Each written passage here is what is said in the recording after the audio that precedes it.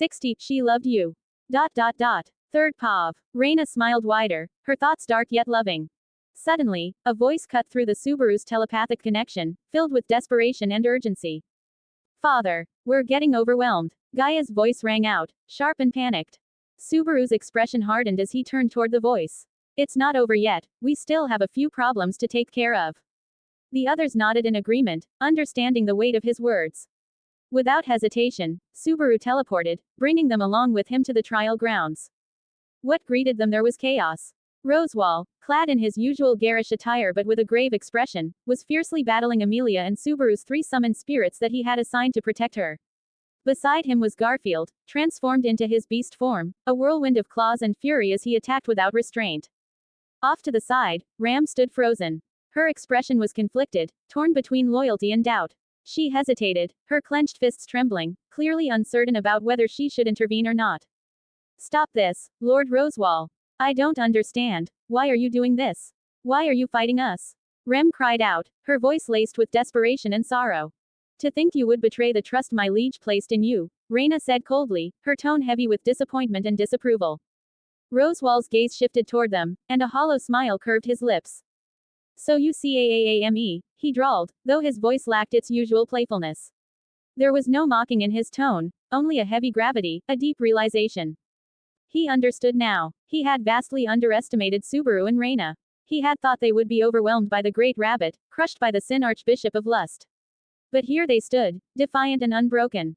Rosewall, I still don't get it. Amelia shouted, her eyes wide with pain and confusion. Why are you attacking us? We're supposed to be allies.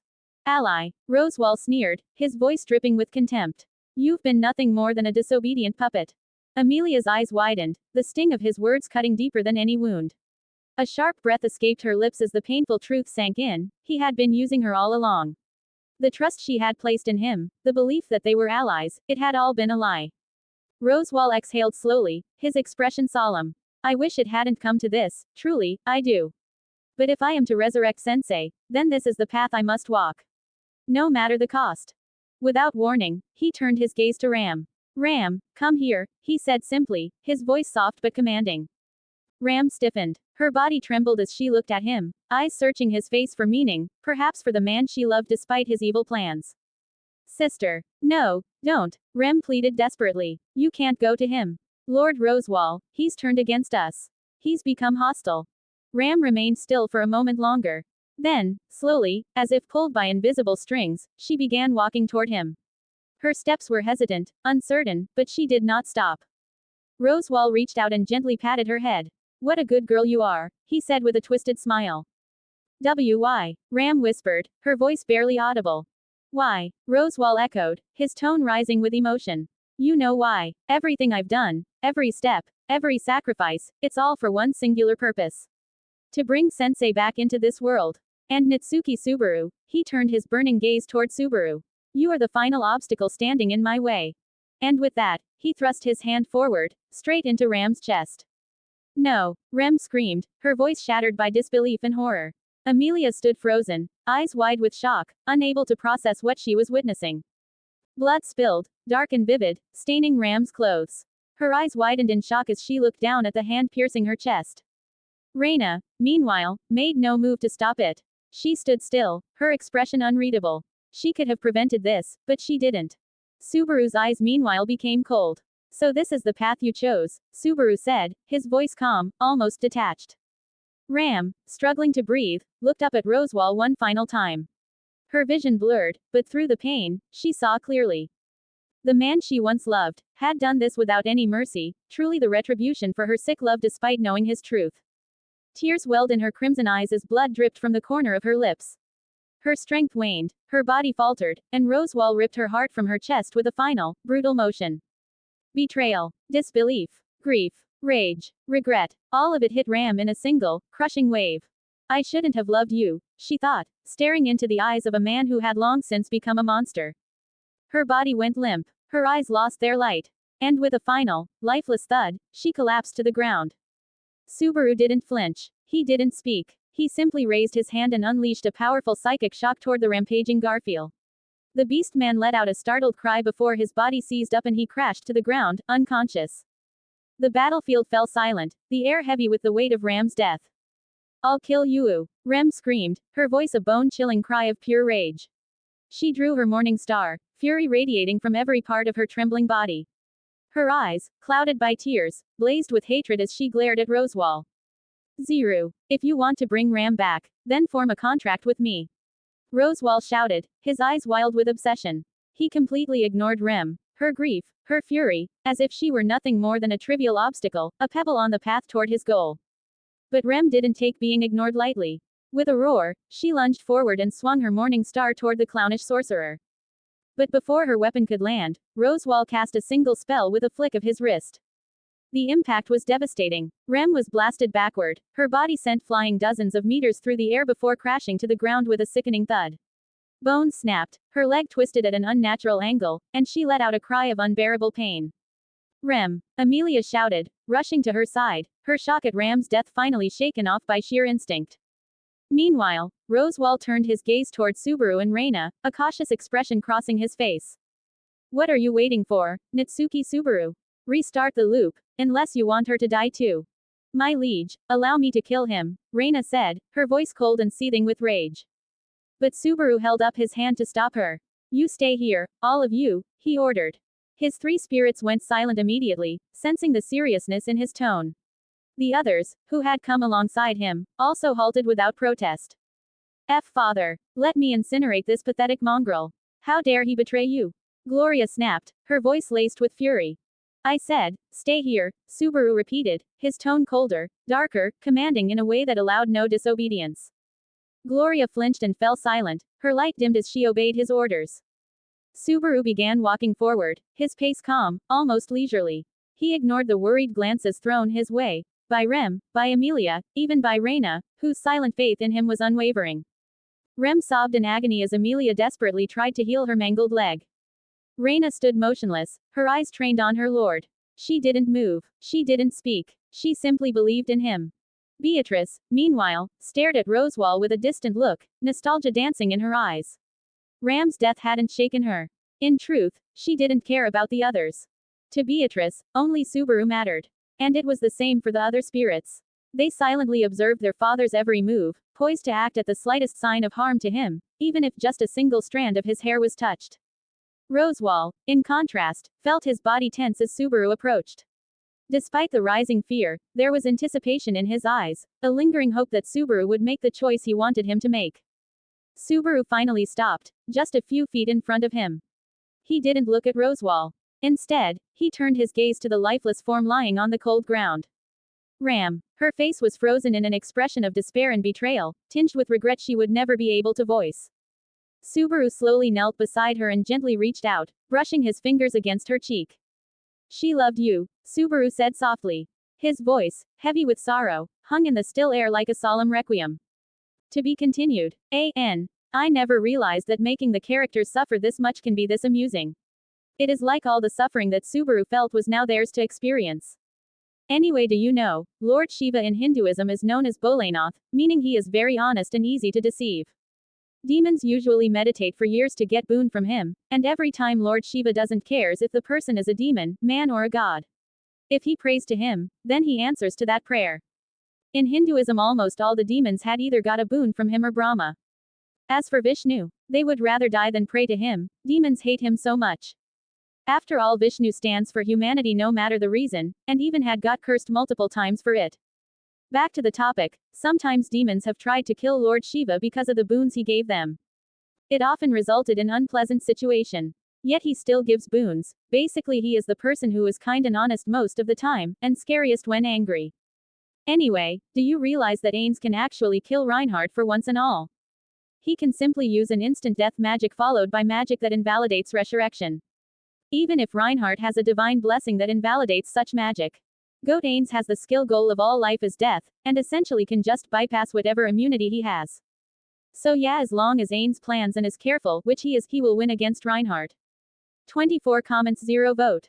Download the app for greater interaction. You can chat with me about my writing experience apart from the comments section. Acros_0. Download app now. 61. Authority of Lust. This chap is bigger than your dick. Third Pav. Subaru stood silently before Rosewall, his gaze fixed upon the lifeless body of Ram that lay sprawled before them. Her expression was frozen in time, painted with the unmistakable traces of despair, regret, and unspoken sorrow. It was a heartbreaking sight that could make anyone grieve. Slowly, he knelt down beside her and reached out, gently caressing her pale, cold cheek with his fingers. She loved you, Subaru murmured, his voice barely more than a whisper, yet filled with an unwavering clarity that cut through the tension like a blade. Rosewall let out a laugh, but it was hollow, bitter, and devoid of any true mirth. Loved me. Don't be ridiculous, he spat. I allowed her village to burn to the ground. I stood by as her clan was slaughtered. And her horn, the very essence of her being, I destroyed it myself, with my own hands. His confession sent a wave of shock through the room. Amelia's breath caught in her throat. Rem stared, wide-eyed and horrified, unable to reconcile the image of the man she once revered with the monster now bearing his sins. Despite Rosewall's admission, Subaru remained steady, his expression solemn. Yet, she still loved you, he repeated with quiet finality. Rosewall visibly trembled. The unwavering certainty in Subaru's voice struck something deep within him, a wound long buried under layers of justification and denial. For a moment, his carefully constructed facade began to crack. You orchestrated everything, Subaru said, standing now, his tone sharpening like a dagger. The theft of Amelia's insignia, the attack on the village, the witch cult's ambush. You let all of it happen. You knew Elsa would come to the mansion, you allowed the villagers to be trapped in the sanctuary, fully aware that the Great Rabbit would eventually descend upon them. And still, you did nothing. No, worse, you planned it. Each word was a hammer striking Rosewall's conscience. Amelia looked as though her world had crumbled beneath her feet, and Rem's heart twisted in turmoil. Rosewall, the man who had saved her and her sister, was now the architect of their suffering. Yes, I did all of it, Rosewall admitted coldly, his tone unchanged, as if he were reciting facts from a ledger. Subaru's eyes narrowed. She likely knew about them as well, didn't she? The truth I mean, Subaru asked calmly. Rosewall didn't answer. His silence was deafening, but his clenched fists trembled at his sides, betraying the regret that now surged inside him like a flood. She knew, Subaru continued, his voice softer now. And she still chose to stay by your side. That's what makes it worse, doesn't it? A storm raged behind Rosewall's eyes, but then, he spoke again. It doesn't matter, he muttered, as if speaking to himself. You can just restart the loop. Go back. Save her. Fix everything. That's what you always do, isn't it? Just, restart. Everyone other than Subaru looked at him confused. Subaru stared at him for a long moment. I won't restart the loop, he said firmly, his voice unwavering. Rosewall, there's so much I want to do to you, things you probably deserve. I want to make you pay. I want to see you suffer. But death, that's far too merciful. Torture, pointless. Rosewall blinked in confusion, caught off guard by Subaru's calmness. You see, Subaru said, I've come to understand something about you. You have an indomitable will. No matter how many times you're broken, no matter how close you come to ruin, you never give up. Even if your soul itself were torn asunder, you'd crawl forward, clinging to your obsession. He let the words hang in the air. That's why killing you wouldn't change anything. Torturing you wouldn't break you. It wouldn't undo what's been done. For the first time, Rosewall's composure truly shattered. Impossible, he shouted, stepping forward, his voice cracking with desperation. You have to save her. Restart the loop. Make a contract with me, so I don't kill her again. His voice was raw, pleading. The mask was gone, torn away to reveal the frantic, broken man beneath. From the void, a giggle rang out, light, amused, and utterly indifferent.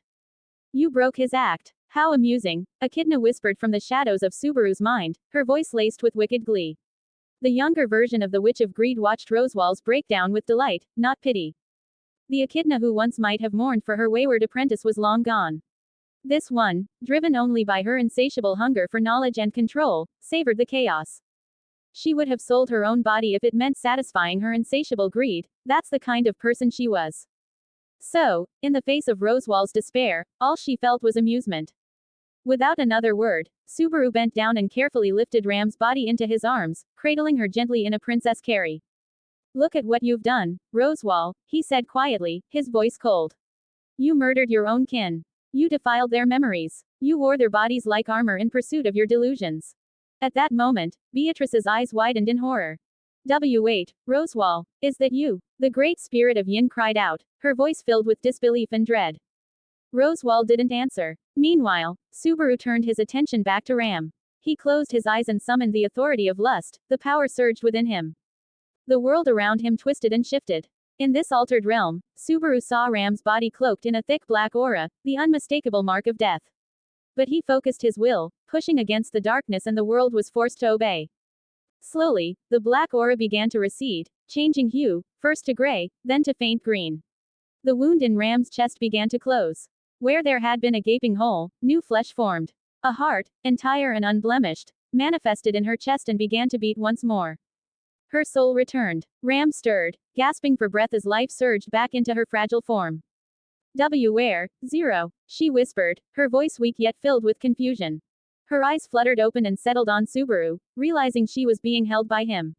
A sudden flash of light sparked from her forehead, and with it, a pristine horn emerged, whole and untouched. She gasped audibly as a flood of mana poured into her, flowing toward her gate with unimaginable intensity.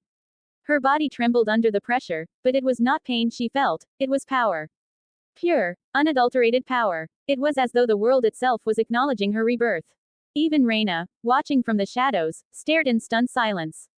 The amount of mana Ram was absorbing exceeded anything she had ever witnessed. It was practically stronger than the mana vacuum Reina typically generated just by being present. Rosewall staggered backward, his eyes wide with disbelief as he stared at Subaru cradling Ram in his arms, alive once more. The impossible had just occurred before him, and for the first time in centuries, he found himself speechless. The others, too, stood in stunned silence, unable to comprehend the miracle that had just unfolded. A moment ago, Ram was dead, lifeless, her soul extinguished. Now, she breathed, her chest rising and falling gently, her horn fully restored, her eyes flickering with recognition. Subaru looked down at her and offered a faint, warm smile. Welcome back, to the land of the living, Ram, he said softly. Ram blinked up at him in confusion, her mind slowly processing the situation. Then her eyes widened as the realization struck her like lightning. I died, she exclaimed, panic in her voice. Lord Rosewall, he killed me. But why? How? Her gaze darted around frantically until it landed on the man himself, Rosewall, who stood just a few paces away, his expression haunted. Sister! Rem cried out and dashed toward Subaru, tears pouring from her eyes in torrents. The weight of all the emotions she had kept bottled up suddenly came crashing down. Subaru gently lowered Ram to the ground, and the very moment her feet touched it, Rem threw her arms around her older sister, hugging her as though she would never let go again. I thought I had lost you forever, Rem sobbed, her voice trembling, her face buried in Ram's shoulder. Meanwhile, Subaru turned to face Rosewall, his expression unreadable, a quiet storm gathering behind his eyes. How? Rosewall muttered under his breath, as if asking the question of the world itself. How is this possible? I am Zero, Subaru declared, stepping forward with the quiet authority of a god among men. The new great sage. For me, nothing is impossible. His words resonated with an almost divine certainty. Amelia, Rem, and Ram stared at him in shock. Even now, though they had known Subaru was special, extraordinary, they hadn't truly understood the extent of his power until this moment. Beatrice and Reina, on the other hand, had long been aware that Subaru was a candidate for the title of Great Sage. Yet even they stood speechless, unable to hide their awe. The act of resurrecting someone, of reversing death itself, was a feat beyond comprehension, even for them. The 5 elemental spirits nearby floated silently, blissfully unaware of the magnitude of what had just transpired and the consequences of it. Rosewall, however, now saw a different light. His lips trembled. Hope, mad, irrational, desperate hope, lit up his eyes. You resurrected her, he whispered, his voice cracking. That means, you can bring her back too. You can resurrect Sensei. Without hesitation, Rosewall collapsed to his knees, throwing aside all pride and dignity. I'll do anything. I'll become your slave, your servant, your tool. Just bring her back. Bring back Echidna, he begged, his voice hoarse and breaking. The sheer desperation in his voice caught everyone off guard. You, Rem hissed, her tone filled with venom and fury. You killed my sister. I respected you. I believed in you. And yet, you dare. Before anyone could stop her, Rem shot forward like a bullet. She slammed her foot into Rosewall's chest, sending him toppling backward. With a furious scream, she mounted him and began punching him without restraint. You bastard! Die! Die! Die! Die! Die! She screamed with each brutal blow, tears streaming down her face, fists bloodied as she vented every ounce of rage and betrayal she had felt. Rosewall, for once, did nothing. He didn't block her. He didn't resist. He simply lay there, taking the assault without a word of protest, as if each blow was a punishment he accepted without question. Subaru stepped forward and gently took hold of Rem's bloodied hand. That's enough, he said calmly. But Rem snapped her head toward him, her expression one of unfiltered fury. No, I'll kill him. Don't you dare stop me, she shouted. Rem, what are you doing? Lord Zero is the one who brought me back. Ram suddenly interjected, her voice strong and clear despite her recent resurrection. The moment the words registered, Rem's expression faltered. Shame filled her eyes as she realized she had let her anger cloud her judgment. She slowly climbed off of Rosewall and fell to her knees before Subaru. Forgive me for my words, Lord Zero, she said, bowing her head in sincere apology. Subaru didn't respond with anger or disappointment. He merely gave her head a small, affectionate ruffle. Get off him, he said gently. Rem obeyed and stepped aside, her expression now one of bitter disgust as she glared down at the bloodied form of the man she once trusted. Rosewall coughed, blood dripping from his lips. His nose was broken, one eye swollen shut, and bruises marred his once pristine face. The aura of elegance and authority he always carried was now completely gone, reduced to a beaten, pitiful wreck of a man. Rosewall, Subaru began, his voice steady and devoid of emotion, killing you would be a kindness. Torturing you would only confirm your twisted sense of purpose. Neither of those things can break you. He stepped closer, his gaze like iron. So instead, I'm going to give you something far worse than death itself, a punishment tailored for a man like you. Rosewall looked up slowly, blood dripping from his chin. His breathing was ragged. The others couldn't help but wonder, what punishment could be more cruel than death itself? Make a contract with me. Swear your loyalty, your soul, your life. From this moment forward, you will serve me, and you will never betray me. In return, I will resurrect Echidna, but not for you. A spark ignited in Rosewall's expression. It was a twisted, desperate light, but light nonetheless. Z0, he killed Ram, Amelia suddenly said, stepping to Subaru's side, her voice heavy with confusion and distrust as her gaze fell on Rosewall. Yes, Subaru admitted with calm certainty. And yet, he is still your sponsor. One of the most powerful magicians this world has ever known. Killing him would be merciful. What I have in store for him is far crueler. His voice was so cold, so composed, that Amelia shivered. She had never heard Subaru speak that way before. Beatrice stepped forward, her eyes shimmering as they locked onto the bloodied man lying before her. Is that really you, Rosewall? She asked quietly. Rosewall turned away in shame. Yes, it's me. Slowly, with trembling limbs, he stood to his feet. Beatrice looked at him with a maelstrom of emotions, pain, anger, sorrow, and something else. Something even she couldn't define. Zero, if you truly intend to resurrect my sensei, Rosewall said, his voice raspy and filled with resolve, then I'll accept any contract. Any punishment, even if you kill me afterward, as long as I can see her, just once more, I will die with no regrets. How cruel, Echidna whispered with a wicked smile in Subaru's mind. You're resurrecting me not for love, but to shatter him. To show him that I am no longer his, but yours. I'm your property now, and you intend to use me to destroy what little remains of his heart. She chuckled to herself, already imagining the scene, the moment Rosewall would see her again, alive and well, only to watch her stand beside Subaru, not him. Truly magnificent, she thought. Subaru, no, Zero, you are the perfect husband for me. She had already received more than her fair share of surprises, but now, with Subaru wielding control over the very concept of life and death, she was certain her decision had been the right one. She could clearly envision her grand plan of exploring countless worlds finally coming to fruition, so long as she remained by Subaru's side. Soon after, the group made their way to the trial grounds. Subaru stood before the massive stone gate and turned to face the others. Wait here, he instructed. Do not follow me inside until I return. The others nodded, though there was reluctance in their eyes. Even Reina, who always insisted on protecting her lord, said nothing. She knew what he intended, and whom he was about to resurrect. Of course, Ram, Amelia, and Reina all harbored deep reservations about Subaru resurrecting a witch. Yet, Rem and Ram understood all too well that they were in no position to oppose Zero's will. Amelia, on the other hand, couldn't shake the unease settling in her heart at the thought of bringing a witch back to life, but despite her discomfort, she chose to place her faith in Subaru, trusting him wholeheartedly. Reina, ever loyal, simply prayed that this witch would not dare try to seduce her lord. If she did, Reina would be watching, and she would not allow it. Rosewall waited in trembling anticipation, tears forming in his bruised eyes. He ignored the hateful glares from Rem and Ram. He endured Emilia's disappointment. Even Beatrice's silent, knowing gaze could not shake him. He waited for only one thing: the return of Echidna. Beatrice, unlike the others, understood Subaru's reasoning. He wasn't doing this for Rosewall. He was doing it for her. My contractor loves me this much, Beatrice thought, her heart swelling.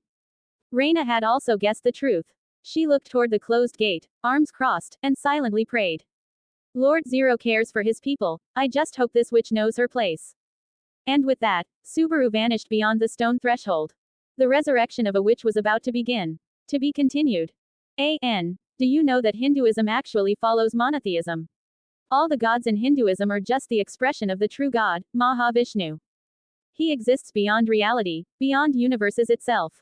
He lies deep within the cosmic ocean, sleeping. With his every exhale millions of worlds are born, and with his inhale all of them return to dust. Perhaps this is the first to document the theory of multiverse. Of course other versions of who is supreme and true God exists. Anyway, how you like the chapter? If you don't realize then the life and death manipulation have many uses, however as of now it is in the most basic form and Subaru hasn't even touched its core. One of its useful abilities is to become immortal by transcending the concept of life and death. Yeah, Reed can cut concept. But can it cut something that exists beyond concepts itself? But again it is too weak to be used at that level. While authorities work out of the world, they do have a limit. That will be equivalent to mature beasts from Fate. Yeah, strong. In multiverse. Infinity Ultron can erase all of them, and dude's barely multiversal. Also, for who might be thinking he can kill anything, he cannot. If there is a person who is God, immortal or transcendent, then instead of killing them, the ability will bestow the concept of death upon them. So yeah, while they become killable, it isn't that op. Also, where are power stones? You guys don't want bonus chaps. Or you want to make me the chaps short? 32 comments 0 vote. 62 I am back. ... Third POV. Subaru stepped into the familiar, eerie atmosphere of the trial chambers once more. He glanced at Echidna's soul floating near him and said, "Before I bring you back to life, there's something I must do first. I want to meet all the witches again." Echidna's lips curled into a sly, amused smile. A soft giggle escaped her. "How greedy of you, Subaru. Are you trying to gather with the witches again just to see if you can mimic the abilities of dead women?" She admired his greed. The sheer intensity of it reflected her own so closely that it was almost uncanny. It was this shared hunger, this boundless desire for more, that made her believe Subaru was a perfect match for her in every possible way. Without hesitation, she complied with his request. Taking his hand, she guided him back to the Castle of Dreams, the ethereal realm where the laws of the living no longer applied. There, with a wave of her will, she summoned the presence of all the witches once more. In moments, the chamber filled with unique, powerful presences. "Why have you summoned us again?" Minerva barked impatiently, stomping her foot onto the ground with enough force to cause a tremor. Her golden hair swayed with her fury. "Sabaran, you've awakened me once more. I'm hungry," Daphne moaned, her tiny frame bound to the fourth great ma-beast, her expression half-lidded and starved. "Baru, you're back again so soon." Typhon chirped happily, waving her hand energetically, her eyes twinkling with mischief and affection. "Oh boy, what is it this time?" Sekhmet muttered with a bored sigh, lying lazily on the ground, her languid body motionless except for her fluttering lashes. Carmilla, ever shy and reserved, blushed furiously at Subaru's presence and chose to remain silent, hiding half her face behind her delicate scarf, her eyes trembling with bashful awe. Echidna clapped her hands, a sharp sound that drew all their attention like a schoolteacher calling a rowdy class to order. Her voice carried a trace of triumph, wrapped in sugar and steel. "There has been a new development, dear witches," she announced with a smirk, her tone practically singing with pride. "Our Subaru has defeated the Great Rabbit." Gasps and murmurs filled the air. The witches, however, found Echidna's gushing praise more amusing than the actual feat. Her tone carried an almost childlike admiration, and they couldn't help but find it slightly ridiculous. The Witch of Greed was now flattering someone, having essentially sold herself because of her own insatiable greed. "It seems Sabaran really did eat all of them," Daphne commented with a dreamy tone, her body swaying. "That is really quite an accomplishment," Sekhmet added between yawns, though her tone remained indifferent. Minerva, folding her arms, arched an eyebrow. "So, is that why you dragged us all here again?" Echidna's grin widened, her amusement now dripping with smug satisfaction. "Of course not. I've brought you here to show off just how marvelous my husband is," she said, her voice practically dripping with affection and possessive pride. "You all should witness what our Subaru is capable of now." Do you even know what his authority of greed and authority of lust are capable of? At this, even Sekhmet and Minerva straightened slightly, sensing there was more to the statement than Echidna's usual theatrics. It must be something impressive, Sekhmet muttered, her eyes narrowing slightly, studying Echidna's unusually genuine expression. Indeed. Prepare to be amazed, Echidna declared. His authority of greed allows him to replicate any ability he desires, even the unique authorities possessed by us witches and those held by the Sin Archbishops themselves.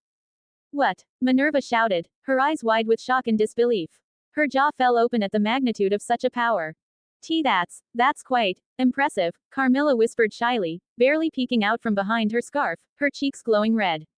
So, you're here to acquire our authorities? Sekhmet asked slowly, her tone unreadable as she half-lidded her gaze at Subaru. Subaru stepped forward and nodded with a composed, confident look on his face. That's correct. I believe your authorities, each unique and powerful in its own way, can be of immense use in my future battles. If you are willing to share them, I'd be grateful. Hey, you can already stand against Satella. Just how much stronger do you want to become? Minerva asked, baffled. As expected, Sekhmet murmured, rubbing her temple. Birds of a feather flock together, you and Echidna, you're both bottomless pits of ambition. Echidna and Subaru both possessed insatiable greed. Then Typhon, ever enthusiastic, bounded toward Subaru, her small figure full of energy and excitement. She puffed out her non-existent chest proudly and declared, Baru. Take my authority. I want you to have it. Subaru chuckled warmly and patted her head, causing the Witch of Pride to giggle with delight and close her eyes in bliss. Thank you, Typhon, he said genuinely. And so, Subaru successfully copied her authority, the authority of dichotomy and guilt. It was a powerful authority that he could use to judge sinners. It determined what was considered a sin in the user's eyes, and if the target had indeed sinned, they would experience pain proportional to the severity of their sin. If the target felt guilt for their sin, their body would shatter like glass, often resulting in horrific gore. And the best part, no one was immune to its effects. His eyes shifted toward Sekhmet, who rolled her eyes in exasperation. Very well, boy, copy my authority as well, the Witch of Sloth said lazily, and suddenly, massive palms materialized in the air before them. Unlike the authorities of Betelgeuse and Subaru, which manifested from their backs or fronts, these enormous hands simply appeared suspended in midair, seemingly detached from any physical body. Without hesitation, Subaru copied her authority. Then, turning to the other witches, he said firmly, I don't think I'll copy any more of your authorities. A wise choice, Sekhmet nodded in agreement. Daphne's authority leads to overwhelming hunger. And Carmilla's authority is somewhat uncontrollable. Subaru then fixed his gaze on Echidna. However, how about I copy your authority? The greedy witch's smile faltered for the briefest moment, a flicker of hesitation crossing her features. Well, it doesn't matter, Echidna thought to herself. It's not like I'm the only one who can peer into the memories of the world. Then she said aloud, very well. Copy it. With that, Subaru acquired yet another new authority. Suddenly, Minerva interrupted him, her voice sharp with surprise. Wait a minute, I understand why you won't take Daphne and Carmilla's authorities, but what about mine? Subaru looked at her as she stomped her foot on the ground, causing a minor tremor. I mean, doesn't your authority cause trouble as well? It isn't that bad. Besides, you'd be able to save people with it. Minerva argued passionately. Subaru rolled his eyes in exasperation. He had no intention of going from an SSS rank fighter to an A- rank healer who couldn't even kill a fly. Who are you fooling? Echidna stepped in with a knowing smile, revealing the true nature of Minerva's ability. Your authority literally makes it impossible for your attacks to kill anyone. Minerva puffed her cheeks in frustration and looked away as tears welled up and escaped her eyes. Bad guy, I'm not going to talk to you anymore, she declared, crossing her arms stubbornly. Subaru didn't care and was about to leave when Echidna dropped another bombshell. By the way, Subaru's authority of lust grants him power over life and death. So, he is about to resurrect me, Echidna announced calmly. Every witch in the room paused. They blinked in disbelief, their eyes darting from Echidna to Subaru and back again. Wait, how does that even make sense? Minerva exclaimed, pointing at him in shock. Wait a minute, does that mean Baru can revive us? Typhon asked quietly, and the room fell into a stunned silence. Perhaps I can, Subaru admitted, but resurrecting even one witch is already crazy by Laguna's standards. Sorry, but I won't be resurrecting any of you, at least, not for now. Sabaran, it's better if you don't revive me, I feel too hungry, Daphne murmured weakly. Yeah, boy, resurrecting witches would only spread chaos across the world, Sekhmet added with a weary sigh. Are we seriously going to ignore the fact that he can literally bring people back to life? Minerva said, baffled. Was Subaru secretly Odd Laguna's bastard child or something? Nah, it's Reinhardt XD. I sometimes imagine Heinkel's wife was actually impregnated by Odd Laguna and that Heinkel's memories were manipulated. It's the same scenario as in my unique skill Great Sage FIC. With the conversation with the witches concluded, Subaru left the Castle of Dreams and went to revive the Witch of Greed upon finding her lifeless body. I'm curious, Subaru thought as he looked at her. You said the current you and your past self are different people. So, who do you think will be revived? I am both Echidna and the past Echidna at the same time, she replied honestly. However, there was an error in preserving my soul, so you could say a portion of me dissipated. Because of that, I'm not entirely sure. Then let's find out, Subaru smirked confidently. He used his authority on Echidna's dead body, encased in a glass coffin. Her soul began to glow brightly, growing older by the moment. Yes, she was regaining the lost portion of her soul, returning to her mature self once more. Soon, her soul began merging seamlessly with her body. The revived Echidna gasped softly. Her eyelids fluttered, and she slowly opened her eyes. Subaru broke the glass coffin, freeing her, and she gradually stood up.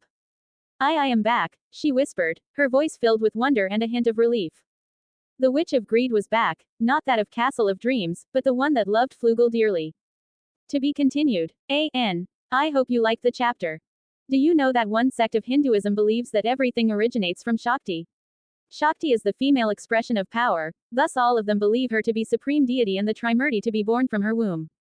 One might argue that this might be the first religion where woman was considered the ultimate being, the god. This version of story is adapted by Marvel, where they butchered the Shakti to Greek goddess Gaia, who reproduced the Trimurti asexually or the sexual partner being unknown. It is like reducing your mother to a common whore. Man, they totally don't respect any religion. I mean, they don't even respect their own religion, so that was expected. Thankfully or unfortunately they never visited India, and people here don't know about it. Otherwise I can totally see their bodies pierced by goddess trident by her fanatic believers while screaming, Jai Shuro Wali. Anyway, our true Witch of Greed is back. She is the real waifu material, and it only makes it better knowing that this is the witch that Rosewall fell in love with it. Poor guy, the woman ignored him for Flugel whom she genuinely fell in love with later on, and now Subaru. Who wants some Rosewall being cucked? Of course it would be after Reina, only the best girl deserves the best cock first. 25 comments 0 vote. 63 When did you become the police? This chap is bigger than your dick lol. Third person Pav. I'm back, Echidna whispered, her voice a strange mix of awe and disbelief as she stared at her own hands. Her fingers twitched slightly, as if confirming her existence, the physical reality of her return. Her gaze slowly shifted, settling on Subaru. She didn't look away immediately. Instead, her eyes lingered on him, filled with emotions too complex to read in a single glance, curiosity, relief, and something deeper, perhaps even longing. If I'm not mistaken, you're the true Echidna, aren't you? Subaru asked, his voice low but steady. Echidna let out a soft sigh, her expression unreadable. Yes, she replied calmly. I am indeed the original Echidna. However, I also carry the essence and memories of the Echidna from the Castle of Dreams, so in the end, the distinction doesn't make much of a difference. She paused before continuing with a hint of concern in her tone. Also, I'm currently releasing the witch's miasma. That may pose a problem for you. Subaru nodded and without hesitation, summoned his aura. Utilizing the authority of Lust's unique ability, transmutation, he separated a quarter of his own aura and began to condense it. Through careful manipulation and intense focus, he shaped it into the form of a gleaming ring. Once finished, he gently reached for Echidna's hand and slid the glowing ring onto her middle finger. Is this an engagement ring? Echidna asked, visibly surprised. She stared at the ring, marveling as her miasma began to stabilize, gradually being cleansed by the aura within it. I didn't expect it to actually work, especially not on the first try, Subaru admitted with a chuckle. His mind, now enhanced to the point of operating like a miniature supercomputer, processed ideas and calculations at an alarming speed. However, despite the cognitive upgrade, his emotional intelligence remained stubbornly the same, likely an intentional safeguard to preserve his core personality and identity. After all, if Subaru became emotionally smarter with each death, wouldn't he end up a completely different person over time? That's why he still makes a few dumb decisions here and there. But trust me, he always puts a lot of thought into his serious choices. I just don't show it all because, let's be honest, that'd ruin the fun. With the cumulative effects of his increased dexterity, refined control over his aura, and several synergistic upgrades, Subaru could now create some truly ridiculous things with his aura, items or constructs that would be considered overpowered by most standards. This ring was one such creation. However, despite this newfound power, Subaru had no intention of abusing it. His aura was finite, and its regeneration was painfully slow. Unlike Kai, which would only leave a person weakened if depleted, exhausting his aura would result in death. Well, Subaru said, gazing directly at her, whether you've changed or not doesn't really matter. Our contract is still valid. He smirked, eyes gleaming with playful boldness. Which means you belong to me. So yeah, consider that ring an engagement ring. Echidna smiled faintly and rose to her feet. Indeed, not to mention, you are my perfect match, husband, she added softly. This time, her words carried an unmistakable weight of sincerity. A faint blush dusted her cheeks, hinting at feelings far more genuine than her usual manipulative charm. Subaru blinked, momentarily stunned. He had been joking, at least partly, when he gave her the ring. The Echidna he had known before was calculating, emotionally distant, and incapable of genuine affection. But now, this version of her was different. Not completely changed, but no longer entirely fake either. She quickly sidled up to him and wrapped her arms around his, nestling his arm between her abundant chest with a pleased grin. She's acting like a clingy girlfriend now, still as manipulative as ever, Subaru thought to himself. I just hope Reina doesn't get mad. It had been quite some time since Subaru had realized Reina's feelings toward him. Whether those feelings were romantic or platonic hardly mattered anymore. The depth of her obsession, unhealthy as it was deeply rooted in her childhood and the traumas she had endured. He had planned to propose to her after resolving the issues plaguing the sanctuary. Unfortunately, things had already gone off track. He had kissed Satella. It wasn't planned. It wasn't calculated. It just happened, an instinctive act, like something his very soul compelled him to do. And the strangest part, it had felt natural, as though he truly did love that mysterious, beautiful woman. Both Satella and Envy fit his ideal type frighteningly well. As for Echidna, he had initially sought her out for her power and knowledge. The idea of having the Witch of Greed at his side, on his terms, was too good an opportunity to pass up. So he struck a deal, one so extreme that most would call it insane.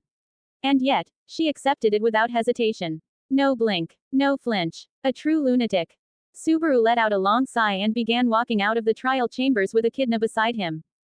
When they stepped outside, Rosewall was the first to react. His eyes widened and sparkled with childlike excitement as he practically leapt forward.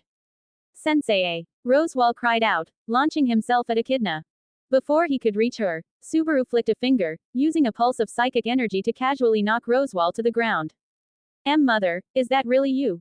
Beatrice's voice trembled as her eyes welled with tears. She stood frozen, staring at the woman she had never expected to see again. Yes, it's Echidna started to say, only to abruptly stop. Her voice caught in her throat as the cool steel of a sheathed sword pressed lightly against her neck.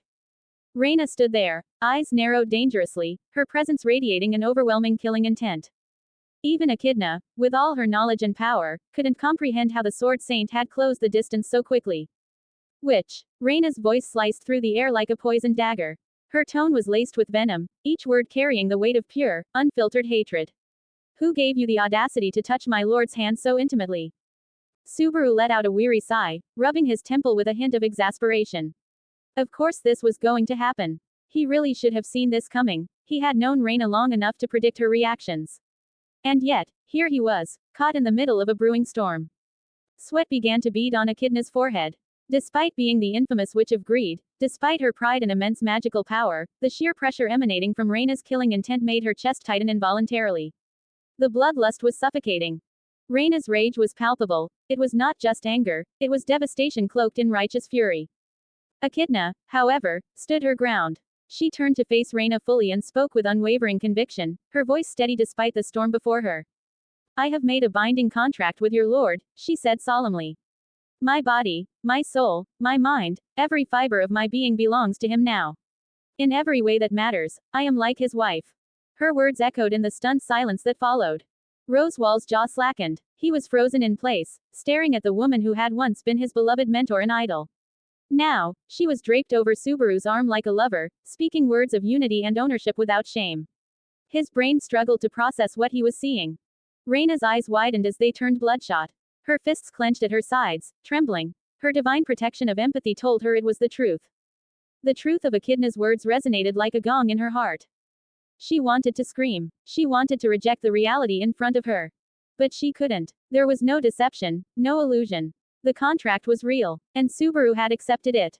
A burning sensation clawed at her chest, like something was consuming her from within. Her heart twisted with a pain she couldn't name, a hollow, gnawing ache that made her want to tear the world apart. She felt betrayed, abandoned, replaced. And it was killing her from the inside. Even Amelia, standing off to the side, felt her own heart ache. The sincerity in Echidna's words struck a chord in her too. It felt like a dagger had passed through the hearts of everyone present. Reina gritted her teeth, her eyes shadowed by her bangs. Rage pulsed within her as she withdrew her sword from her back. She gripped the hilt tightly and slowly began to unsheath it, the blade of the reed sword glinting with divine radiance. For a moment, everyone held their breath. But just as the blade was halfway drawn, Reina suddenly halted. Her knuckles turned white, her hand trembling. Her eyes welled up with tears. And then, just as quickly, she returned the blade to its sheath. I can't, she whispered, her voice cracking with sorrow. Tears slipped down her cheeks as she turned her back on the group, her heart too heavy to bear. She took a step forward, intending to walk away from it all. To disappear from this unbearable scene.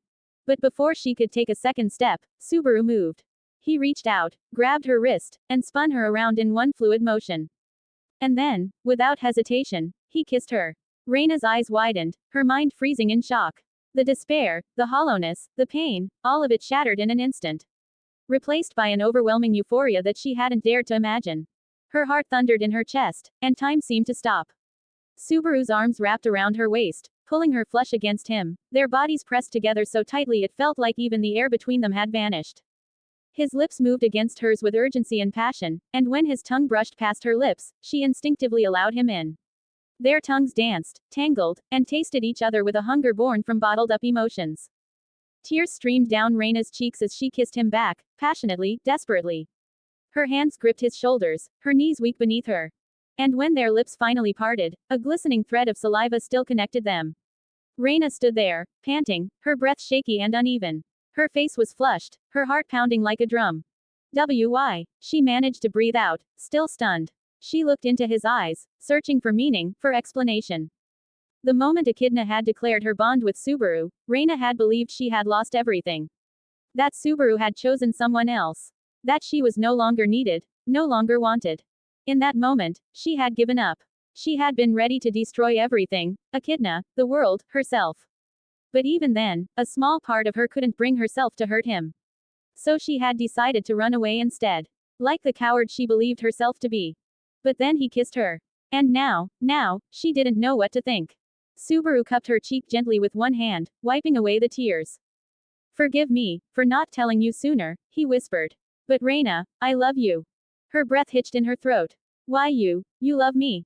She repeated, barely able to process the words she had longed to hear for so long. The words that had haunted her every night. The words that had given her hope and driven her mad in equal measure. She wanted to believe him. But it felt like a dream. Until she felt it. Her divine protections, sensitive to emotions and intent, activated on their own. And the torrent of love radiating from Subaru crashed into her like a wave. It was real. It was pure. It was everything. With a cry, Reina threw her arms around him and hugged him tightly, her body trembling with joy. She rubbed her cheek against his chest, her voice trembling with emotion. I love you, she exclaimed, her voice rising in pitch. I love you, I love you, I love you, I love you, I love you, I love you, I love you, I love you, I love you, I love you, I love you, I love you, I love you, I love you, I love you, I love you, I love you, I love you. Her declaration echoed through the clearing like a song of madness and devotion. Everyone watched in stunned silence. Rem and Ram, both standing nearby, exchanged glances. They had always suspected Reina harbored deep feelings for Subaru, perhaps even loved him, but the sheer intensity of her love, this was something else entirely. It was devotion bordering on the divine. Meanwhile, Subaru just smiled softly. He leaned in and kissed Reina gently on the forehead, sealing their bond with a tenderness that made her heart flutter all over again. Sir Z0, what did the witch mean by calling herself your wife? Ram asked, her voice laced with confusion and suspicion, her crimson eyes narrowing slightly. Subaru exhaled through his nose, his expression one of mild irritation. He looked over at Ram and replied firmly, "She's not my wife. I'm beyond the Great Waterfall now, and from what I recall, all we did was form a contract in which she gets my otherworldly knowledge for her surrender. That's all there is to it." The twin Oni sisters glanced at each other, exchanging doubtful looks. Despite Subaru's words, something about the witch's demeanor, and his own reactions, made the situation seem far more complicated. "Why yes. There's no way Sensei would become someone's wife." Rosewall chimed in with an eager, almost desperate smile on his face. His voice was overly cheerful, but the tremble in his tone betrayed his inner turmoil. Echidna, however, interrupted without hesitation, her tone calm yet cutting. "But I am essentially his. I've given him everything I possess. My soul, my mind, my body. In every possible way, I belong to him." Subaru's brow twitched in irritation, while Rosewall's smile instantly evaporated. His expression crumbled into shock, as though the air had been knocked from his lungs. Sensei. Rosewall stepped forward shakily, his posture unsteady. I waited for 400 years, I followed every instruction you left behind, I dedicated my life to your resurrection." Echidna looked at him impassively, her eyes devoid of warmth. "Rosewall, if I'm to speak the truth, then you must hear it plainly. You were merely a pawn in my larger scheme. Your efforts to resurrect me, they were unnecessary. I could have returned on my own, with or without your help." Rosewall's lips trembled, his breath catching in his throat. Then why?" he asked, almost pleadingly. "Why did you guide me? Why did you teach me the magic to take over the bodies of my own descendants?" A faint, cruel smile touched Echidna's lips. "Because, Rosewall, it amused me." Those 3 simple words struck harder than any sword. The final nail in the coffin. Rosewall collapsed to his knees like a puppet with its strings cut, eyes wide and blank. A man broken not by combat, but by the truth. He had always known, deep down, that Echidna didn't love him. Yet he had clung to the hope, however irrational, that one day she might. That his devotion would mean something. But now, hearing her say it was all just a game, his entire existence reduced to a punchline, he felt as though his soul had been crushed. He was still happy to see her. That part hadn't changed. But the knowledge that all he had done amounted to nothing more than her entertainment. That ignited a fury within him. Then came a smaller, trembling voice. "Mother, why did you leave Betty all alone?" Beatrice asked quietly, her violet eyes shimmering with pain. Echidna's expression faltered for the first time. She was silent, caught off guard. "Because," she finally said, choosing her words carefully, "I wanted to see what choice you would make. And I must say, I commend the one you've made." A gust of mana surged through the air as a spark flew past Echidna's cheek, a razor-thin arc of energy slicing through the air. "Shut up," Betty screamed, her voice raw with heartbreak. "You left Betty alone. Zero was right all along. Mother didn't love Betty. You just used Betty." Echidna didn't flinch. Her gaze met her daughter's. "Yes," she admitted. "Yes, I did. Because I was consumed by greed. That's the only truth I can offer you. If there's one thing I'll say to you, Beatrice, it's this: never trust me. I'll do anything if it means satisfying my greed." Betty's tiny fists clenched at her sides. She had hoped, desperately hoped, that Echidna would apologize. That she would show even a sliver of regret. That they could start again. Just her and her mother, with Zero at their side. But no such words came. Echidna didn't even pretend to care and told the harsh truth that Betty wanted to hear the least. Before Betty could respond, another voice, bold, arrogant, and brimming with fury, cut through the tension. "What a pathetic mongrel," Gloria spat venomously, stepping forward with regal disdain. "Claiming to be my father's wife, HMPH. A witch who knows nothing but greed isn't even worthy of being my father's cock sleeve." Silence. The entire forest clearing went deathly quiet. "What's a cock sleeve?" Amelia asked, tilting her head innocently, utterly unaware of the vulgarity. Her confusion was genuine.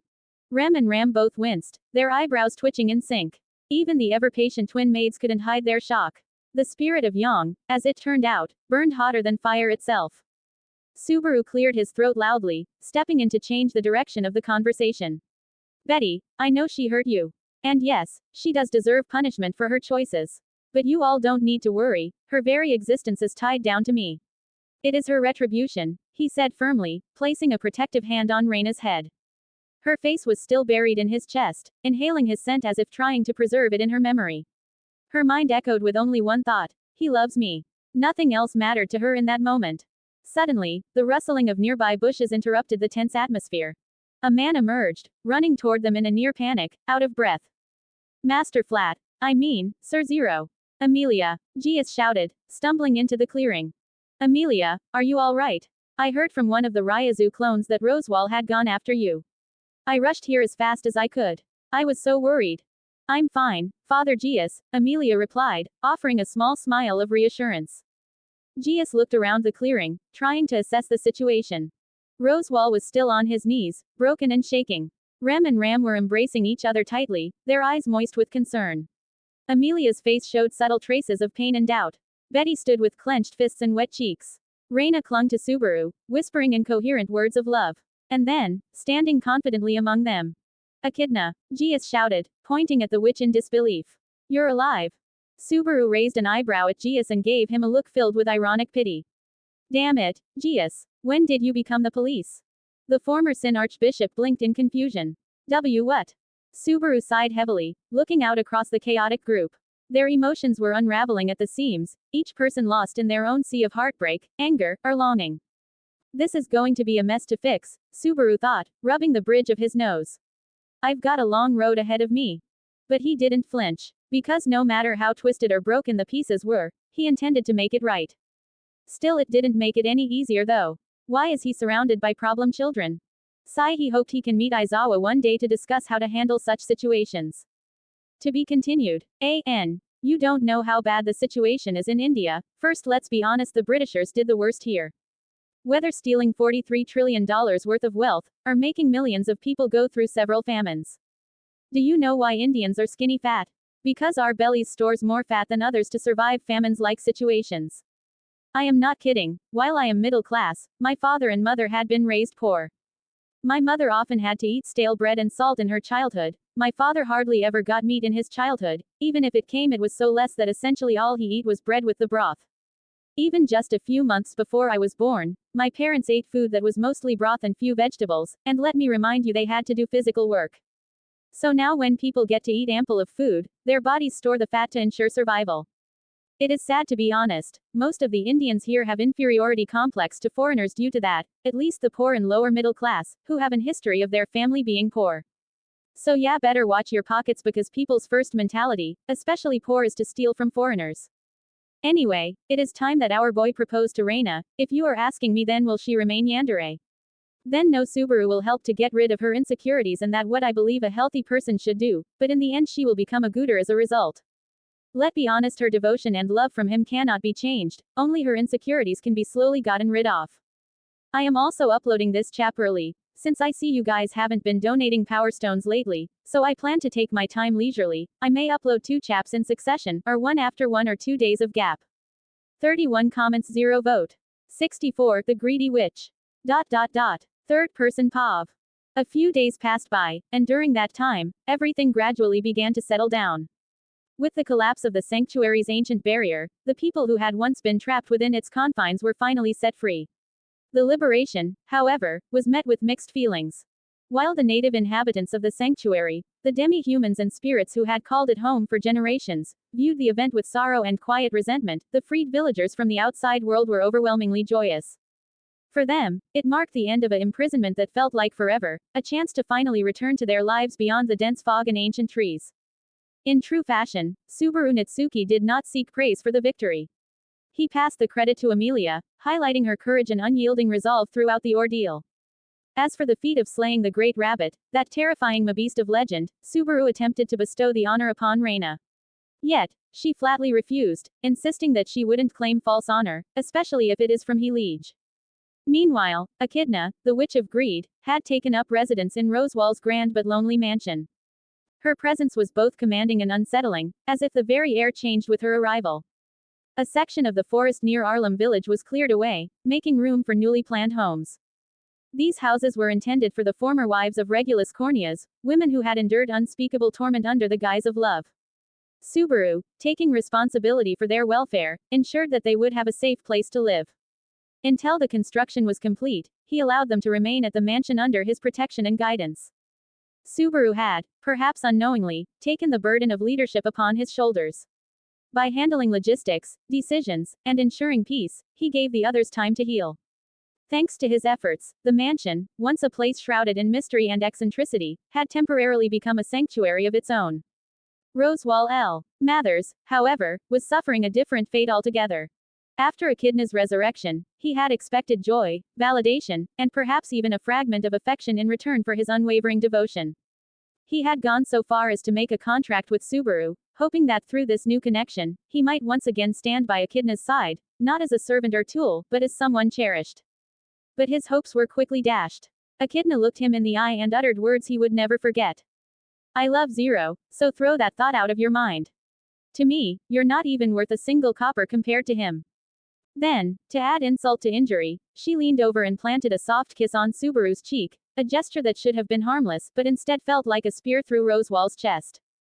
That moment became a dividing line. Afterward, Echidna began to cling to Subaru with increasing possessiveness, sometimes gently and sometimes obsessively, refusing even to acknowledge Rosewall's presence. Yet, this rejection didn't immediately extinguish his feelings. If anything, his obsessive devotion burned even brighter, consumed now by the bitter fire of denial. But the more she ignored him, the deeper his wounds became. The man who had orchestrated centuries of events to bring her back now stood at the edge of despair, broken and abandoned by the very person he had once worshipped as a goddess. There were moments, quiet, fleeting, and dangerous, where Rosewall wished he had died back at the sanctuary. For 400 years, he had lived for only one purpose: to bring Echidna back from the dead. His entire life, every choice and sacrifice, had been in service of that single goal. And yet, when that wish was finally fulfilled, the happiness he had so long anticipated never came. Instead, what greeted him was a cold, cruel revelation: she had never loved him, not even a little. He had always known she used him, manipulated him like a chess piece. He had convinced himself it was enough. That being her tool gave his life meaning. So why, of all times, did it hurt now? Why did the truth cut deeper than ever before? Because now, she loved someone else. That was the difference. That was the pain. If she had remained the same unfeeling witch, if her heart had stayed untouched and her emotions distant, he might have endured. But now, seeing her fawn over another man, hearing her murmur sweet words to Subaru that no one had ever heard from her lips before, it shattered the illusion. She was no longer the mentor he had idealized. She was no longer his sensei. She was someone entirely different. A girl in love. And that realization broke him. For the first time in centuries, Rosewall was truly alone, abandoned, unwanted, and unloved. No one cared for him anymore. No one needed him. One could only conclude, with a heavy heart, that a great many things had changed. The Witch of Greed, Echidna, had once loved Flugel. She didn't know exactly when or how it had happened. The feeling had crept in slowly, without announcement, until it filled her heart completely. Over time, her boundless greed softened, giving way to a deep, sincere affection for the man known across the world as the Great Sage. But death had robbed her of more than just life, it had stripped away her maturity. When she died, she was unable to fully retain her soul, and what remained of her returned as a younger version of herself. A fragment, a shadow, the same person, but not entirely whole. She was again the Witch of Greed. Known only for her insatiable hunger, for knowledge, for power, for control. The love she once held remained, but it was no longer pure. It was tainted and twisted by the very sin that defined her. It was not love anymore. It was greed. And now, her greed was fixated entirely on Natsuki Subaru. She wanted him. Desperately. Irrevocably. She decided long before they met that she would form a contract with him, binding him to her in the most intimate way possible. To Echidna, this was her version of a perfect marriage proposal. She wasn't exaggerating when she said she would allow Subaru to do anything to her. In her mind, he was her husband, or would be soon, and as long as her insatiable greed was satisfied by his presence, she would endure anything. If it meant being hurt, degraded, insulted, even violated, she would bear it, so long as it was by him. And in return, whenever he broke down, when the world crushed him under its weight, she would be there. To soothe his wounded heart, to whisper comforting words in his ear, to press warm kisses onto his cheek. She wanted to stay by his side, forever. She even began wearing skirts simply because she knew Subaru preferred them to pants. She adjusted her appearance in subtle ways, always striving to make herself more attractive in his eyes. Her affection for him was immeasurable, vast, overwhelming, all-consuming. So, when Subaru finally offered her a deal that satisfied her greed, despite it demanding the loss of her freedom, she agreed without hesitation. If anyone else had made the same offer, she would have manipulated them, found a loophole, or declined entirely. How could she trust someone asking her to become their slave for a sliver of knowledge? But this was Subaru. Her Subaru. And so she let it happen. She formed a contract that made Beatrice's abandonment seem almost playful by comparison. If, in the past, she had acted out of pure greed, now she believed she was being punished for all the sins she had committed. For all the manipulation, for all the lies, for all the times she had used people like tools, this was her penance. She had truly been the witch of greed. Hadn't she? To be continued. A.N. India's education system is shit, unemployment rates are extremely high, and government seems to do nothing to fix our education system. Have you heard about G-Mains, or NEET? Former is the second toughest exam in the entire world, with the only goal to reject students. Yes, it is not to select capable students but to reject as much as they can, so only those who passed, whether by cheating, or simply by luck, get the limited seats that government can offer. It has 64 chapters, from physics, chemistry and maths, combined syllabus of what is taught in class 11 and 12, equal to senior high school, I think. Yes, it is not to select students but to reject them for getting them into colleges. Reason: there are not enough colleges and more so over not enough jobs. So what government came up? Increase budget and create better infrastructure. No. Create exams that limit the criteria for selection of students, so when students don't get colleges, they don't blame government, no, they blame themselves. Why didn't I work hard? I am failure, I am the worst, I ate up my parents' money. It often leads to suicide, and parents of these children, they cry. But others, they laugh that the student was stupid, he couldn't study and didn't wanted to work hard. They believe as long as they work hard, they will get rewarded, if they failed. It is not government's fault who created a faulty education system and does nothing to fix it. Nope, it is the fault of the student who couldn't pass it. They will be labeled as failure and instead he will be asked questions. Aren't everyone human? They study the same thing, so why they can pass and not you? It is obvious you didn't work hard. They don't understand every student isn't same, even if they can learn they have different methods of learning. Some students who might not understand a single thing after studying 5 hours, may learn it in an hour by doing practical experiments, or auditory learning in his preferred language or by graphical demonstration. Things are improving but not so much. Yeah, if you ever plan to settle in India, I doubt it due to pollution here, you better think about your children's education. Anyway, I hope you like the chap. I guess this begins our 9th chap of this FIC. If you get this FIC under top 5 I will upload the chaps daily, heck even top 10 will suffice. If you have any doubts you can ask me. Here is the Discord invitation code. XB47VNFUPQ. 36 comments 0 vote. 65 Reina, I want to talk with you. ... Third person Pav. Reina, I want to talk with you, Subaru said, his voice heavy with seriousness and conviction. The sword saint tilted her head slightly, a warm, love-struck smile gracing her lips. What might it be, my liege? She replied, her tone soft and affectionate. Perhaps it's about our future, our children. Or maybe, he wants to do that with me. She pondered, her face flushing with a rosy blush that only deepened her beauty. For the first time in what felt like years, Subaru felt a pang of guilt weigh heavily on his chest as he looked at her. When he first arrived in this unfamiliar world, he had been disoriented, utterly alone, and painfully weak. With no direction and no idea how to survive, he latched onto the first thread of hope, Amelia. He chose to follow her after deducing that if she were to die, Puck, her terrifying guardian spirit, would likely kill him in retaliation.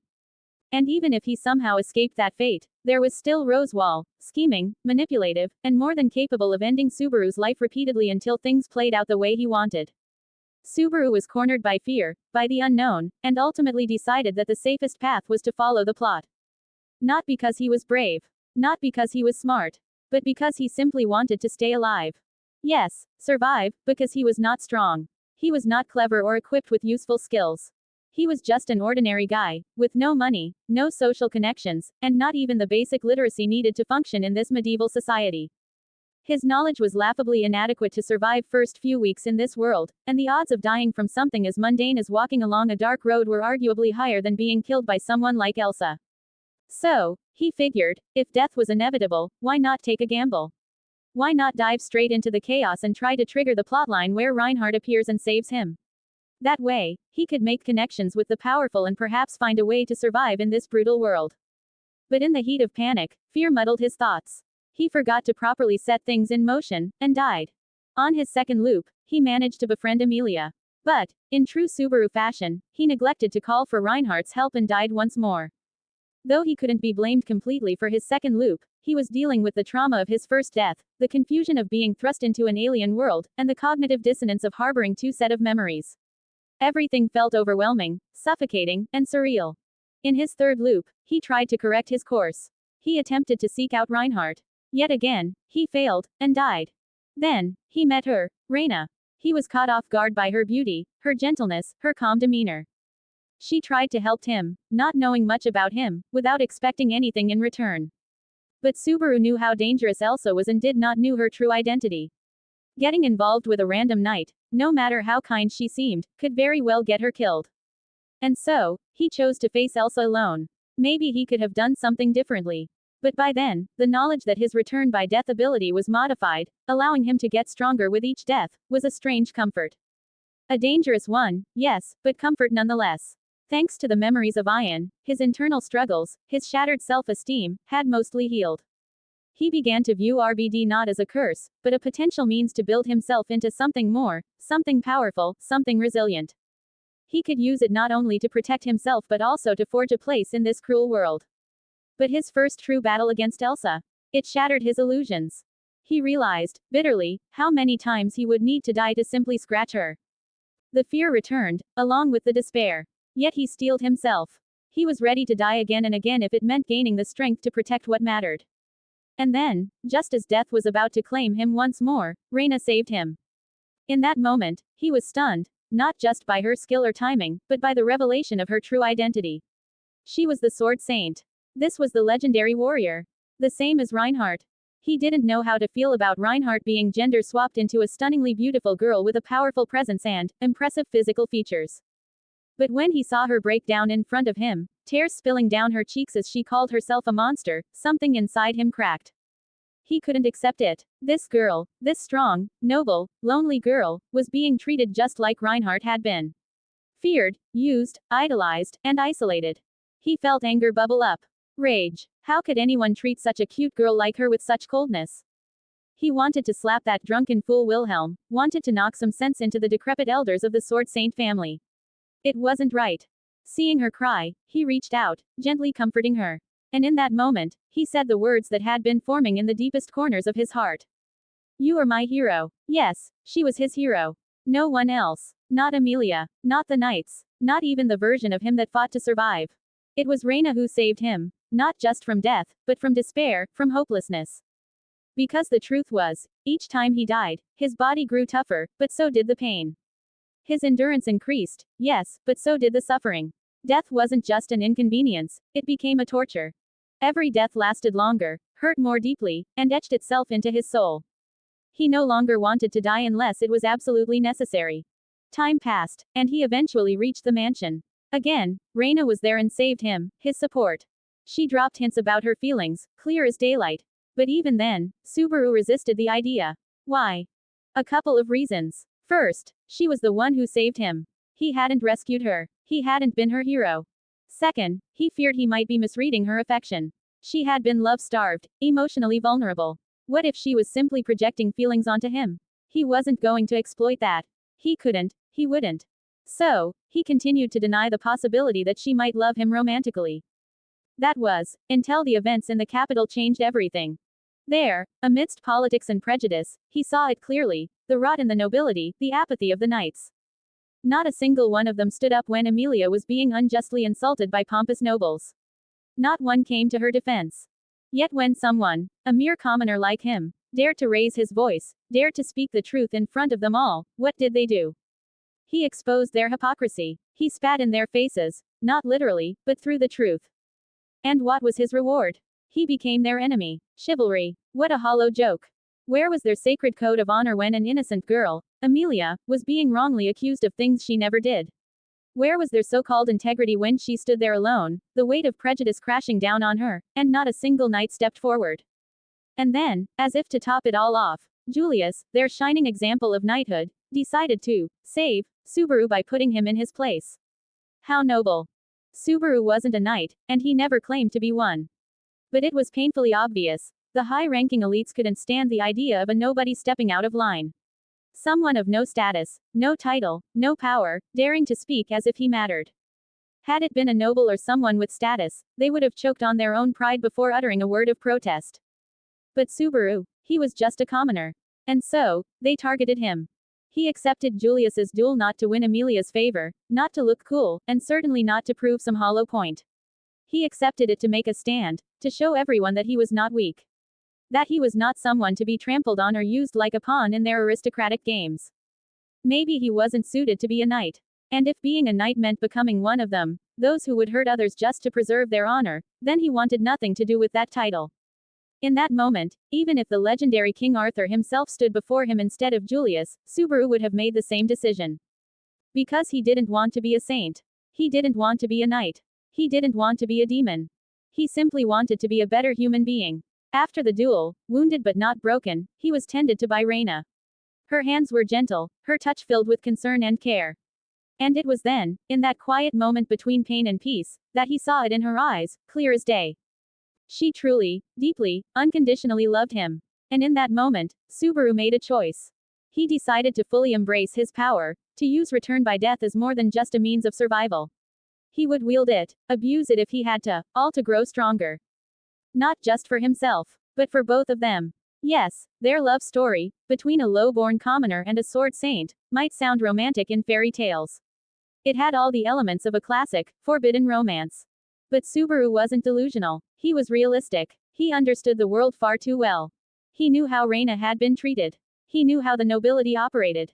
If the political tides turned, if the power-hungry council decided to use her as a bargaining chip, they could force her into marriage with some random noble. All for alliances. All for control. And considering the type of people her so-called family consisted of, her cruel, scheming father and manipulative, cold-blooded grandfather, Subaru had no faith in them protecting her happiness. But he did have faith in her. If she truly loved him, then he knew, she would fight back. She would resist. And if she did, the kingdom would brand her a traitor. A rebel. An enemy. Ironically, the loss would be theirs. Because making Reina, the sword saint, their enemy would be a disaster the kingdom couldn't afford. But if she killed them, if she crushed the oppressive system to protect her love, they would call her a monster. They would solidify the false narrative that had haunted her since childhood, that she was a monster who killed her own grandmother to take her divine protection. And Subaru couldn't bear the thought of that. He refused to let her live like that. Shackled to a lie, burdened by a crown of thorns. He wanted her to be free. He wanted her to be happy. Because he loved her. And what kind of man would he be if he didn't try to become better, for her sake? For the girl who reached out to him when he had nothing. No power, no reputation, no knowledge, no money. Nothing. Just a lost boy from another world, stranded, scared, and utterly alone. That was why he made a plan. First, he would slay the white whale, a feat worthy of legends. Then, he would hunt down the Sin archbishops, monsters that plague the land and terrorize the people. With these victories, he would earn a noble title through merit alone. Then, he would use the knowledge of his former world, of technology, of strategy, of innovation, to make life better for everyone. And through these actions, he would lift Amelia higher. He would pave a path to make her queen, to raise her above every noble, every schemer, every pretender. So that when the day came, no one would dare question their union. So that the respect, admiration, and reverence that Reina truly deserved would finally be hers. Yes, it was selfish. He knew that. Perhaps she would hate him if she ever learned the truth, that he was dying again and again behind the scenes. He didn't even know what happened with each death. Did alternate timelines form? Did he erase entire worlds every time he came back? He didn't have those answers. But he knew one thing with absolute certainty. He could not allow her to live in sorrow. Because to love someone, truly love them, is to give them everything you have. Even your life. To love, is to drown someone in the kind of affection that soothes the loneliest of hearts. To love, is to remain by their side, through all trials, under every condition. To love, is not only to grow as a person because of that love, but to help the one you love grow alongside you. A lot had happened after that. Mistakes were made. And Subaru committed what he now thought of as a sin. He kissed Satella. If Reina was his virtue, his guiding light, then Satella was his sin, the shadow cast by that very light. He had done something that could break Reina's heart into pieces. And he knew it. He knew she loved him, and still, he did it. Things had been different with Echidna. She was a partner. Yes, but more of an intellectual ally or, at worst, a cold associate. A slave partner, perhaps, in his darkest humor. But there had been no true emotional bond there.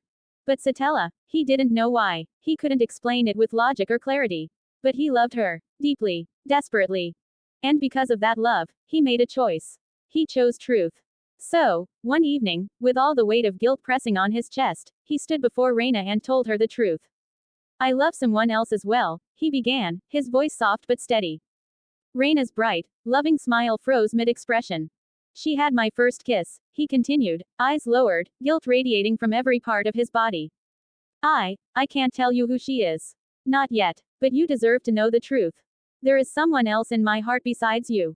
I know this may hurt you, and you can punish me however you wish. But, he raised his head, meeting her gaze with unwavering sincerity, I cannot promise that I'll love everyone equally. I cannot swear that I'll love you the most. But I refuse to lie to the woman who loves me so fiercely, even if the truth is cruel. What I can promise is that I will love you enough. Cherish you endlessly. I will give you all the love I have until you never feel lonely again. Reina said nothing. The silence was thick, charged. I know it's scummy behavior, Subaru added, bowing his head. So if you want to slap me, I'll take it. I deserve it. He closed his eyes, ready for the blow. Subaru wasn't someone who believed in being hidden doing nothing. Normally, if someone struck him, woman or not, he'd strike back if it wasn't justified. But this time, he was at fault. This time, he would bear it. Meanwhile, Reina's mind was spinning into chaos. Was she angry? Absolutely. Did she want to slap someone? Oh, more than anything. But it wasn't Subaru she wanted to strike.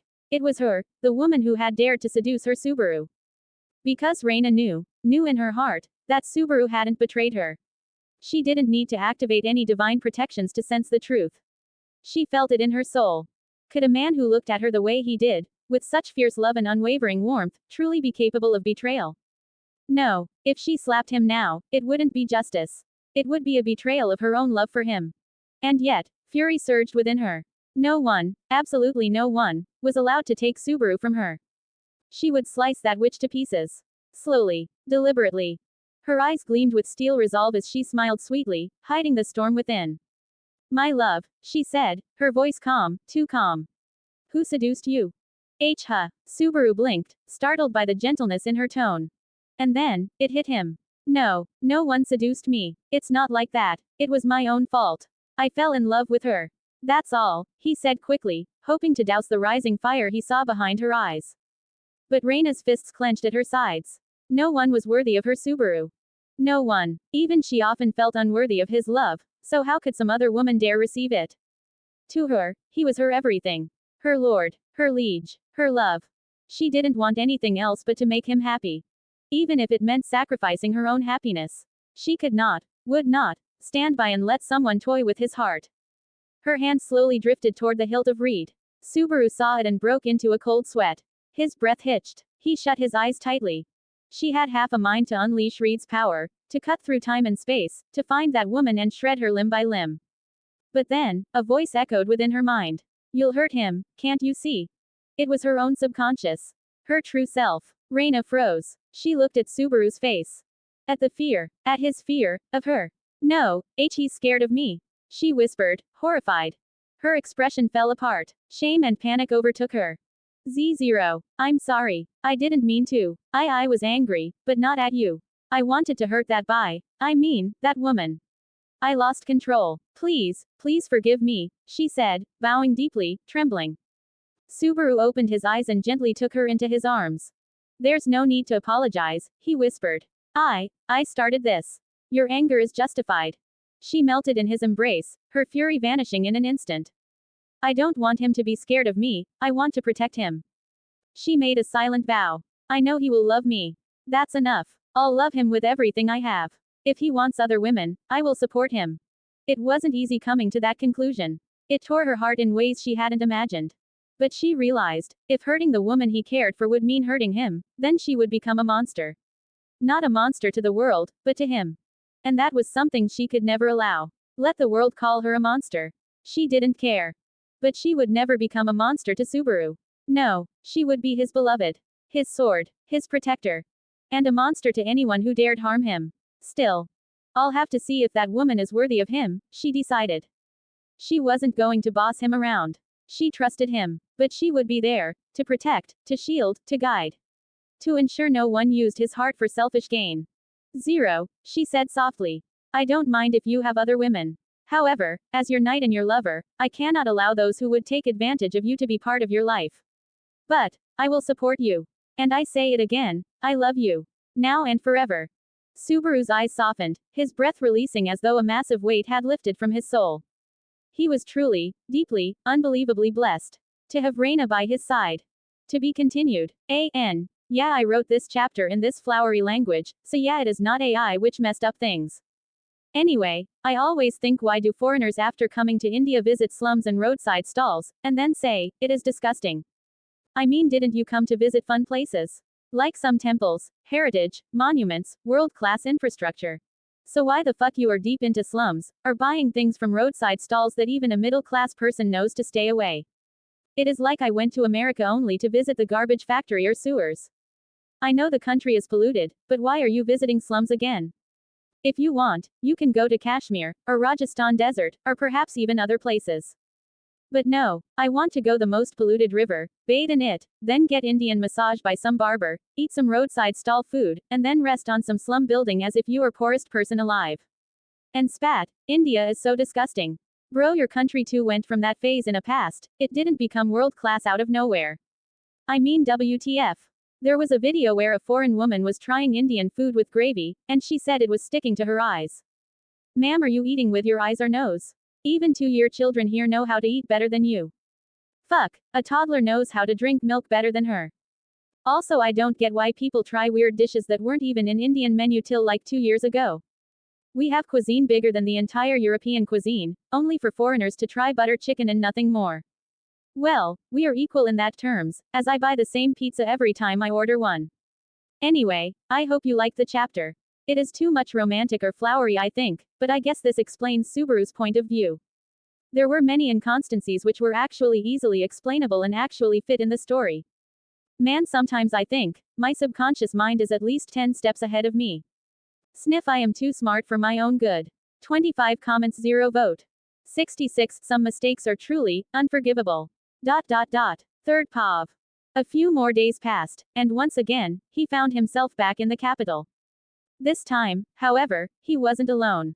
Amelia, Reina, Rosewall, Beatrice, Rem, and his other spirit allies accompanied him. News of the White Whale's subjugation and the defeat of not one but 2 Sin archbishops had already spread like wildfire. It wasn't just the capital that was abuzz with the story. Major cities, influential towns, and even distant provinces had caught wind of the astonishing events. The tale had crossed borders, reaching the ears of the other 3 nations as well.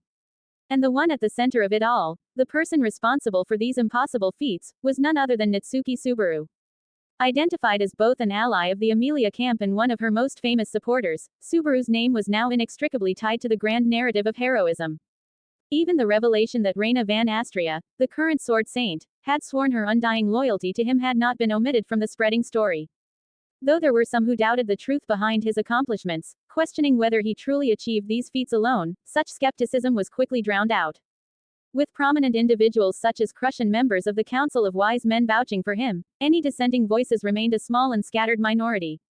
He had become an unprecedented hero.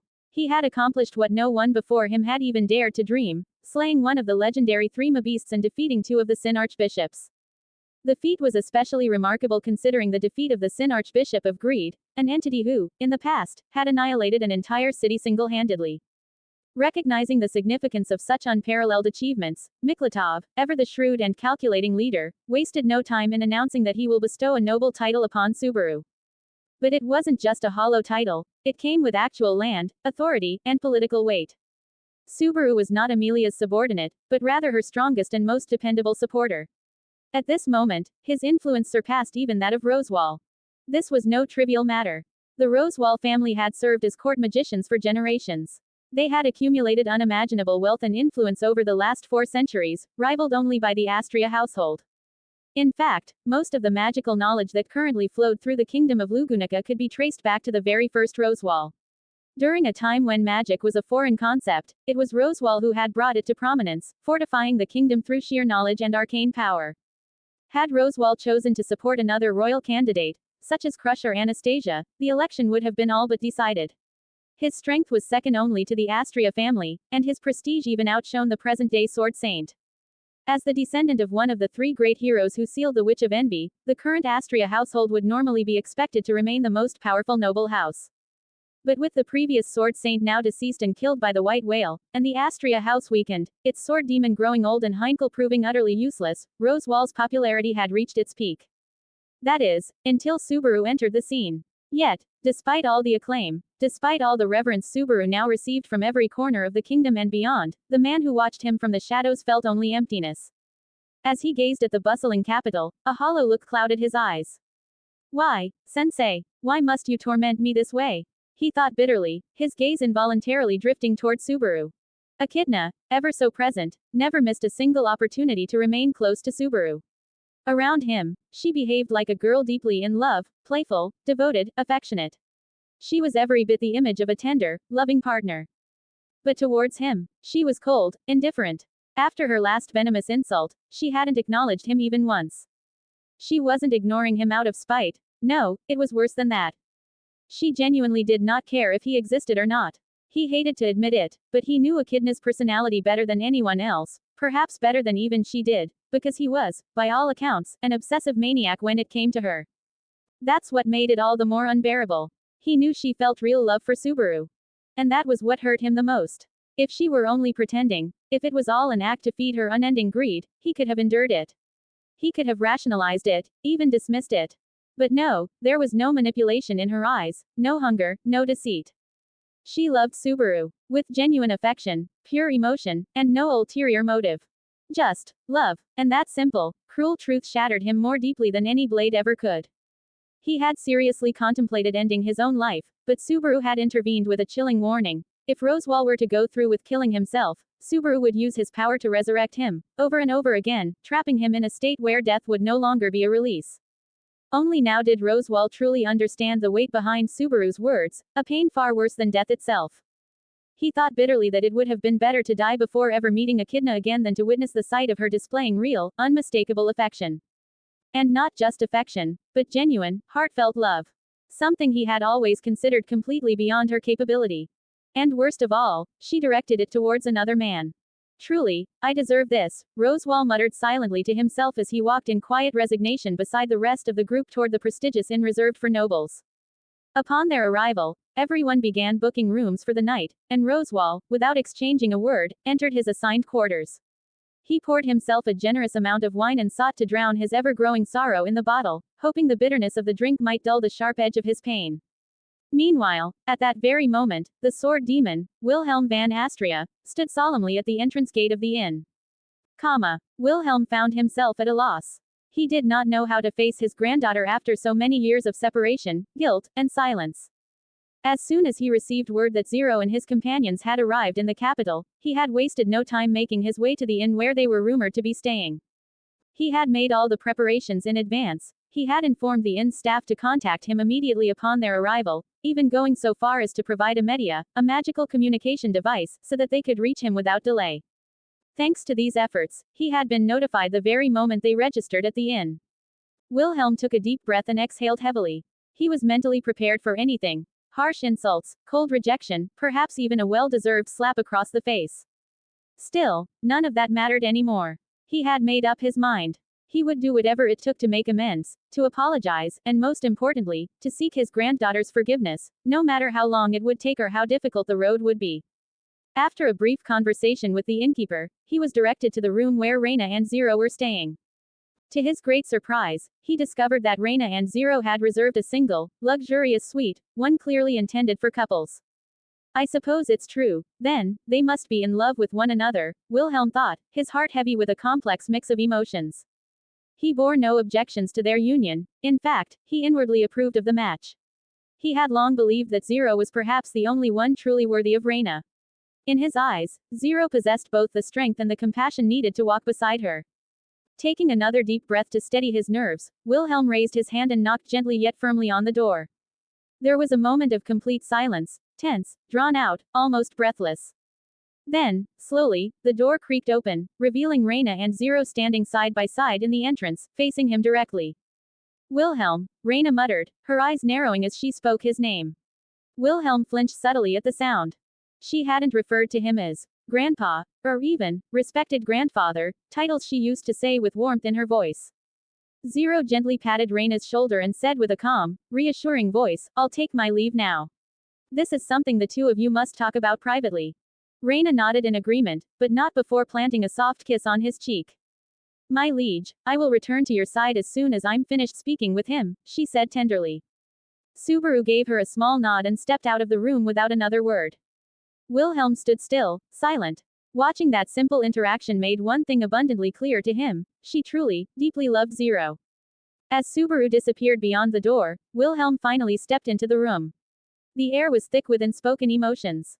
For a long moment, the two simply stared at each other, an ocean of history swirling in the silence between them. Reina, I came to apologize for my mistakes, Wilhelm finally said, forcing the words out as he broke the heavy silence. I wronged you, I said things I never should have. Words I deeply regret. I am ashamed of myself, and I know it may be impossible for you to forgive me. But I wanted you to know that I understand that, he said sincerely, bowing his head low in shame. That's it? Reina asked, her tone calm, unnervingly calm. For some reason, the softness in her voice made his nerves spike more than if she had shouted. Why you're angry, I know, Wilhelm stammered, but he was cut short when he met her eyes, cold, expressionless, devoid of warmth. Wilhelm van Astria, she said, her voice perfectly measured. What gives you the right to barge in here while I'm spending time with my lord and disturb our peace and leisure? She hadn't raised her voice.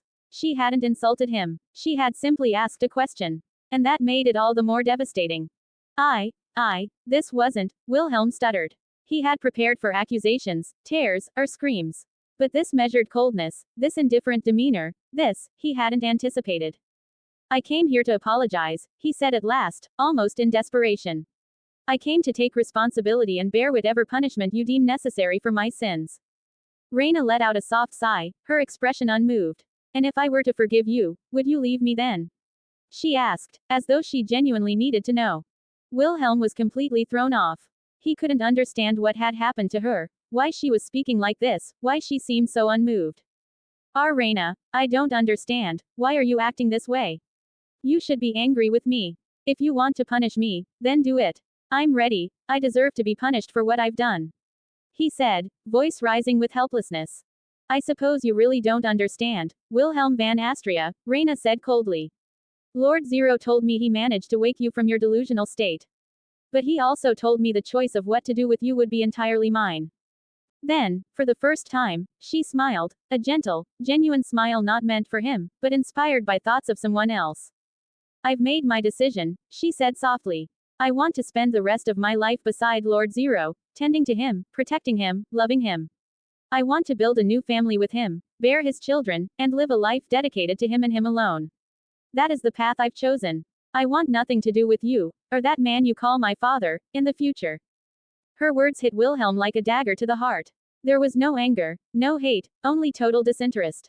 And that hurt more than any rage ever could. He collapsed to his knees, overwhelmed by despair. Reina, what are you saying? What about your mother? What about your grandmother? He asked, his voice shaking with disbelief. This had been his final, desperate attempt to reconnect with Reina, no matter how shameful or repulsive the method may have been. I mean, I don't remember my mother at all, Reina said with a slight shrug. And as for Grandma, while I'll always love her, she's already passed on. The dead don't ask us to shackle ourselves to the past. Her tone was almost casual, but her words were merciless. Cruel in their emotional detachment. And it was in that moment that Wilhelm understood, he had done more than hurt her. He had created a version of Reina who no longer felt connected to them.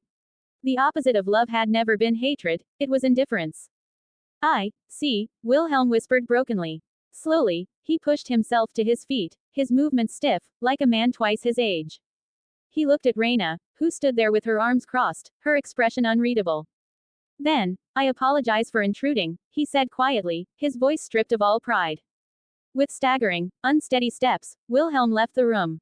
Some people believe they will always be granted forgiveness, no matter the magnitude of their mistakes. But they fail to understand the truth. Second chances are not guaranteed, and some mistakes are too grave to ever be undone. Some mistakes are truly unforgivable. To be continued. I hope you liked this chapter. To be honest, I have no idea what to talk about related to me or where I live, instead let's focus on the chap.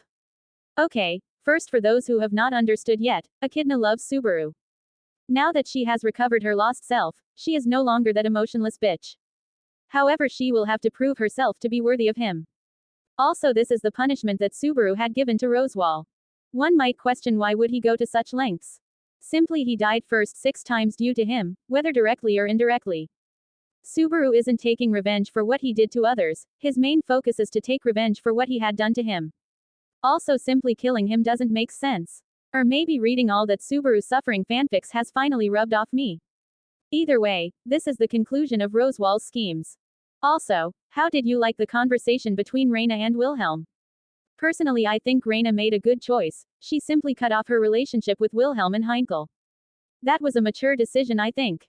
Also, Subaru didn't force her. He let her make the choice. I mean, she was abused by them, not him, so it wouldn't make sense for him to barge in and try to mend it. It will be selfish and unreasonable. Also, I am wondering if I should make that special chapter that I spoke earlier. Yeah, the one that would reveal what happened in Failed Loops. I think you will be satisfied with it, as it would conclude the nature of Return of Death. We are on the 9th chap, 107k words, excluding that special 10k words Campione chap. So yeah, these are the longest chaps I have ever written. I am currently writing another interesting RE0 idea, it will be 10k words, would you like it if I upload it here? The premise is that the original Subaru in the same loop as he is denied help from the royal candidates get a template system. And no, Subaru isn't going to return to Amelia like a loyal dog, he will try but I won't let him evil smirk. Amelia is going to suffer for that, and man imagine when Rosewall finds out that his main chess piece has left the board. Subaru's achievements won't be instantly revealed and I plan to make Crush and Anastasia fall in love with him. Make them yanderes or gooters. Also no gender-bent Reinhardt there sadly. Just enjoy Reina here, she is a masterpiece after all. If you are thinking about relationship between Subaru and Crush and Anna in this FIC, the great sage, then discard it. Unless I pull out some shitty event, it isn't going to happen. With Priscilla's fascination with him, she is indeed an option. Anyway, I hope you like the chap. 25 comments 0 vote. Special chapter. Template system in RE0. AN. This is another idea FIC I have made, however it is too large, so I am not proofreading it for now.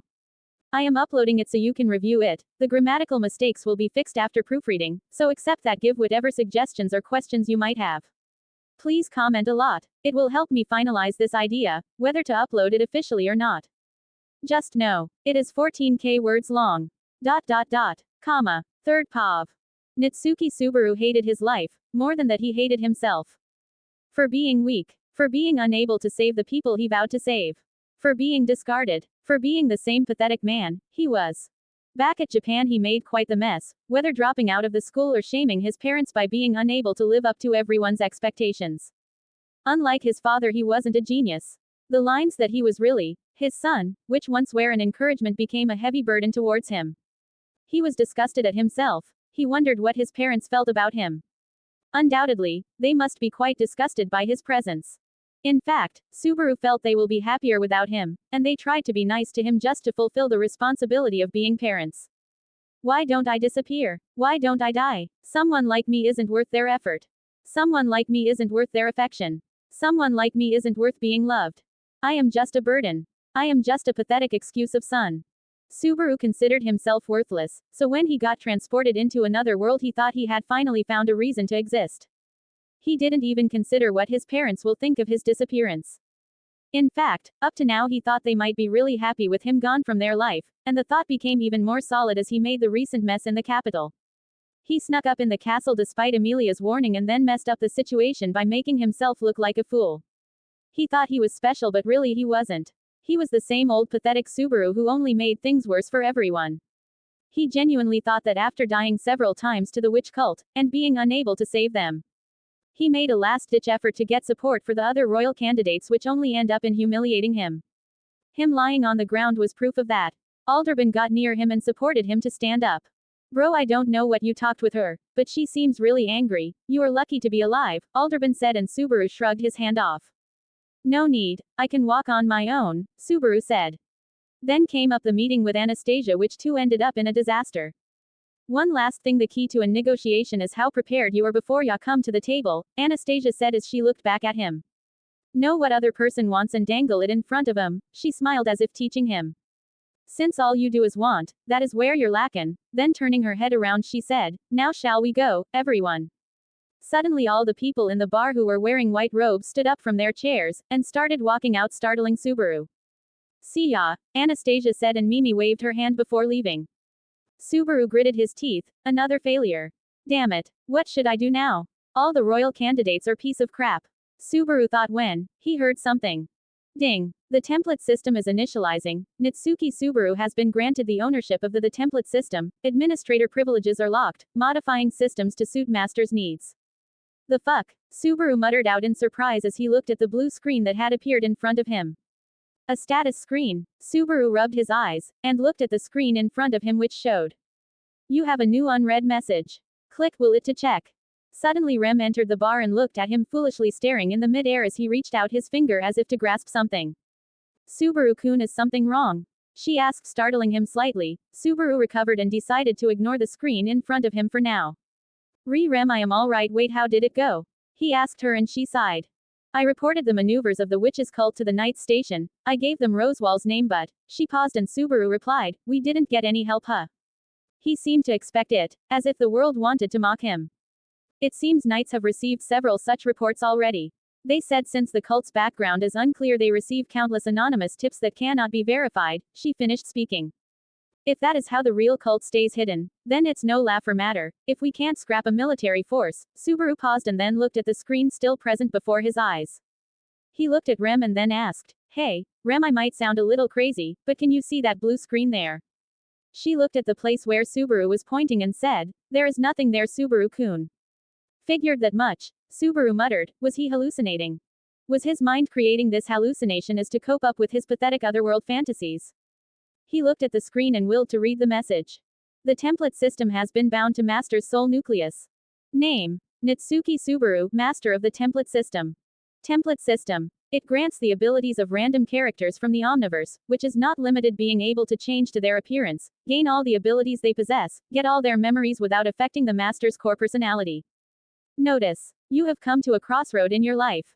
Note. You are not useless, you are not a coward, you are someone who laughs at the face of the death, someone who experienced death that break anyone.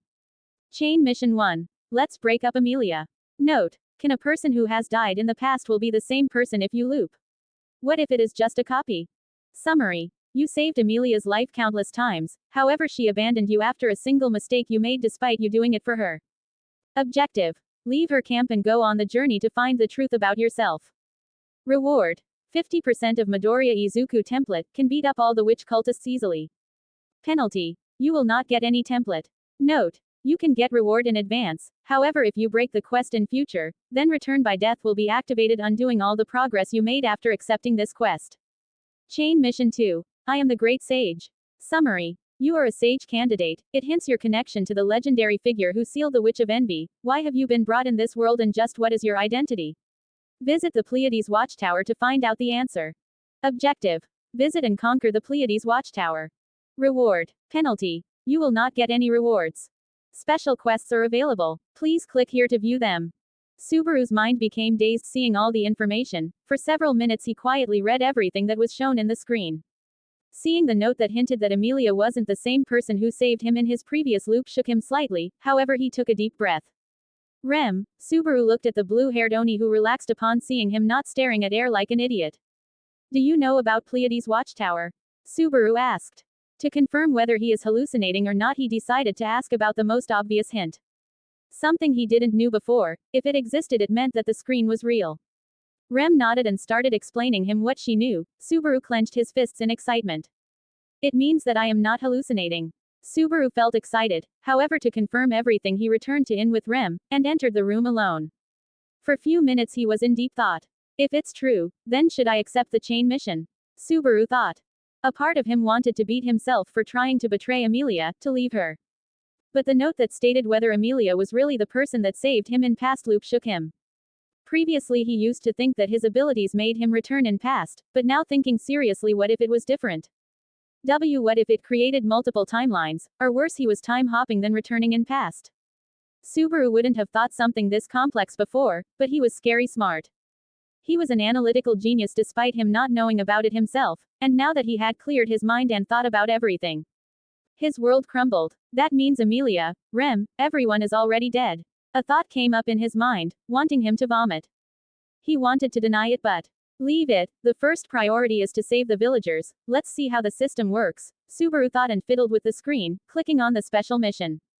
Special Quest 1. Name. Slaughter the Witch Cult. Summary. The Witch Cult will attack Mather's mansion shortly. Defeat them swiftly. Note. You will have to kill all of them. Reward. 10% template assimilation. Penalty. None. He sighed and then tweaked a bit more, finally finding how to operate the system. He could give it mental commands, and after a few he finally found what seems the first page. The template system. Owner. Natsuki Subaru. Administrator privileges locked. Status. Inventory. Mission log. Opening square bracket question mark closing square bracket. He opened the status screen, trembling with excitement. Status. Name. Natsuki Subaru. Title. The Witch's Beloved, the Sage Candidate, the one who was betrayed, System Owner, Otherworlder. Templates assimilated. None. Prowess. Above average human. Abilities. Authority of Envy, shared, return by death, rank S, it can let user return a set checkpoint in time, it has infinite uses and no limits. Other capabilities of this authority is unknown. It was short, nothing grand without the common RPG parameters such as HP, MP, strength, agility, etc. It was different and Subaru noted every detail with focus. Finally he returned to mission log and hesitated. If I choose the chain mission I will get the power to save everyone, but should I leave Amelia? Subaru thought. For minutes his mind fought, belittling himself for trying to abandon Amelia. But when the scene of her abandoning him played in his mind, his strength wavered. She doesn't want me, I am just a fool who was using her kindness. She will be better without me, not to mention this is the only way I can save everyone, Subaru finally concluded. The memories of the horrifying deaths of everyone played in his mind, the rejection by the royal candidate, and so Natsuki Subaru did the unthinkable. He accepted the quest. Do you want to claim your reward in advance? Yes, no. Yes, Subaru muttered weakly, yet a firmness in his voice. For few seconds there was nothing and then darkness. Young man, you too can be a hero. Those words, that's where it all began. The memories of Izuku Midoriya flashed in Natsuki's mind, how he was born in another version of Earth where superpowers were rampant, given the identity of quirks. A society where heroes and villains were present, how a green-haired innocent boy wished to become a superhero, only for his dream to be broken by the reality that he didn't possess any quirk. Then came the years of despair, regret, bullying, denial. Natsuki experienced every moment as if he was living it himself. Then came the turn point, meeting with All Might. And that's where it all began. He recognized his dream, he gave him his own mighty quirk to the boy. However, Izuku soon realized that being hero wasn't easy, and so many things happened. Subaru became numb. The last memory of Izuku he got was fighting against Muscular as he absolutely demolished him. And that's when Subaru returned. What? Subaru gasped. I remember everything, as if I have lived an entirely different life, Subaru thought, the figures of Izuku's mother, All Might's support, his friends. It made him feel warm, something that he hadn't felt only with Amelia. Subaru soon noticed his body was different and then he quickly ran in front of the mirror and gasped seeing Izuku Midoriya. I have become Deku, Subaru said fascinated, then he became excited, do I have one for all as well? He tried it and just by activating it he blew up wind everywhere. 40% I can use 40% of it without harming myself, the percent that I was able to use just before my memories got cut off, Subaru muttered. He trembled with hope finally in his hand. With this power, with this strength, I can save them, Subaru muttered. Notice. Until you all assimilated 100% of the template, you will have to change to the character to being able to use their powers. Also, even after full assimilation you can change to the character. Without having any limits on the abilities you can use. Well then I am glad to know, Subaru sighed, he was ready. He needed to depart quickly, before the witch cult attacked, he couldn't waste time. What will I tell to Rem? Subaru stopped, the seriousness of the matter made him take drastic measures, and he cannot stay with Amelia or in her mansion after taking the chain mission. If he rejoins Amelia camp, then perhaps everything will be undone, if he loses all his progress and the mission doesn't reappears then he will be back to square zero. No, I cannot let it happen. Even if she hates me, I will have to leave her, I will not let her die again, Subaru thought as he recalled her gruesome death in the last loop. Betelgeuse, get ready because Deku is coming, Subaru muttered. This time he wasn't the prey. He was the predator. Subaru had a hard time breaking up the news to the REM. He told her to stay in capital for 2 more days before returning and also about his decision to leave Emilia. To say devastated would be a weak word. She started crying and blaming herself for leaving him. Finally Subaru stopped her. I am not leaving you. Rem, you are a wonderful woman, more than what I deserve. There is something I must do, and for that I will have to leave Emilia camp. Perhaps I will not join the camp again. Subaru paused and then looked into her eyes. But I promise, that once we meet again I will someone you can be proud of, Subaru said softly. She broke up in tears and hugged him. Then I will wait, Subaru-kun, she said. Subaru felt guilty, but again the task didn't say that he cannot have a relationship with Rem. Thank you Rem, for everything, Subaru kissed on her forehead. Subaru-kun, before you leave, I want to tell you something. Rem blushed and then looked at him seriously, after wiping away her tears. I love you Subaru-kun, she said. Subaru froze, then he trembled as he looked at her. The scenes of her death replayed in his mind, the scene of Emilia saving him, the scene of Rem killing him. Until the scene of students of UA High replayed in his mind. He didn't have what Deku had, yet seeing his memories he could say without a doubt. Deku was a hero, far more than someone like him. Subaru reached his conclusion. I cannot answer you right, let's save it when we meet again, Subaru said smiling. She nodded satisfied. After that, Subaru left. He took a carriage to the outside of the capital, after which he transformed into Midoriya and started blitzing his way towards the Arlem village. His body a green blur as he moved towards the Arlem village. He was faster than any carriage, moving nearly at the speed of sound which was a normal pace for him. Subaru could use 3 quirks, including 40% OFA, Black Whip and Danger Sense. With these abilities he had enough confidence to face the witch cult. Soon in half an hour he reached Arlem village. He wondered if he should visit castle, but decided to end the dangers first before returning. So he transformed himself back to Subaru, since now he had made up a plan while traveling. He walked deep into the forest and soon encountered the witch cultists. Just like before, they bowed before him. Anger brewed in Subaru's eyes as he looked at them, however he remembered his plan. Deku's intellect has rubbed off Subaru's own analytical mind, and he had made a plan while traveling. After recalling every detail, he found that the witch cultists including Betelgeuse suspected him to be the Sin Archbishop of Pride due to his witch miasma. His intention was to take advantage of this to gather all the witch cultists and then end them in one go. Calm down Subaru, I know you hate their guts, but to ensure that no one is hurt follow the plan, Subaru thought as the witch cultists bowed before him. I am the Sin Archbishop of Pride, Natsuki Subaru. I order all of you to gather all the witch cultists and meet Betelgeuse alongside me. I bring a message and an improvement in the plan for the ordeal. Subaru said, and started sweating, wondering if it will work. The witch cultists paused, then they looked at each other before bowing before him. As you command Lord Archbishop. Subaru relaxed visibly, as his plan worked. Good. Once they gather at one place, I can easily kill all of them and no villager will be hurt. Subaru thought. Soon dozens of witch cultists were gathered by his orders, and they followed him obediently guiding towards Betelgeuse's lair. Oh ho ho, why all you are here? Why wait a minute, are you Pride? Betelgeuse instantly reacted seeing all the witch cultists gathered together, however when he sensed the intense miasma radiating off Subaru he paused. Indeed, I am the Sin Archbishop, representing Pride Natsuki Subaru. Subaru instantly declared with a grin. Inside he felt disgusted for associating himself with these bastards, however it was a necessary evil. To be coated this much in her love. Her love, her love, her love, her love, her love. You are undoubtedly Pride. Betelgeuse laughed maniacally. He paused eerily and asked, why is every one of them are with you? I didn't order them to fool around, you ordered them didn't you? Why, don't you realize it's slothful? Slothful, slothful. Subaru smirked. Oh well how should I tell you? There is a request I want to make with all of you. Everyone paused and Betelgeuse narrowed his eyes. Subaru tilted his head, and smiled cutely as if he was girl, will you all die for me? Silence. An uncanny silence filled the place as Betelgeuse's eyes widened, the witch cultists also were stunned.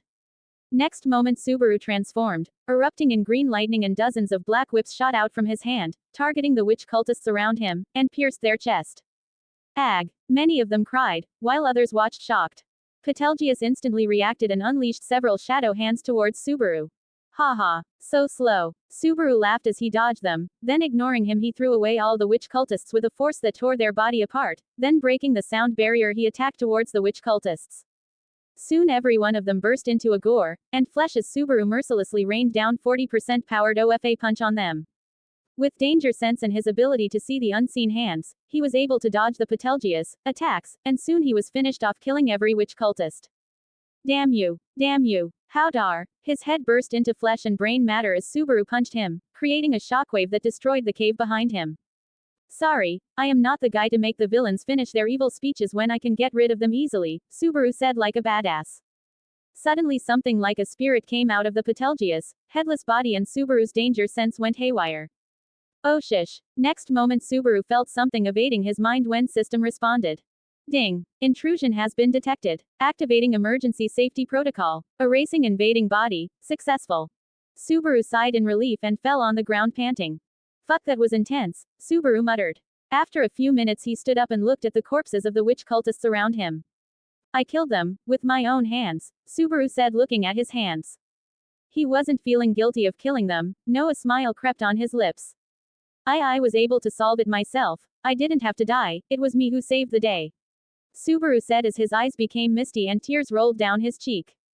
I am crying. Why? I should be happy. I should be glad, Subaru muttered as he wiped away his tears. He then looked at his body, the green hero dress that wasn't his. Izuku Midoriya, thank you. You were truly a hero, you saved me, Subaru said, thanking the person responsible for saving him. Even if that person wasn't able to hear him, he was grateful. Ding. Do you wish to claim the reward for special quest Slaughter the Witch Cult? Yes, no. Suddenly a notification came and Subaru instantly accepted it, raising his already powerful self to 60% assimilation. He could now use 50% of OFA and the quirk float. Subaru looked at the corpses once before walking away, he willed to change himself back to his normal self and his appearance changed. His pro-hero suit that was dirty with blood and flesh disappeared, his green eyes and green hair were replaced by his signature black eyes and black hair. His clothes were back to what he wore, without a speck of blood on them, as if what happened had nothing to do with him. He brought out the glint stone that formed mana barrier from his inventory, now he was safe. Why did he do that? Amelia's mind again went to the incident back at Capital. Subaru made a mess in the capital, and she was angry. Not because he made a mess, but rather because he ignored her wishes. He proclaimed himself as her knight despite not knowing the consequences of it, he barged into castle despite her warning and then almost got himself killed due to his audacity. He said it was for her, and it hurt her, because she knew it wasn't for her. He was acting selfishly ignoring her wishes, she didn't wanted to hurt him by letting him barge into her problems. Leah, are you still thinking about it? Puck suddenly said as he floated on the air, looking at Amelia who had stopped reading the book. Yes, I am feeling guilty on how I treated Subaru, perhaps I should have made things more clear, Amelia said. Puck sighed. Listen Leah, it is that boy's fault not yours. He ignored your wish and then almost put a risk to your candidacy. He did it for selfish reasons, yet you still chose to help him by making that contract with Crush. You did nothing wrong, he reassured her. Really, I did nothing wrong. Maybe Puck is right. Subaru did indeed act reckless and selfish, Amelia thought, not realizing while her thoughts were justified they weren't mature and biased. I mean this bitch would have died multiple times if not for Subaru. Suddenly Puck's tail stood straight up and he became angry. Puck, what happened? Amelia asked, seeing the sudden change in his expression. Subaru, that boy is here, Puck replied, and Amelia's eyes widened. Wait, didn't I told him to stay at Capital? Sir Felix said it will take a week or two for his gait to be healed. Amelia muttered out and Puck nodded. Yes, while I hate to admit his spirit affinity is even higher than yours. So I easily realized when he returned. Let's see why he is here, Puck said, hiding his anger. If you trouble my daughter any more, a cold glint flashed his eyes. Oblivious to her spirit daddy's thoughts, Amelia quickly left her room and walked to the entrance, finding out Ram arguing with Subaru. What do you mean, stupid Barusu? How can you leave my sister back at Capital and come back so shamelessly? Ram spat, obviously angry. Subaru meanwhile remained silent, hesitating if he should tell her the truth. I have a good reason for this. Just as he was about to explain, he heard Amelia's voice. Subaru. He froze and looked at the stairs to see her standing there with Puck floating by her side. Why are you here? Shouldn't you stay back at Capital? And where is Rem? She asked several questions at once. Before he could reply, Ram snorted and said, Lady Amelia, stupid Barusu left my poor sister Rem back at the capital and returned here ignoring your wishes, just to see you. Ignoring her wishes caught Amelia's attention as she casted a disappointed look at Subaru. Subaru froze under her gaze and guilt appeared on his face. Subaru, you did two things wrong. First, you broke the promise with Amelia. You promised her that you will stay at the inn, yet you barged into the castle and made a mess there. Puck's voice rang throughout the place. Second, you returned back ignoring her wishes. You betrayed the trust she put it in. Puck spat. Amelia flinched, wondering if Puck was going too far, but she remained silent. Ram also casted a hateful glance at Subaru. Why are you looking at me like that? Damn, I just saved your asses. Yes, I broke your promise, but you wouldn't be alive if not for me. Subaru thought, frustrated. Just as he was about to give an explanation, the system's voice rung. Ding. Detected Master's current emotional stability is low. Please remember that Chain Mission 1's penalty will be activated if Master doesn't fulfills it. The words that about to come out of his mouth stopped at his throat. Yes, if he told her everything, and if she praised him and forgive him, then he wouldn't be able to leave. Subaru clenched his fists and looked at the disappointed look Amelia casted upon him. Yeah, I am a mistake, right? Even system is telling me to leave. She is way better that way. A self-depreciating thought appeared in his mind. I have decided to leave Amelia camp, and resign from my position as Rosewall's butler, Subaru said, clenching his fists. All of the three were immediately surprised. What? Barusu, what stupid thing you are spouting? Ram glared at him. Subaru smiled. It was a sad smile. I have realized that since I have came here I have done nothing but make a mess. Then he looked at Amelia. I apologize for ignoring your wishes. I wanted to prove myself so much that I ignored your wishes and hurt you, Subaru said. I have decided to leave Mather's mansion, and seek my fortune somewhere else, Subaru said and then paused, as if a weight had lifted off his shoulder. Ram glared at him once, before sighing. Very well, pack your things. It is evening now, so it will be too late to leave today. You can leave tomorrow, Ram said. In fact, Ram thought it would be for better, since she knew her master's secrets and it involved Subaru as a chess piece. She thought it would be better if Subaru leaves, he will be at least free for her master's twisted grasp. Meanwhile, Amelia's heart almost shattered. Even if Subaru did hurt her, he was still one of the few friends she ever had. He didn't hate her for her origins, her race, her half-elf ancestry, so seeing him wanting to leave her stung her. Amelia, it is for better. This boy is a fool. If he stays by your side, he will not only hurt yourself but also himself, Puck, as if sensing her thoughts, gently consoled him. Hearing his words, Amelia steeled her resolve and said, very well, leave tomorrow, and turned around, and walked away. She didn't realize it sounded colder than she intended to, and Subaru felt pain hearing her words and her cold voice. The world was unfair and unjust. He saved 2 royal candidates and all he got was becoming a butler. He got killed multiple times under Amelia's watch, by Rem and Ram. Latter, who didn't even stop her sister. She could have done if she wanted so. Yet she did nothing, until very late. In the end, Subaru saved Arlem Village and improved Amelia's reputation. Yet his mistake in capital ruined him. Was he wrong? From a medieval point of view and politically he was. Yet, from emotionally, morally, and modern perspective, he wasn't. Medieval people had unjust prejudice and were too arrogant. They didn't care about commoners, only filling their pockets and blaming all their misfortunes on someone else, who didn't even knew what he did wrong. As for knights, when Amelia was being insulted unjustly, despite being proven after being chose by Divine Dragon himself, they ignored her. Only when someone dared to speak for her, they were ready to take action. Why? Because their honor was hurt, their pride was poked. He was then humiliated by Julius, who wanted to create a bigger mess as to solve the one he made at the castle. One can say he did nothing wrong. Yet, he beat up a commoner for doing nothing but standing up against injustice. His way to help him? Make him realize his place as a commoner and vent everyone's anger. Because he was weak he was ridiculed, and now that he was trouble, he was abandoned. When Subaru was desperate no one helped him, despite realizing he was speaking truth.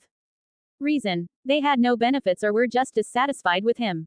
That is the fate of those who are without power. If Subaru was strong, or king, would they have dared to speak against him?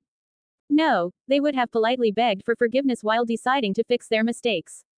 Such a world was too disgusting, or so the system thought. It was the next day. Subaru had packed all his stuff, which wasn't much. Just a few clothes, and his 1 month of salary. Which was 1 gold coin, not 1 royal gold coin, but still enough to live comfortably for months. Ram even exchanged it for bundles of copper and silver coins, so he would have an easier time. She was much calmer now, and after knowing that Rem will return in 2 days' time, she stopped making snarking remarks. Though she was still angry at him for make fool of Rosewall's name, and leaving Rem back at Capital. Subaru took his bag and looked at stairs. No one. Amelia wasn't there to say goodbye, and it hurt him even more. Can a person really be said to be the same? If the time has restarted? The thought came up in his mind and it stung his heart more. I guess I was never needed here, just like back at Japan, all I did was being trouble. I guess my delusions about being together with Amelia end here, Subaru thought with hollow look. Then Rem's image flashed in his mind, and vigor seemed to return to him. No, there is still a person who hasn't given up on me, and now I have a power, I am not weak anymore, Subaru thought as the blue screen of system appeared in front of him, as if to agree with him. No matter what, this time I will become someone I can be proud of, my journey starts from here, from zero, Subaru thought and departed, leaving the castle. He still looked back at the castle once, the slight glimmer of hope which vanished as he found no one peeking at him. He sighed and left the castle's boundaries. Natsuki Subaru's life will start, from zero again. Subaru stored his stuff in inventory, and decided to spend some time in the village before departing. He didn't get a good time to look at the village, but now that he was leaving, he decided to visit it once more. To see what he had saved. Even if he isn't recognized for his efforts, or stay as an unsung hero. He is fine with it, as long as everyone is happy. Sir Natsuki, good morning. Some villagers greeted him as he walked. Soon he encountered Petra and other kids playing. Subaru Oni-chan, you are back from the capital. The cyan-colored-eyed girl stared at him happily. Subaru smiled as he patted her head. Yes, Sir Subaru, I am happy to see you again. Another kid chimed in. Sir Subaru, you aren't wearing your butler uniform. Are you here to buy grocery? Another asked. Subaru's face fell as he became silent. The kids who were talking became silent, realizing something was wrong. Subaru Oni-chan, what is wrong? Petra asked, worried, a blush adorning her face. Subaru flashed a sad smile as he said, I have resigned from my job. They were startled. Wait a minute, why did you leave the job? Yes, Sir Subaru. Are you leaving this place? Why are you leaving? Subaru smiled and said, I just find out that being butler isn't what I am meant to be, and there is something I must do, I have to do. He glanced at the blue screen, with the chain mission 2 listed on it. Then are you leaving forever? Petra asked fearfully, her eyes becoming moist. Subaru was her first crush, her childhood love. Subaru looked at her and patted her head. No, I don't know when I will return, but I will definitely come back, not to my job, but to meet you all again, he said in a reassuring tone, making her relieved. Then, why don't you play with us for a last time before you leave? A kid asked and Subaru smiled. Haha, then get ready to be chased by Subaruzilla. Rawr, Subaru said, making a scary face, which instantly made the children laugh. Subaru then played with them for hours, and had lunch and dinner with the villagers before leaving. Sir Subaru, it is too late, why don't you stay with us for a day? An old lady asked as she saw it was evening. Sorry, but I will have to decline. I have something to do, and so I must depart. Don't worry, my safety will be guaranteed, Subaru flashed a smile. HMPH. As if something can hurt Subaru Oni-chan. Oni-chan is strong, he saved us from bad woolgrams. Petra said, making everyone laugh. Very well, I will leave, Subaru said, however Petra grabbed his sleeves and looked at him with bashful blush. Can you come down here? She asked nervously and Subaru did that, and Petra kissed him on cheek before darting like a startled rabbit. I will wait for you, Oni-chan. She shouted. Meanwhile Subaru was surprised, and other villagers smirked. It seems Sir Subaru has already stolen a maiden's heart, a villager teased and Subaru just sighed. So he left, this time with a smile, not with a frown. Children are truly wonderful, aren't they? What? The white whale has been spotted. Wilhelm was stunned and so were others when the news reached the capital. A merchant caravan spotted the white whale near the Flugel's tree and barely escaped alive. He revealed the news to the knights and soon it reached to Crush. Crush, who was already preparing to hunt the white whale, decided to mobilize all her forces to hunt the beast that terrified the world for 400 years. The same day that Subaru reached village, was the whale spotted. Since he arrived before evening, he missed the whale, which then attacked a passing caravan, and at the same night the news reached the capital.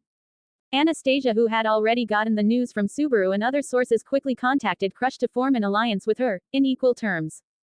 Crush was surprised that her plans were revealed, and was against forming an alliance with Crush. However, Anastasia argued that white whale had killed the previous sword saint and shouldn't be that easy to kill alongside its mist of elimination. In the end, weighing her options, Crush decided to form an alliance with Anastasia. Both of them will take equal glory from this hunt, which will aid in their campaign. At least this should make it impossible for other candidates to surpass me. That's what both of them thought. They knew while the alliance had its downsides, it will eliminate half of the competition. With both taking the glory, none of them will go ahead of each other. After that, the competition will be reduced to just both of them. So they prepared for half a day, although it took some time. They were ready. They couldn't waste time, as an opportunity like this won't come again easily. The whale was quite near to the capital, making it easy for them to mobilize all their forces and march there to hunt it. Not to mention, no one knew how long whale will stay there, so they had to be quick. The forces were successfully mobilized, including retired knights, current forces under Crush's noble house, Wilhelm, Felix, and magicians, with magic weapons. From Anastasia's side, they got a group of mercenaries, including the famous Iron Fang and its famous leader Ricardo, alongside Mimi, Hetero, and Tivy. Not to mention, they were also joined by the famous, finest of the knights, Julius Jukiluis. With such a force, it should have been an easy victory, or so they thought. The plan went as planned. They sent scouts, however they were erased by the mist of elimination, and before they could realize what was happening, the white whale was upon them. Crush quickly take the lead to command the troops. Wilhelm was the first one to engage with the white whale. You take away my love from me, you monster. I will kill you. Wilhelm glared at the beast before engaging in a battle with it. The troops followed. The magician shot magic at the whale. The magic cannons burst with powerful shots. Mimi, Hetero, and Tivy used their magic to hurt the whale from the distance. Julius had yet to engage in the battle and was instead helping his fellow knights. That was the first mistake they did. As they injured the white whale, it roared in pain and multiplied itself into 3. At first they were unaware of it, and used their full power to fight the clone. Once it was gravely injured, Julius decided to use his strongest attack. Al-Clauseria. He unleashed a torrent of rainbow of energy, capable of chipping away opponent's soul itself. The attack target was Horn, and once it was destroyed, the beast should have felled, or so they thought. The knights started celebrating as what they thought was a victory. Even Crush eased herself, Wilhelm crying as he thought he had taken down the whale, that he had avenged his wife. However, their thoughts turned out to be a joke, as a sharp cry rung through their ears, causing them immense pain as the supposedly dead whale's body vanished, replaced by 2 white whales. The original one high above the sky, unobservable, enjoying toying with the humans. Impossible, how it could be. A knight cried out. Even Crush was stunned by the sudden turn of events, however she was quick to organize her thoughts. Everyone, don't falter. Quickly organize yourselves. Magicians, prepare to release spells again. Unfortunately, her words fell on deaf ears. As a whale dived, destroying all the magic cannon, and killing half of the magicians in a swoop. The second whale engaged with the troops and the elites. Despite the terror in everyone's hearts and her own fear, Crush managed to organize them and counterattack the whale. However, it was useless. Julius, Wilhelm, Ricardo, and Mimi managed to take down another whale, barely, only for it to reappear without any injuries. The troops dimmed as almost all the magicians were killed and half of the knights died. As some knights barely recovered, injured Wilhelm, Julius, Ricardo, and others from the jaws of white whale, the morale further broke down. We will die. A knight screamed, breaking down in tears as he fell on the ground.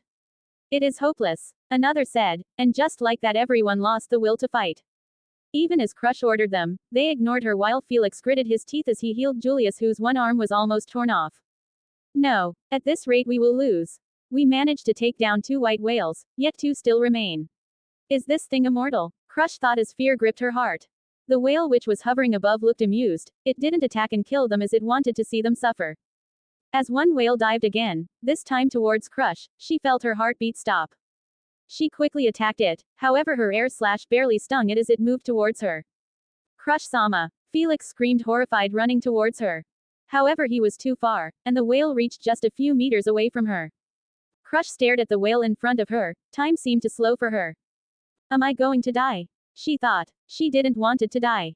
She wanted to live. She wanted to win the royal selection. She wanted to change the kingdom. Perhaps, one day fall in love with a man. Perhaps, one day have children with him. However, it was too late. Her arrogance had taken her here. Just as she watched white whale approach, suddenly a green light flashed. Detroit smash. A voice rung as the white whale's path deviated. In front of her eyes, its skull cracked. Blood poured out of its eyes as its entire body tilted.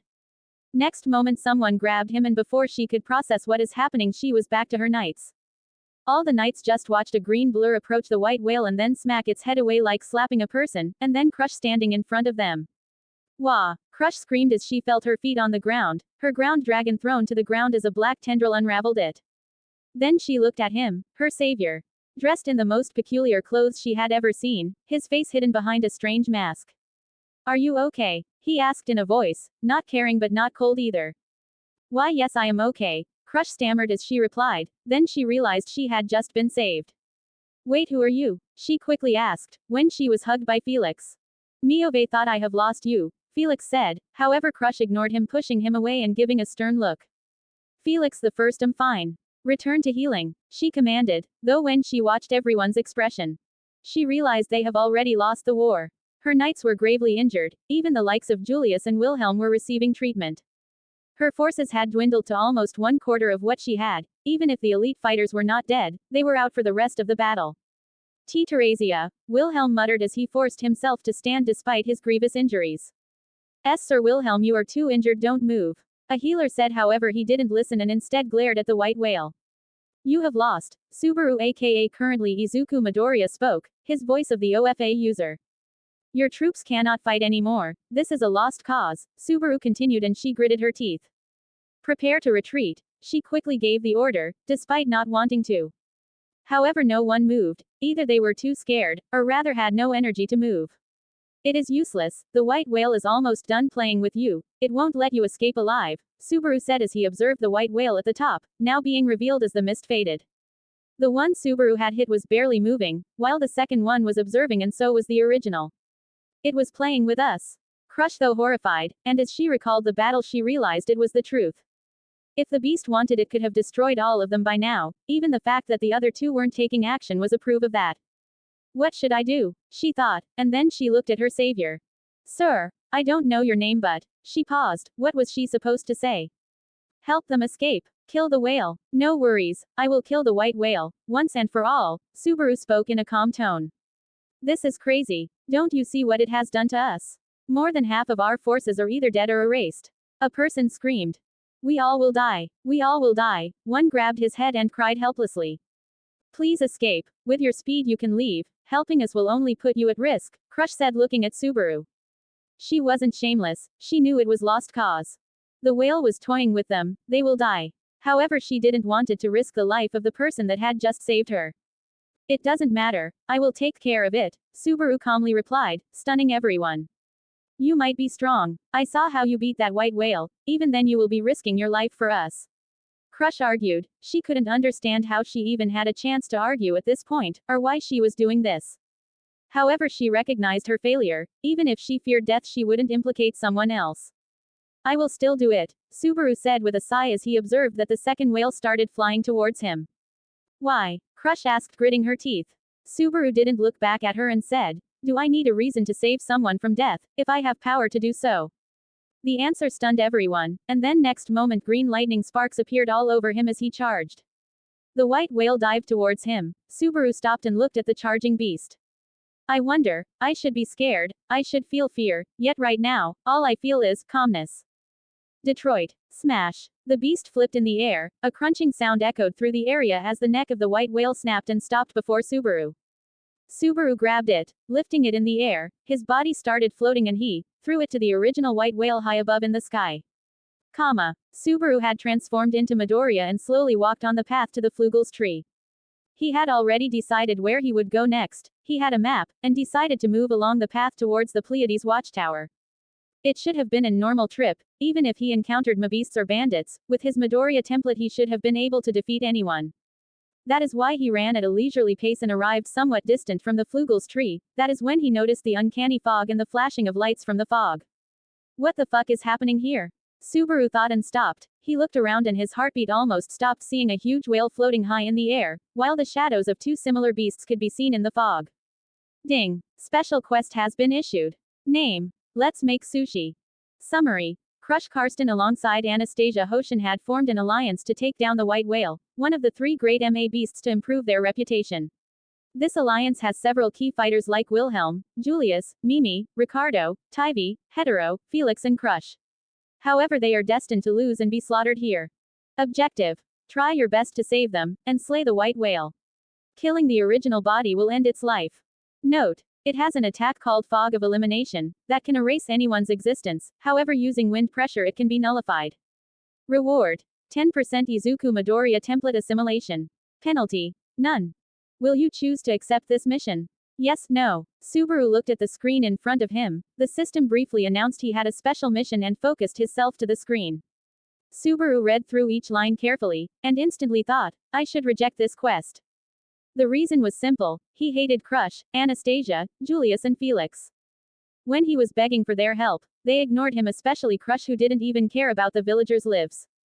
Why should he risk his life for the people who put him into despair? If not for system, he would still be dying again and again, desperately trying to save everyone. Not to mention knowing that White Whale can take all of their forces also proved how dangerous it would be for him to battle that beast. Yeah, it is their fault for hunting something this dangerous. It is not my worry, I should leave, Subaru thought, and as he decided to leave something stung him. Damn it, Subaru, they had practically threw you away. So why are you feeling bad for them? Subaru thought. He was so alone that time, he was so scared, he was in despair. Yet no one helped him. Neither Crush, nor Anastasia. Priscilla even warned him that she will kill him herself if he survives the onslaught. This people didn't even cared about other people's lives, all they cared about their own profits. But won't I end up being the same person as them? Suddenly a thought came in his mind. What are they feeling right now? They must be feeling the same hopelessness he felt back at that moment. Same loneliness as he felt back then. Only if someone could help him back then, perhaps he would have accepted his weak self. If not for getting this sudden cheat, he did not know what would have happened to him. Mom, can I too become a hero?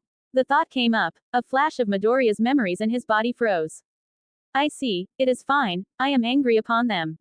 Perhaps I will hate them for the rest of my life, but, if I don't take this step, then won't I will become same as everyone. Subaru muttered to himself. He smiled to himself. Izuku Midoriya, you saved me, and now you are the reason they will be saved.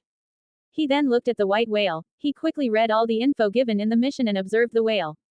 My danger sense is warning me, yet its intensity is very low. For Midoriya's memories, I can assume that the danger is weak, Subaru thought. He knew diving without plan will only result him making mistakes, so he planned to observe first and make a quick plan. After he was done with brainstorming, he quickly dived in the fog. He was quickly taken aback by the gore mess, and the remains of the dead magicians and knight. However, he didn't puke, or even flinch. He simply accepted it, and walked even deeper into the fog. He found some knights being attacked by the fog, so he quickly used black whips to save them. Then he noticed that the whale suddenly dived down, and looked at the target. It was Crush. He hated her, yet he had no hesitation as he charged in, his body forming a green blur. He punched with 30% of the OFA's might, smashing the White Whale's head into a bloody mess, grabbed Crush with his hands and her ground dragon with black whip, saving both of them. The clone whale crashed against the original, stunning it and throwing it off balance, however both the whales vanished, and reappeared free of any injuries. No wonder it was able to defeat such a powerful military force, Subaru thought. A white whale clone twisted its body and released the fog of elimination towards him. Subaru simply shrugged his wrist, blowing away the fog with ease. Seeing it not working, both the clones dived in, approaching from two different directions. Notice, the template assimilation is increasing rapidly. 61% to 67% to 71% to 77%. The system didn't ring the voice, however the screen blinked showing the information. But Subaru ignored that, not knowing what was happening. His body seemed to be filled with strength right now. One for all, Subaru muttered, and green lighting crackled around his body madly. He started floating slowly and then, he punched towards the whale. Boom! With a shockwave that cracked the ground below him simply from the recoil, the clone white whale's entire body was decimated. Then he used the whip and pushed himself above at immense speed towards the second whale.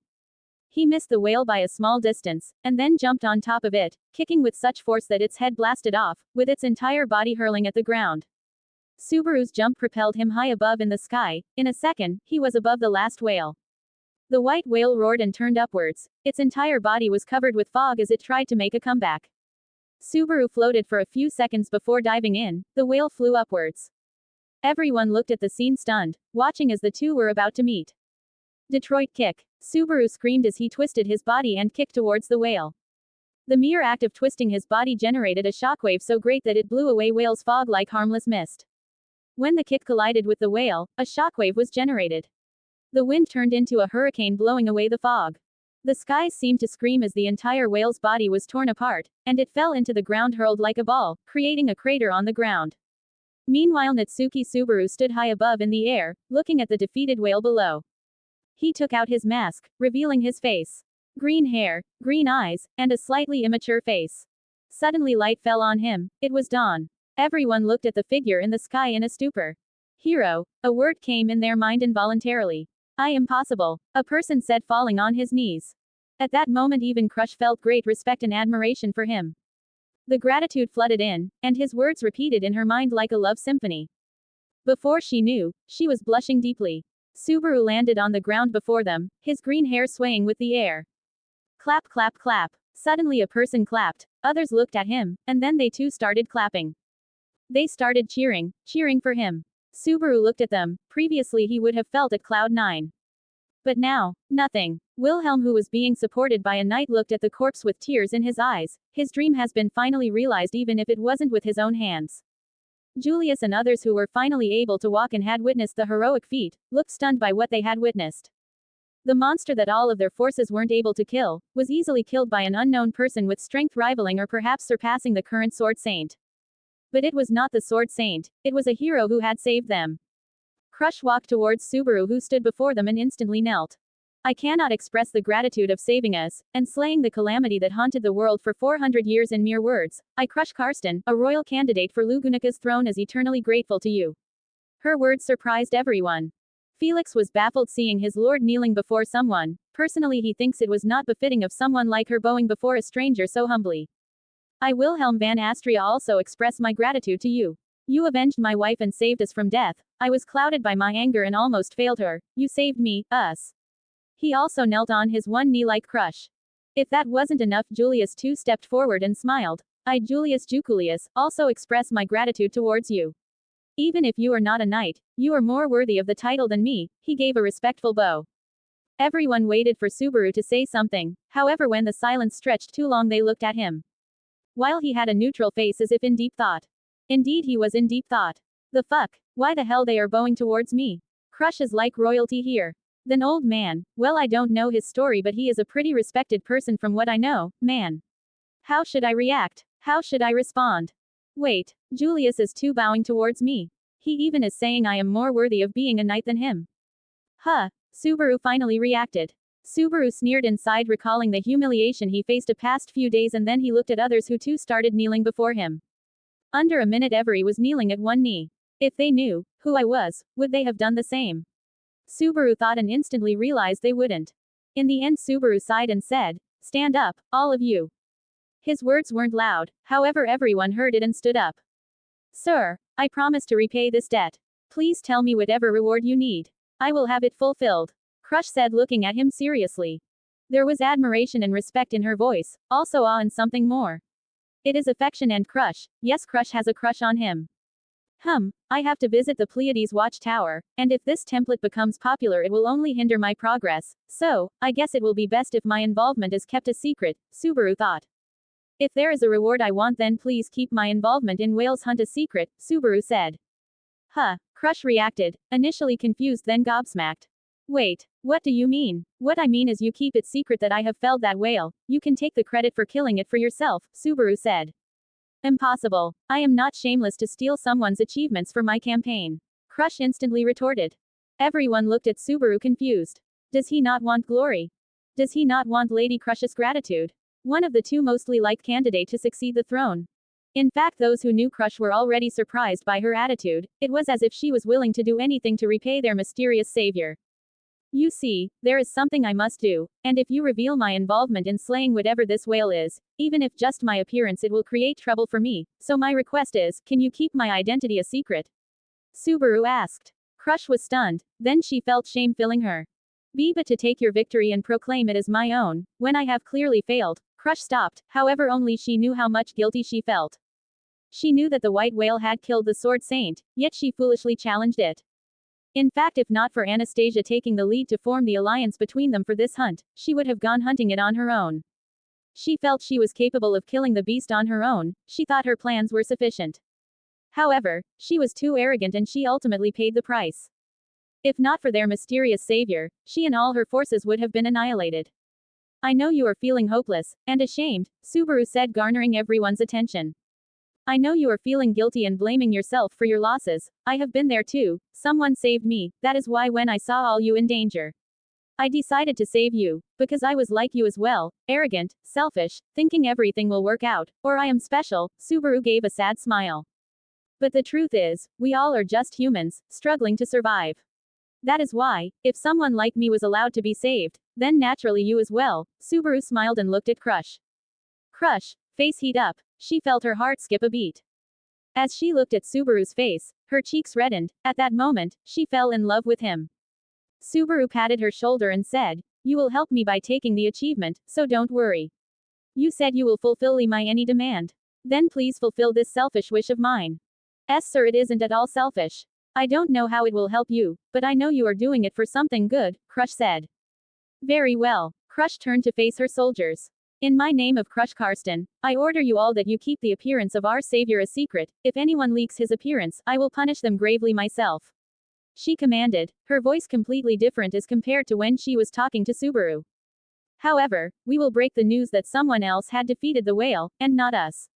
But we shall not divulge the information about him," Crush finished, making everyone realize her motive. She then turned towards Subaru and said, "Sir, I will keep your identity a secret, however I cannot take your achievement. If I do, then I will betray everything that I stand for." "I see," Subaru nodded and said, "Fine, this will do, now I will have to take my leave. Naya, let Miove check you if you have any injuries and let me heal them," Felix offered, however Subaru shook his head. Felix wanted to say something, however Wilhelm grabbed his shoulder, and shook his head signaling him to leave it. "Yes, sir, before you leave, can you tell me your name? I promise to keep it a secret." Crush steeled her resolve and asked him, blushing slightly. Subaru wouldn't lie. He was feeling weirded out by her gentle tone contrary to her commanding one. "Well, I guess I can give an alias," Subaru thought. "Sorry, I cannot give you my name," Subaru said, her eyes dimmed. "However, you can call me Deku," Subaru said before turning away and vanishing with a green blur. His speed, while not fast to vanish in a second, it was too fast to chase him. "Deku," Crush Karsten called out the name, feeling butterflies in her stomach. As she recalled his every word, suddenly the memory of Subaru begging her to save the villagers played in her mind. A lump formed on her throat, and her face became pale as she realized her mistake. "I knew he was speaking truth, yet not seeing any benefit I let him go die," she thought, and suddenly felt extremely ashamed. "I just know how to boast. When something real comes up, all I do is retreat like a coward," she clenched her fists. Felix and Wilhelm, who were standing nearest to her, instantly found out that something was wrong with her. "Crush-sama, is something wrong?" Wilhelm asked, and she broke out of her stupor. "I have to do something." She turned towards Wilhelm and said, "My soldiers. I know you all are tired and wounded, still I will make a selfish request to make." Her voice garnered everyone's attention. 2 days ago, Natsuki Subaru, yes, that same man who made the mess during the royal selection, came up with the news that the witch cult is going to attack Lord Mather's territory. While he lied about how he knew about the witch cult and was suspicious, he did not lie about the attack, she said. I realize how selfish it was for me to ignore that request. I am someone in the line of throne, I should treat the entire kingdom as my people, yet I did nothing to stop the attack. Although it might be late, and we are in a bad situation. I want to help those people," Crush said. "Crush-sama, don't blame yourself. I was in the room when I heard that mad boy's rantings. He is too suspicious and wanted help for nothing, not to mention Arlem village is Lord Mather's territory and under that half-elf. It is they who should protect their territory." A knight under Crush said. Everyone quickly realized what really happened. While they had heard some rumors, no one took it seriously after the news of White Whale came in. "Yes, Miove did nothing wrong." Felix nodded, agreeing with the knight. "Indeed, Crush-sama, you made the right judgment," Wilhelm said. Crush clenched her fists. "I know, but I know how selfish my decision was. Even if Rosewall can defeat the cult, what if he is late? What if he cannot save everyone? They all are my people. Even if I am not queen yet, if I cannot look at the country and its people as my own, do I still deserve the throne?" Crush said. Her words instantly ignited a spark in her. "That is why, whether ramblings of a madman, or truth, even if it is a trap, even if it is too late, I will still go there, and if I can save at most one person, I will still go there," she said. Her speech instantly roused everyone's spirits. "Crush-sama, just lead us. We are with you. Yes, we were saved even if we don't deserve it. We gave up in the middle of the battle. We ashamed the names of night. I want to redeem myself. A young knight said. Soon everyone was under her banner. Lady Crush, I have sworn my loyalty to Lady Anastasia. However, as a knight I will help you against which cult under your command, Julius said. He too was dazzled by Crush's charisma. For a moment he even doubted his loyalty towards Anastasia, however he quickly discarded the thought. Crush was extremely moved by seeing everyone agreeing with her. They were ready to lay their lives for her purpose, for her vision. I see, how can I not realize it till now?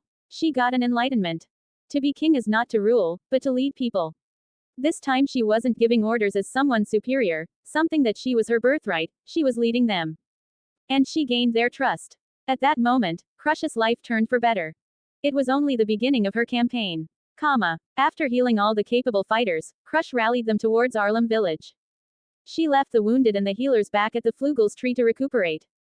She was joined by several knights, Wilhelm, Felix, Julius, Ricardo, Mimi, Hetero, and Tivy. It was morning and they made their way warily towards the village. Once they reached the village, her presence stunned the entire village. Some knights quickly scouted the area, and reported to her that they did not found any suspicious activity. Naya, I think Subaru was truly just a madman. Felix sneered, obviously he disliked Subaru. Because to him Subaru was weak and pathetic, the fact that Julius even saved him from being persecuted by other knights, but instead he hated Julius, which only made his image fall lower in his eyes. Felix. Crush's voice was stern, surprising him. Whether he was madman or not does not matter. We are here to protect the villagers and we will not leave until the threat is verified or nullified, Crush said. In fact she had begun to notice that Felix's behavior was unacceptable. Previously she didn't care, but now, she realized her faults, and also the people beside her. She needed to fix them, and she would. Roland, arrange a meeting with the Lord Mathers, and Lady Amelia, Crush said after a slight deliberation. Then she asked the villagers about recent events, or suspicious activities. They cooperated with her, even if she wasn't their lord. She was a noble, and commoners like her wouldn't dare to go against her. During her conversation, she realized that the village was attacked by the Woolgrams recently and Subaru alongside Rem and saved them, their children. Although Rosewall did end up the threat, if not for Subaru and the maids taking the charge, perhaps they would have caused immense damage and loss of life. Hearing their words, she couldn't help but ask, what about Lady Amelia? That half-elf that Rosewall is endorsing for the royal selection. The villagers looked at each other briefly. An old lady said, Lady Duchess, from what we knew she didn't even know that the village was attacked until it was resolved and she played no part in rescue. Hearing that Crush immediately felt repulsed. Does she not realize that the villagers are her responsibility? Something big like this happened and she remained totally unaware until it was resolved. Does she have no sense of responsibility? How can she hope to rule the kingdom if she cannot take care of a single village? Crush finally felt how foolish her contender was. As she took more information and heard villagers praising Subaru, her prejudice against him eased significantly. Even if he is foolish, he stood up for the people. From the duel in Capital it is obvious he is too weak, so fighting against Woolgrams must have put his life into a heavy risk, yet he still did it, she thought. She didn't know whether to think he was suicidal or a hero. But she knew she could respect him now. After that she got the news from her messenger that the meeting has been arranged. Soon they were at Rosewall's mansion. This time she had left Felix and others behind to protect the village, only taking Wilhelm with her. Once they entered the place, they were greeted by Rosewall, who seemed too enthusiastic. Lady Crush, I greet you. May I ask the reason for you visiting us? Rosewall asked, his eyes darting around her, looking here and there as if searching for someone. I am here, because Natsuki Subaru has said that the village will be under attack by the witch cult, she said and his eyes narrowed. Please enter, let's continue talking inside, Rosewall said and they entered. They sat in the guest room, on chairs. Amelia sat one chair, and Rosewall on other at her opposite side. Ram stood by Rosewall's side, and Wilhelm by her side. Lady Crush, what is this about the witch cult? And why Subaru is involved in it? Amelia asked. Crush took a deep breath and explained everything, from getting the news of White Whale, engaging in battle with it and getting defeated only to be saved by a mysterious person, who requested them to not disclose his identity. Then she told about Natsuki Subaru's request back at the capital, and his proclamation about knowing that witch cult will attack here. Hearing that, Amelia's face became pale. Is this being the reason why Subaru ran from capital to here? Was he going to warn us? Then why didn't he warn us? She thought. Suddenly she started feeling guilty as she remembered how she had treated him. May I inquire where is Natsuki Subaru? Suddenly Crush asked, obviously noticing his absence. However, considering the mess he made recently, she thought they just didn't wanted to let him meet her. However, seeing their ugly faces, especially Rosewall's who seemed to eat shit, she quickly recognized something was wrong. Natsuki Subaru has resigned from the position of being my butler, and left the Amelia camp, Rosewall said, surprising Wilhelm and Crush. I see, Crush replied. I guess it was expected after the mess he made, yet something doesn't adds up. You said he had resigned and left. Was out of his own volition? Or you kicked him out? She asked, and Amelia flinched. Rosewall grumbled and said, Ram, please explain to her what happened. Ram nodded respectfully and recounted their reunion with Subaru, how he left Ram's sister behind in capital. How he kept saying he had a good reason for breaking his promise, but then Ram stopped for a moment before continuing. Soon it became evident that neither Ram or Amelia tried to talk with Subaru and just blamed him, till he revealed about his decision to resign from his position as a butler. Then he left the castle next day. Crush was silent for a moment, she couldn't believe at their stupidity. Did you not knew that he might have a really good reason for breaking his promise? She asked. Aye, we did thought. However, when we asked him, he remained silent as if in deep thought. We took it that he returned selfishly ignoring what he was ordered to do, Amelia said. Indeed, Lady Amelia has made quite the mess, Rosewall said, and Crush stared at him. Do I take it, you had no intention of throwing out Subaru? She asked. While he did mess up in capital, he had been a good employee, and even had saved Amelia twice, Rosewall said. In fact, inside Rosewall was cursing Ram and Amelia, especially Amelia after finding out that Subaru has left. In fact, he had returned just this morning, just an hour before Crush knocked on their doors, so he missed the chance to meet with Subaru. That half-elf bitch threw away the only reason he was even sponsoring her. Saved Amelia twice. Crush and Wilhelm instantly caught the key point, and Rosewall smiled. He explained how Subaru saved Amelia from being killed by Elsa, by taking the injury himself. It also reminded Crush about what Felix told her, how he saved someone whose gut was nearly sliced a month ago. Though Crush couldn't help but notice the hidden contempt toward Amelia, the fact he exposed something like Amelia losing her insignia on the very first day could end up her campaign if exposed to public. It showed Rosewall held no care for Amelia. In fact, Crush even wondered if Amelia was just a puppet under Rosewall. After that, he asked us to be employed in the mansion as a butler. Naturally, we were suspicious about him. However, he proved himself by saving the village, Rosewall said, and continued with his explanation. By the end of it, Crush realized the feats that Natsuki Subaru did, whether saving the lives of 2 royal candidates or saving the village despite being weak. A hint of respect grew inside her, and so did regret as she recalled how she treated him. Just as she was thinking, suddenly someone knocked on the door. Lady Crush. I have something serious to report. Ram opened the door and Roland entered. Roland, what news do you bring? Crush asked with narrowed eyes. He panted and said, the witch cultists, we found them. The witch cultists, we found them. Everyone froze in the room. Crush quickly stood up and asked, are they attacking the village? And no, Roland stammered before taking a deep breath. We found their dead bodies, half eaten by the mabeasts. We also found the dead body of someone suspected as being the Sin Archbishop of Sloth. After that, he detailed about their findings. It seems, we must investigate it in the person, Crush said. As the lord of the place, my presence will be obviously needed, Rosewall said with a glint in his eyes. I will come as well, Amelia said. Many questions clouded her mind.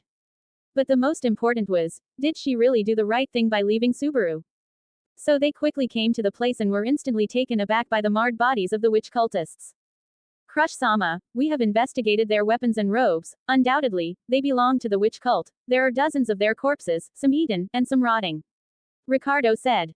The stench was bad but not unbearable. It also showed that while recent, they did die in the time frame of 1 or 2 days. Method of death? Crush calmly asked. By blunt force. There are no signs of magic being used, or them being cleaved by swords. Instead, it is as if they were punched into pieces, Felix said. Instantly Crush realized something. Punched. Blunt force. She recalled Deku's figure, and realized that the possibility of him being the preparator was high. After investigating the corpses more, and looking at the dead Betelgeuse, she had already formed the idea of what had happened in her mind. Then she looked at Amelia, who was clearly immensely shocked by the death and the destruction. I have already gotten the hint of what had happened here. From all the events that had happened, I have a guess, Crush suddenly said, garnering everyone's attention. Natsuki Subaru sought help from the 3 royal candidate camps, including mine, but after being denied any help he somehow encountered the person who had saved us and felled the white whale. Her words shocked everyone, however it started to make sense, and even more so with her next words. Then that person helped him and killed all the witch cultists, and perhaps asked the same thing he asked us, Crush said, and then looked at Amelia, which is to keep his involvement a secret, I guess, now unable to explain why the witch cult would attack, or how they are dead. Natsuki Subaru thought it would be better to remain silent and kept his promise with that mysterious savior. After that he resigned from his position as butler and left the village. Everyone's eyes widened. Her words, this made completely sense. I guess then our savior, who happened to be back on his way, happened to pass the Flugels tree, considering this is the shortest path from the village to 3 major cities. There he encountered the white whale and saved us, asking the same thing that he would have asked Natsuki Subaru. Crush finished her explanation. Impressive, to manage to deduct the truth so easily. You never fail to amaze this old man, Wilhelm praised her. It is just guess, though this is what most probably happened, Crush said. Suddenly tears started pouring down Amelia's cheeks. Did he really return to save us? Even when I abandoned him? Amelia muttered out loud. Everyone looked at her and realized the mistake she had made. He even remained silent when he clearly had an explanation. I should have pressed more. I am so stupid, Amelia cried, as guilt began eating her.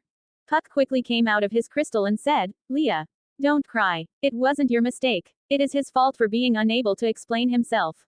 His fault. Crush instantly reacted, anger evident in her voice. Amelia flinched and looked at her.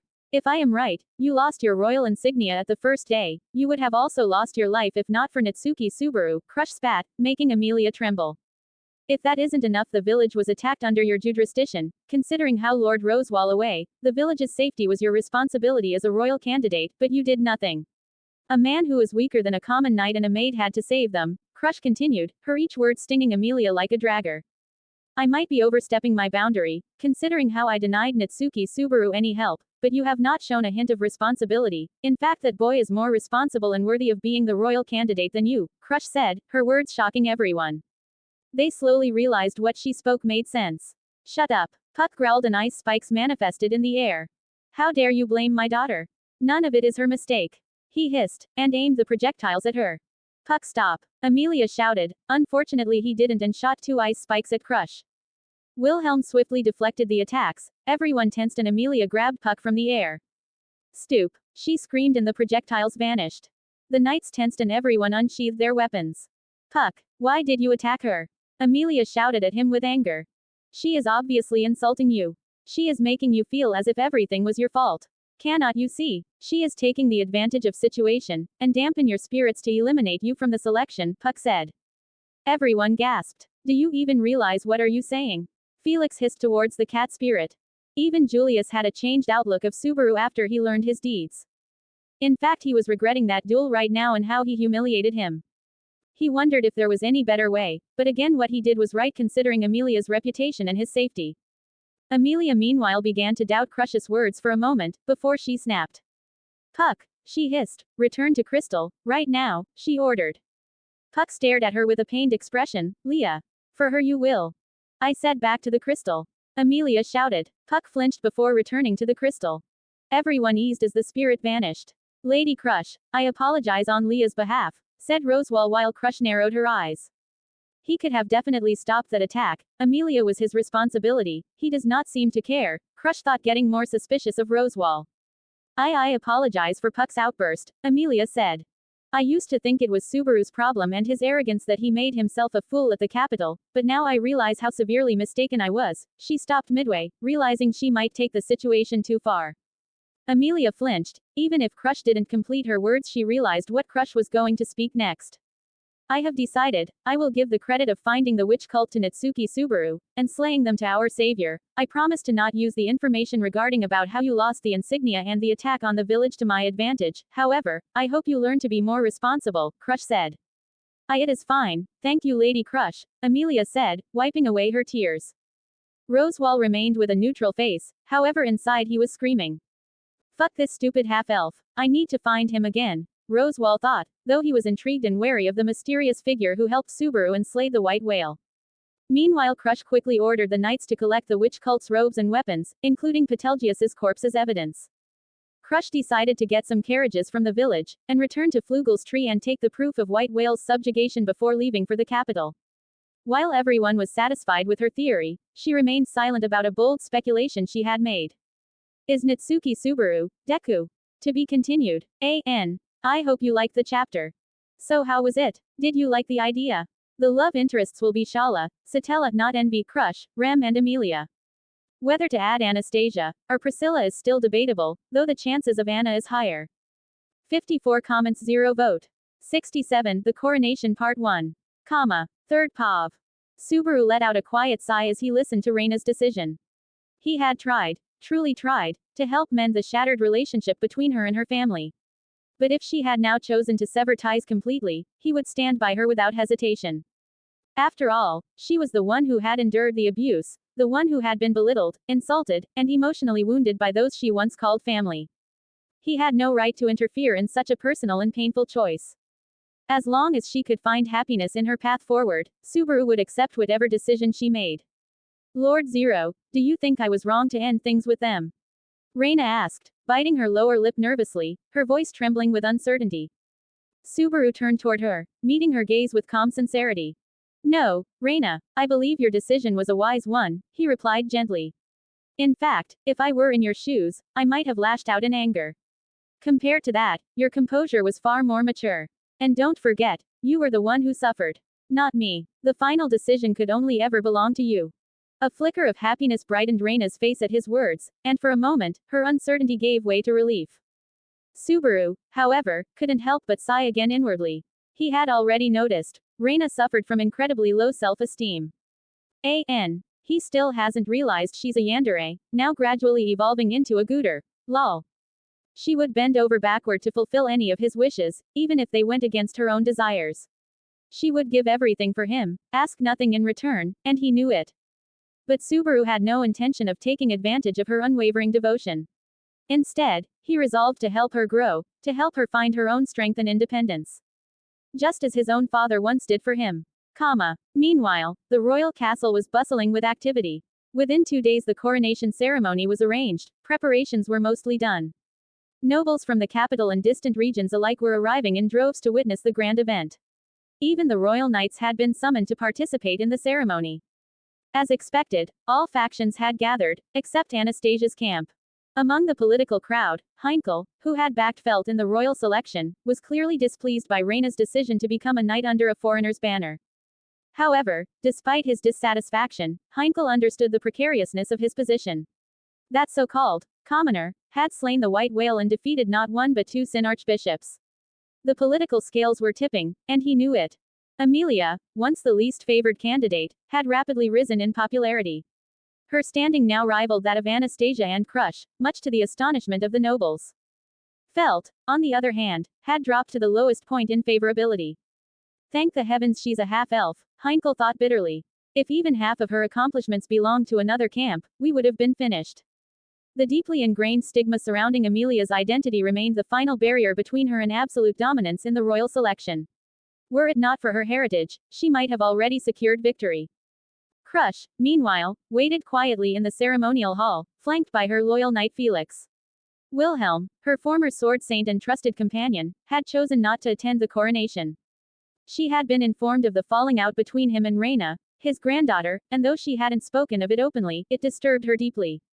To think that the sword saint would abandon his family so easily. Crush thought grimly. That Zero must be manipulating him. There's no other explanation. She couldn't bring herself to believe that Reina would cut ties with her grandfather and her family out of her own volition. The blame, in her mind, fell squarely on Zero. She had come today not only to witness the coronation but also to observe Zero's demeanor and begin preparing a political strategy to counterbalance his rising influence. Priscilla, on the other hand, stood watching the proceedings with a glint of amusement in her crimson eyes. Rather than being threatened by Zero's success, she found herself exhilarated. His achievements did not daunt her, they intrigued her, inspired her. She had already formed her own plans, and they were bold. She intended to make Zero her knight. Soon, the ceremonial chamber was filled. One by one, the nobles, knights, and officials had arrived. Finally, the Amelia camp made its formal entrance. The moment they crossed the threshold, all eyes turned toward them. This time, Amelia walked at the front, exuding grace and quiet confidence. Behind her stood Zero, Natsuki Subaru, his hand gently clasping that of Beatrice. Walking just a step behind them was Reina, composed and regal. At the rear of their formation, Rosewall followed, wearing his usual unreadable, neutral expression. Gius was absent from the gathering. Though he would have gladly joined them, his former identity as a Sin Archbishop made him a political liability. It had been deemed safer for him to remain behind, though had circumstances allowed, he would have accompanied Emilia alongside Echidna. Rem, current Subaru's maid, didn't come to attend this coronation either. Rem, after all, was merely a maid. As such, she had no standing or entitlement to step foot inside the royal palace. The nobles began murmuring among themselves, quiet voices growing steadily louder as glances were exchanged. The royal knights, standing at their posts, turned their watchful eyes toward Zero with suspicion and curiosity alike. Even the sages of the Council of Lugunica observed both Zero and Reina with the utmost solemnity, their expressions unreadable, as if attempting to discern their true motives and measure their presence. The murmuring swelled in volume, a low hum of unrest threatening to overtake the chamber. Before it could descend into disorder, Miklatov stepped forward and raised his hand with authority. "Everyone, please remain silent," he said firmly, and at once, the voices ceased.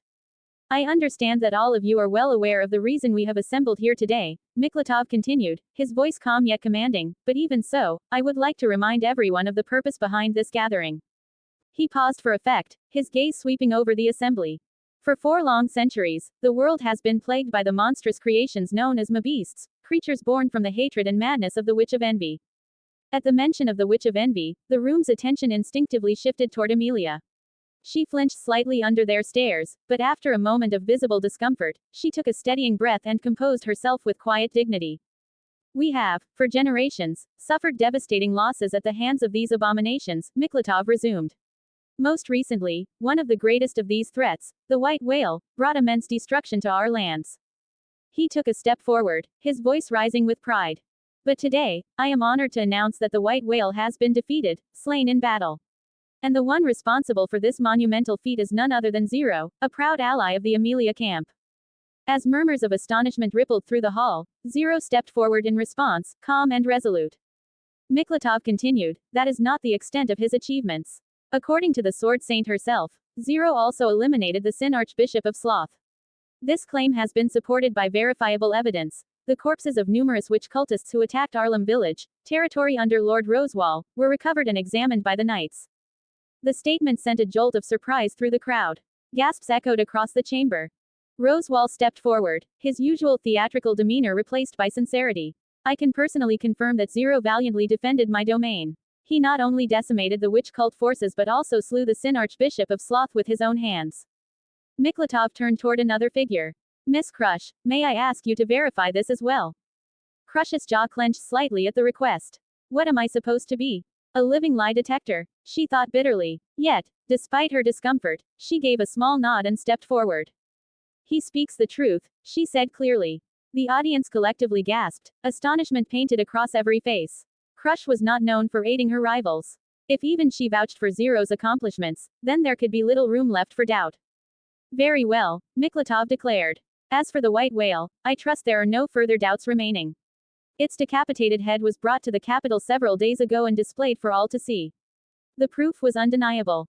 He turned to address the next matter. "Furthermore, Lady Reina has declared that her lord, Zero, was also responsible for the death of the Sin Archbishop of Greed." At this claim, murmurs once again surged through the crowd, this time louder and more incredulous than before. Tension thickened the air, and it was clear the audience could no longer restrain themselves. A noble from the crowd finally stood up, his voice edged with skepticism. "Lord Miklatov, if I may speak freely. Forgive me if this sounds discourteous, but are we truly certain that it was he who accomplished all these feats? And not the Sword Saint herself?" The silence that followed was deafening. All eyes were once again on Zero, and this time, the weight of the entire kingdom's judgment pressed down on him. To be continued. I saw your reactions to that idea, chap. Some people quit mid-away due to Subaru's personality, and to be honest I found Subaru frustrating myself whether original or fanfic. But for those who don't understand it yet, Subaru has little to no self-esteem, he seeks validation and even forgave who killed him unjustly. Remember before Rem became the best girl, how much she tortured Subaru, if not for his low self-esteem, where he put their loves above his, the Rem becoming the best girl would have never happened. Essentially speaking, Subaru can forgive everyone who tortured him and killed him, yet if someone hurts the people he cherishes even when they have killed him in past, he will make a permanent enemy out of them, whether their views were valid or not. Yeah, he is hypocrite through and through. We see it quite easily in Pride if Root, where Subaru killed everyone who stood against Emilia, even if it was just a competition. His sparing of Elsa was also a calculated move. Sometimes I myself think that this guy deserves to rot in the prison, and after reading the fics where he does, I think his friends deserve to die a very brutal death, or a fate worse than death. It is frustrating to read a character who has no concern for himself. To him it is okay to be abused and killed by others, as long as they give him even little affection. I hate Ram, and I hate Rem. I hate Emilia, though for different reasons. It is not her character that had made me hate her, but the circumstances itself. When I was spoiled about Arc 6, where Emilia conquered the Pleiades Tower, I was frustrated, since without Subaru's sacrifices they wouldn't even be alive. I haven't read that arc, yet I can see everyone chalking up Subaru's sudden panic, or his deaths as something just weird habit of Subaru. They don't even see how much he is suffering. Even if they see, they ignore it, because they cannot see, they assume everything is fine. The Sin Archbishop of Glutani, after stealing his memories, went completely mad after reliving all his deaths, which proves just how much he suffered when someone this deranged and tough called him a monster. So I thought he rightfully deserved to be the one who conquered the tower, but no. Tappei made Emilia stand out. If Rem is better than Emilia, it became who the fuck is Rem? Crush better than Emilia? She is cursed and bedridden. Priscilla is shown to be an awesome character. Just delete her. I begin to think that Tappei isn't writing the story with planning, he is doing half planning and simping of his own character and is glazing her so much, when she isn't even worth the effort. She is shown so amazing because that is how she is shown to be. Just like how I showed the biased shift in Crush's view in Ray Xerox template system chapter. I made Emilia look worse than she is, but that was Crush's viewpoint in third person. Yet I tried to remain true to the source material. I wanted to mold Subaru into my own main character, however that isn't done in a few chaps or few lines. It will be shift, sometimes slow, sometimes gradual, and sometimes sudden and quick. I also feel how some people didn't like how easily Crush fell in love with him. I am a single person myself, and my view of love is quite idealistic, but I think love comes at most unexpected times. Especially romantic love. You can fall love in a person in a moment, in a day, in a week, in a month, in a year. It depends, but that is how I view it. I did the cliché hero saves the beauty, but I think it fits there. Cliché or only cringe only when they are put forcefully. A person is emo only if he has no good reason for acting like that. I heard how people say Eren is emo brat, though they are quick to shift when it is about Wanda. Double standards. Eren's mother was literally eaten by his stepmother in front of his eyes as he was unable to save her. This is what you called emo brat? He had mental breakdown. He didn't consider that the world owed him, he just wanted to achieve his revenge at first. Anyway, I hope you liked the chap. 26 comments 0 vote. 68 The Coronation Part 2. Third POV. Lord Miklatov, if I may speak freely. Forgive me if this sounds discourteous, but are we truly certain that it was he who accomplished all these feats? And not the Sword Saint herself? The silence that followed was deafening. All eyes were once again on Zero, and this time, the weight of the entire kingdom's judgment pressed down on him. Others in the hall quickly added their own doubts. Yes, what he's saying is utterly preposterous. While I can believe the claim about the white whale, I've seen its corpse with my own eyes, the rest is simply too far-fetched. It's hard to accept that he alone was responsible for such deeds. As the murmurs turned to open discord, Marcus raised his voice and bellowed, "Silence! Compose yourselves. You stand in the presence of the wise men." The room immediately fell quiet, though tension still hung in the air. Miklatov chuckled softly before speaking. Indeed, I understand how incredible these claims sound. But, the knights have independently verified the reports, through testimonies provided by the women who were held captive by the Sin Archbishop. In fact, more than 60 of these women have confirmed the details of his actions. A noble scoffed and interjected, "But Lord Miklatov, can the words of mere commoners truly be trusted?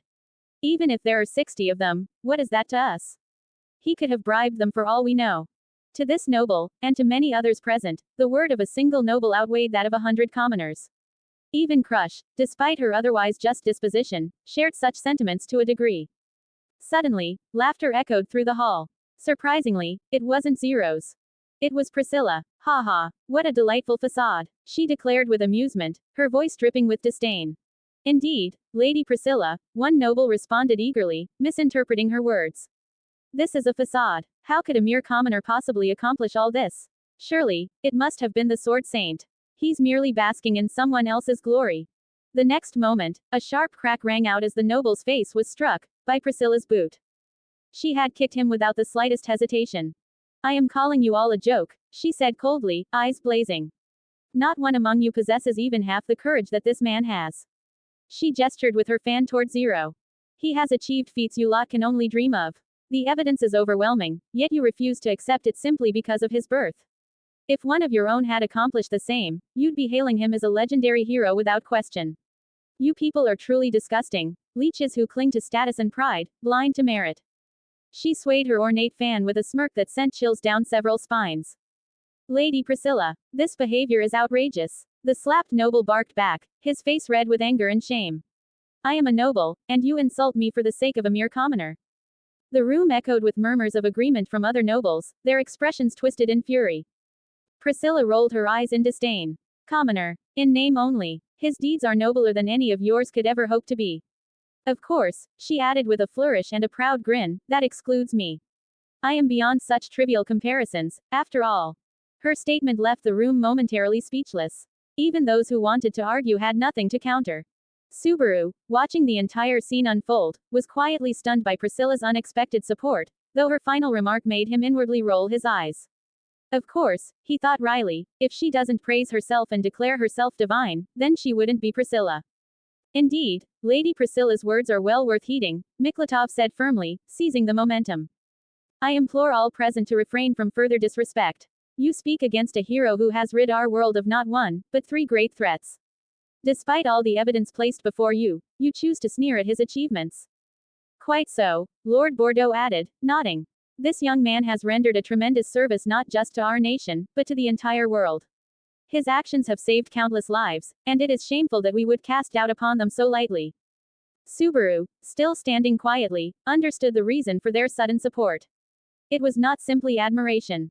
Currently, Reina, otherwise known as the Sword Saint, was under his authority. As the primary military power of Lugunica, the Sword Saint represented nearly the entirety of the kingdom's martial might. They couldn't afford to antagonize her, or him by extension, in such precarious times. That meme with 100% power is everyone, and then 99.99% power with only Reinhard is quite funny. And Subaru himself had become a formidable figure, more useful and influential than the arrogant nobles present. For the high-ranking officials, it was an easy choice. Better to alienate a few lesser nobles than risk conflict with someone who held real power. This, Subaru mused, is what politics really looks like. The noble who had been silenced earlier now returned to the crowd, still fuming but silent. Though arrogant, he wasn't foolish enough to challenge the political current. Very well, Miklatov declared, regaining the hall's attention. Let us proceed with the coronation. For slaying the white whale, which had terrorized the world for 400 years, for defeating not 1, but 2 Sin archbishops, we have decided to confer upon him the title of Viscount, and grant him governance over the territories surrounding the city of Kostul, including the villages of. As he continued listing the names, the faces of many nobles soured. Subaru was being granted authority over a small city near the Mather's mansion, as well as a collection of villages and towns, many of which were previously under the control of several minor noble houses. Though the annual combined revenue from those areas barely exceeded 100 royal gold coins, it was still a loss of power and prestige for them. Yet none dared protest. Apart from the small city, undeveloped and stagnant for over a century, the rest of the lands weren't especially valuable. And more importantly, what could they say in opposition? The man being honored was the slayer of the white whale itself.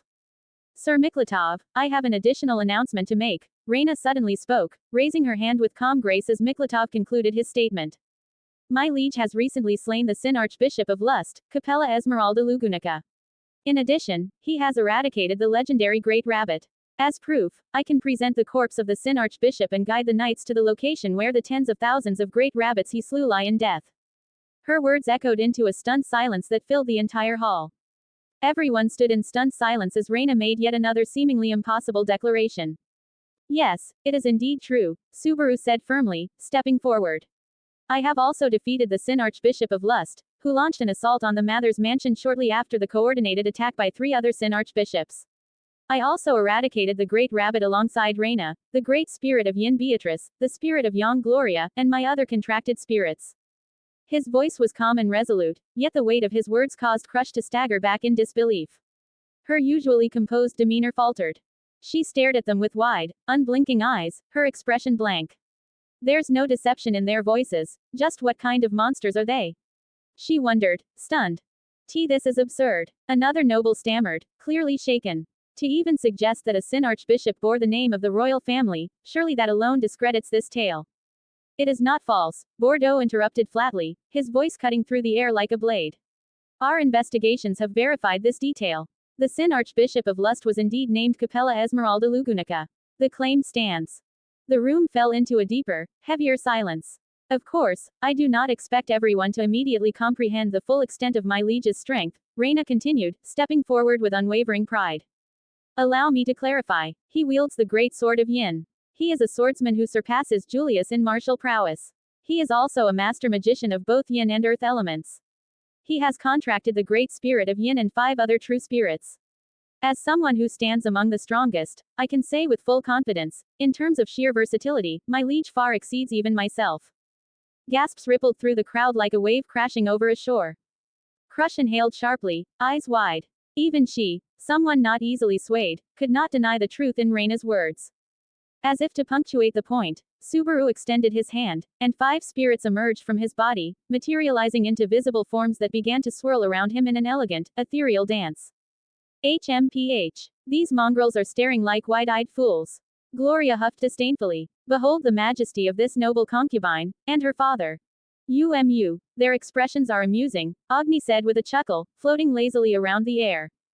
The other spirits joined in, giggling, their presence radiant and undeniable. I believe the fact that we can speak for ourselves should be sufficient proof of our elevated hierarchy, Sylphie declared, hovering directly in front of the wise men, her voice crystalline. Or perhaps we should command the lesser spirits to make it clearer. The wise men audibly gulped, their authority shaken. And no need, this is more than enough to verify his claims, one of them said hurriedly, nervously wiping the sweat from his brow. Satisfied, the spirits returned to Subaru's body, disappearing into his core. Beatrice, however, remained behind, pouting with arms crossed. Just so you all know, she exclaimed indignantly. Betty is the great spirit of Yin, I suppose. That's not something to take lightly. Her defiant stance and puffed cheeks drew a soft chuckle from Amelia, who watched the scene with a warm smile. He's a monster, a trembling knight muttered under his breath, barely able to stand still. Indeed, just one of Subaru's abilities would be enough to place him among the most elite individuals in the world. Better swordsmanship than Julius, with the former, finest knight, defeated by him, that claim could not be denied. A master magician of Yin and Earth. Perhaps he did not quite reach Rosewall's level, but he was close enough to be considered worthy of the title, Royal Magician, just a step below Rosewall's unique genius. A contract with 6 spirits, 5 of which were confirmed true spirits. Julius, with his contract to 6 quasi-spirits, is considered one of the most versatile and powerful figures in the kingdom. Subaru had not only matched but thoroughly surpassed that, and had even bonded with a great spirit. And if that were not enough, he wielded one of the 10 great swords of power, a mark of extreme distinction that only a select few in history had ever claimed. In truth, Zero and his allies had intentionally chosen to reveal only a portion of his true abilities today, enough to secure recognition, reputation, and respect. Subaru still kept several trump cards in reserve. His access to Sin authorities, his formidable psychic abilities, his refined aura and key manipulation, and his ultimate weapon, the life sword, remained closely guarded secrets. According to Reina, if not for the fact that she could unleash the dragon sword due to his worthiness, Subaru would already be the strongest being in existence. As it stood, in her eyes, he was second strongest overall, but far more versatile than she could ever hope to become. No wonder Sir Zero was able to slay enemies who could threaten the fate of entire nations, one of the wise men murmured, voice laced with awe. I see, Miklatov spoke after a moment of contemplation. It appears we must reconsider the magnitude of our reward. In recognition of his unprecedented feats, I propose we bestow upon Lord Zero the honorary title of Marquis. Unfortunately, our current lands are limited, and we have no new territory to grant at present. However, should more lands be conquered in the future, Sir Zero shall be given first priority in all such acquisitions. Indeed, that would be most fitting, Bordeaux agreed, with other wise men nodding in solemn agreement. The coronation resumed, with Miklatov officially bestowing Subaru the title of honorary marquis, while also confirming his lordship over lands equal in value to that of a viscount. Furthermore, the crown awarded him 5,000 royal gold coins from the national treasury and granted him primary rights to any future territories acquired through conquest or reclamation.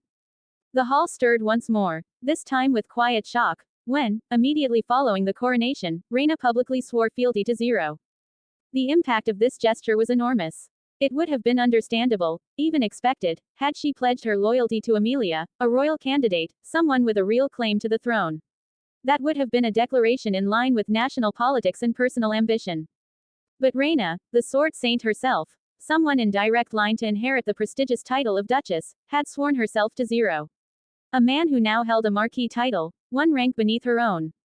The implications shook the foundations of noble society. As the ceremony concluded and the hall gradually emptied, those who had witnessed the events departed in hushed, thoughtful silence. Many would later describe the events of this day as madness, a political, magical, and spiritual upheaval the likes of which they had never seen. They had witnessed things that, had they not seen with their own eyes, they would have dismissed as wild fantasy. But reality had proven otherwise. With the confirmed slaying of 2 of the world's greatest witch beasts and 3 Sin archbishops, Zero had firmly established himself as one of the most powerful individuals alive. Second only to the Sword Saint. And even that ranking felt increasingly uncertain. Who will win in a fight between Reinhardt from original series timeline and our great sage candidate Subaru? He isn't a fully fledged great sage as per se. He still is lacking wrath, gluttony and pride authorities. So what do you think I should make them? I have an idea about gluttony and wrath. But pride? None. I am just curious to see what will happen if I give him vector manipulation. Or worse. Still tell me who will win between Reinhardt and this Subaru. For basics. Subaru has 24 Mach running and even faster reaction speed, he has 1000 tons of strength after getting dragon blood, he is durable enough to tank missile blasts, his injuries heal pretty quick as well. This is Subaru without using magic to strengthen himself, psychic to increase his durability, or aura and ki. He can even use high-level yin spells, has 6 spirits and 2 great swords. So yeah, he is pretty much busted. However, Reinhardt's Reed will consider him an worthy opponent, because he is simply too strong. His base abilities already surpass base Reinhardt. Anyway, just Pandora here is also twice as strong as Reinhardt. In original timeline she can manipulate phenomena and memories. But here, she can manipulate reality itself, she can change reality, phenomena and memories. She can stomp Reinhardt, she can simply will it that no divine protections exist in a certain area, and Sword Reed is made out of dirt with no actual power, and then can bitch slap him to death, while destroying his OD completely. And Witch of Envy can take 10 of her, this version, and come out victorious.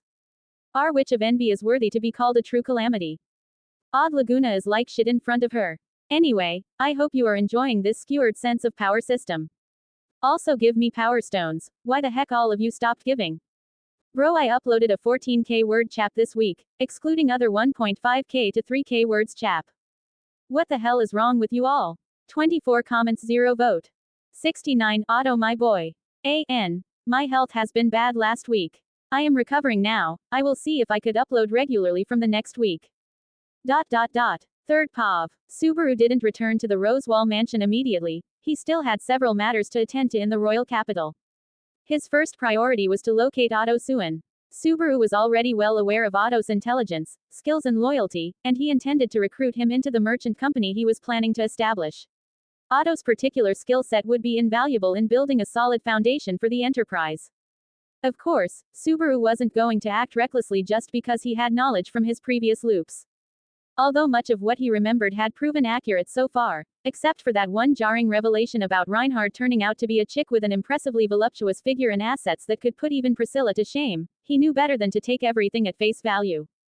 The people here weren't just NPCs or plot devices, they were living, breathing individuals, and he had to judge them carefully before forging any kind of alliance. He was accompanied by Reina, Beatrice, and naturally, the 5 true spirits that currently resided within him. With their support, he ventured into the bustling business district of the capital, where countless merchant companies operated. Rather than waiting around or relying solely on second-hand information, Subaru opted to investigate in person. They entered one of the larger merchant companies first. There were many such companies in the capital, but this one stood out due to its size and the number of people constantly coming and going. Subaru hoped it might yield some useful leads. The Sword Saint is here, then undoubtedly, the man she is accompanying must be important. Then he must be, the receptionist murmured, quickly realizing the significance of their visitors. Without delay, she rushed to inform the branch manager. Within moments, a neatly dressed man appeared, his demeanor formal yet welcoming. Lady Reina, and Lord Zero, it is an honor. This humble merchant extends his warmest greetings. May I ask what brings you to our company today? The manager asked respectfully. Although his company was reasonably successful, it couldn't hope to rival the likes of Anastasia's massive enterprise. Only the wealthiest and most powerful merchant groups in the nation could boast a social status on par with the nobility, such as viscounts, counts, or even marquises. So he had to be respectful to a powerful figure like Zero. Subaru nodded politely, acknowledging the greeting. May I know your name, sir? He inquired, as Reina remained characteristically silent beside him. My name is James Bosanes. I serve as the branch manager of the Huden Merchant Company, the man replied. Please, allow me to escort you to the guest room so we may speak in a more comfortable setting, James offered courteously. However, Subaru gently shook his head. There's no need for that. I came for a specific reason. I'm looking for a merchant by the name of Otto Suin. Would you happen to have any information regarding his current whereabouts? Subaru asked directly, getting straight to the point. The manager stroked his chin thoughtfully. One moment, please. I'll check with the staff, he said before quickly organizing his employees and dispatching them to gather information. Before long, someone returned with news. Otto Suin is currently affiliated with a rival company known as the Jiwa Merchant Group. However, it appears he recently failed to repay a significant debt just 2 days ago. As a result, he was arrested and is currently being held in jail. From what I've heard, he is due to be sold into slavery, James explained grimly. Subaru's expression darkened instantly upon hearing those words. Sold into slavery? Seriously, these people really are medieval.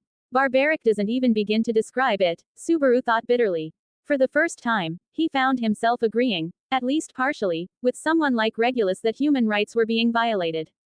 Thank you for your help, Mr. Bosanes. We are in a bit of a hurry, so we'll be taking our leave now, Subaru said. He paused briefly, considering whether he should leave them some kind of reward for their assistance. However, handing over money felt a little too transactional and, in some ways, demeaning. Instead, he left them with a promise. He would remember their cooperation and, should any favorable business opportunity arise in the future, he would be sure to include them in a mutually beneficial deal. With that, Subaru and his group departed swiftly toward the Jiwa Merchant Group. It didn't take long before they were led to the place where Otto Suin was currently being detained, a dingy jail cell with guards stationed outside. Subaru's eyes narrowed as he approached. The moment Subaru, Reina, and Beatrice stepped into the jailhouse, an overwhelming stench struck them like a physical blow. The air was thick with the revolting odor of human waste, rotting food, and stagnant garbage. So utterly disgusting, I suppose, Beatrice muttered with a grimace before vanishing in an instant, retreating into Subaru's body. She clearly had no intention of staying out in such a vile place any longer than necessary. Accompanied by the branch manager of the Jiwa Merchant Group, Subaru and Reina pressed on through the dimly lit and poorly ventilated corridor of the facility. After a short walk past several rusted iron doors and gloomy cells, they finally reached the one that held the man they had come for, Otto Suin. Otto was seated on the cold, grimy floor, his back slumped against the wall. His once tidy appearance was now a mess. He wore a tattered, dirt-stained robe and looked utterly defeated, both mentally and physically. His eyes were dull, lacking the spark of cleverness Subaru expected. When he saw the branch manager entering the cell accompanied by 2 unfamiliar figures, Otto stirred slightly, raising his head with noticeable effort. Sir, why are you here? Otto asked, his voice hoarse and weary. The branch manager gave a half snort of disbelief. I don't know what kind of bizarre luck you have, but Marquis Zero here has just purchased your freedom, for 7 gold coins. Otto's expression twisted into one of dismay and resignation. So, I've been sold as a slave, then? He muttered, his voice hollow. It seemed he'd been clinging to a final sliver of hope that things wouldn't spiral this far. But Subaru stepped forward, shaking his head firmly. No, Otto, you're not a slave. I didn't buy you to own you, I'm freeing you. At the same time, I'd like to offer you a job. Otto's eyes widened, life returning to them as he stared up in disbelief. Really? You're serious? Yes, Subaru said with a smile. I've seen your resourcefulness and instincts. You have real potential, Otto. I want to make use of that. Although, inwardly, Subaru chuckled. Mostly, I just want someone to dump all the tedious paperwork and logistics onto. Hey, sorry in advance, buddy. Regardless, Otto's reaction was immediate and emotional. He leapt to his feet and threw himself into Subaru's arms, wrapping him in a tight embrace as tears welled up in his eyes. The relief of escaping a grim fate was overwhelming. Both the branch manager and the accompanying knight stood frozen in shock at the display. Reina, on the other hand, looked absolutely livid. Her hand had already flown to the hilt of her sword, her knuckles white as she prepared to draw it. There's no need, Reina, Subaru said quickly, holding up a hand to calm her. Otto, now realizing the massive blunder he had just committed, turned deathly pale. I'm so sorry. Forgive me. I don't know what came over me. Otto exclaimed in a panic, dropping to his knees and bowing his head in apology. Subaru sighed. It's fine. Just keep your hugs to a minimum, all right? At least when we're in public. After the ordeal, Subaru arranged for Otto to be cleaned up at a nearby inn. A long, hot bath helped restore a bit of Otto's dignity, and Subaru made sure he received a new set of clothes. Once that was done, the group shared a modest lunch at a quiet establishment. Subaru informed Otto that they would discuss the details of their partnership later, once things had settled down. For now, he had another matter to attend to. His next destination was Crush Karsten's manor. He had only one goal in mind, to see whether Patrash, the brilliant ground dragon that was he supposed to form a deep bond with, existed in this world as well. And if she did, Subaru was determined to purchase her from Crush's camp, no matter what it took. To be continued. AN. Currently the Air India flight case is all over the world. It took the lives of more than 270 people, 242 of which were in the flight and the rest were the students residing in the hostel. One person survived, and it is a damn miracle, bro even had just minor injuries at most. It was no joke, the flight had just taken off and it was loaded with approximately 120,000 liters of fuel. I wonder if there was no such monopolization would it had been the case. Air India was founded by Sir Tata himself. Unfortunately it seems after his retirement and now death, the people operating the business have made it a joke. I won't say they have a bad safety level, in fact if you consider it from world statistics, it is extremely good level of safety, however comfort of these planes seems lacking. They are also cutting costs for checkups by hiring new engineers than experienced ones. I hate that every company in this world seems very keen to do this. Like how foreign companies outsource work and pay like 1/10 of the amount. Yes, many Indian engineers who do outsourced work are paid just 1/10 of the amount that a person working in foreign will earn doing the same work. I know about PPP and other factors, but it seems just an excuse, they should be paid at least half of the amount they deserve. All companies in the world seems keen to cut costs, and they always target employees for that. The fact that there are just 2 companies that manufacture passenger airplanes is ridiculous, it cuts competition and allows for unjust monopoly. There should be at least 5 such companies like Airbus and Boeing, otherwise these 2 will not only overcharge for their products but also can use worse planes, and no one will have any choice. Not to mention the monopoly of 2 airlines in India, the Air India and Indigo, which gives the passengers no choice but to pay hefty amounts for poor service, and now they seems to be cutting costs everywhere. Anyway, I hope you liked the chapter. 19 comments 0 vote. Download the app for greater interaction. You can chat with me about my writing experience apart from the comments section. Acros_0. Download app now. 70 Patrash. ... Third POV. This time, he traveled by carriage, accompanied by Otto, Reina, and Beatrice. Their journey brought them to a halt in front of Karsten Manor, its grand structure looming in dignified silence. The guards stationed at the gates swiftly recognized their identities and wasted no time in sending someone to receive them. Before long, Felix Argyle arrived to greet the visitors. Naya, may I know the reason for the esteemed Marquis Zero and the Sword Saint gracing our humble abode with their presence? Felix inquired, his feline ears twitching as he regarded them with narrowed, suspicious eyes. There's no need to be so wary. I won't eat you, Subaru responded casually, though his words caused the demi-human knight to flinch involuntarily. Felix's expression contorted as a flicker of anger passed across his delicate features. How pathetic, Subaru thought to himself. He is showing such hostility to a marquis over a simple misunderstanding. Doesn't he realize that behavior like this could bring dishonor and trouble upon his lady? Subaru didn't harbor much affection for Felix. To him, Felix was the kind of person who masked inner fragility with a show of arrogance. He postured strength before those he saw as weak, yet often failed to show that same defiance in the face of true power. In the NB timeline, Subaru had become exceedingly forgiving. A man so benevolent, he might as well have been a saint. In fact, if God himself didn't acknowledge that alternate Subaru is a saint, then the Subaru of this world would begin to question whether even God could be trusted. That was the extent of Subaru's respect for the version of himself from an alternate timeline, he held him in high regards. Though he was a lovesick idiot, Subaru thought. Anyway, I just need to retrieve Patrash and get out of here, Subaru thought, trying to keep his mind on the task at hand. Meanwhile, Reina stepped forward with a sharp glare and snapped, Sir Felix. Do you believe you can make such disrespectful faces in the presence of my liege? Her voice sliced through the tension in the air like a blade, pulling Felix out of his self-righteous haze. Otto stood silently, not daring to interject, while Beatrice crossed her arms and huffed with displeasure. Indeed, how someone like you is in direct service to a royal candidate defies all logic, I suppose, Beatrice added with a scowl. Are you here just to insult Lady Crush? Felix growled, his anger barely restrained. Or to mock her by boasting about how you were the first to slay the white whale? His hands trembled as he clenched his fists. You even had the audacity to humiliate her by rejecting her marriage proposal, you bastard. There was no hiding the disdain Felix felt toward Subaru. Ever since Crush had extended that heartfelt proposal, only to be turned down, he had harbored bitter resentment. It haunted him to such a degree that he'd once even had a nightmare of Lady Crush writhing beneath Subaru, her moans echoing in the shadows of his mind. Author's note. Ha ha ha. As the guards stood frozen, unsure of whether to intervene or observe, Reina's eyes blazed with fury. Without hesitation, she drew her dragon sword, still sheathed, and held it out with determination. You've insulted the lord I serve, Sir Felix, she declared with authority. For that alone, I hereby sentence you to death. Reina's devotion to Subaru was complex, composed of three powerful emotions: love, obsession, and reverence. In short, she was part yandere, part Guder.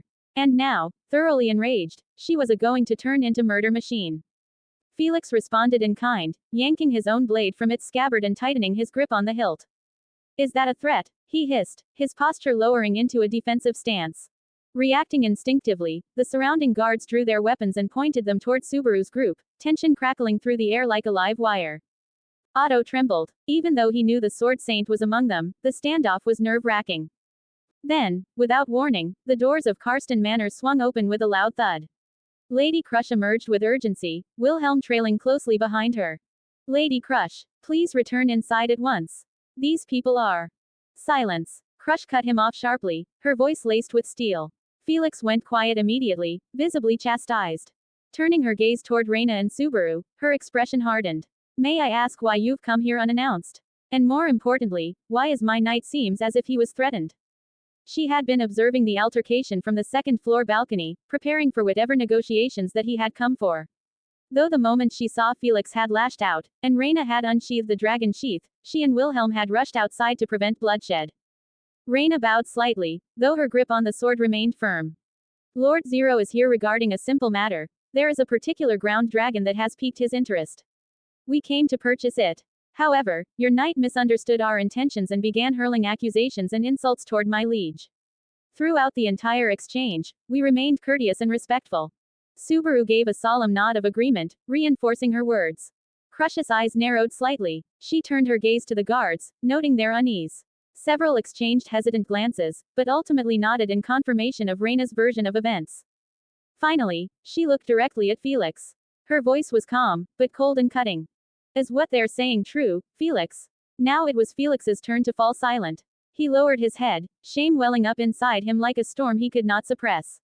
His ears drooped, and his tail curled tightly in distress. Why yes, he finally muttered, lifting his face hesitantly to meet Crush's gaze. His voice was barely a whisper, yet the words hung heavy in the air. Their eyes locked for a fleeting moment, his pleading, hers cold and unreadable. But, Felix only wanted to protect Lady Crush, he tried to explain, the words shaky and uncertain.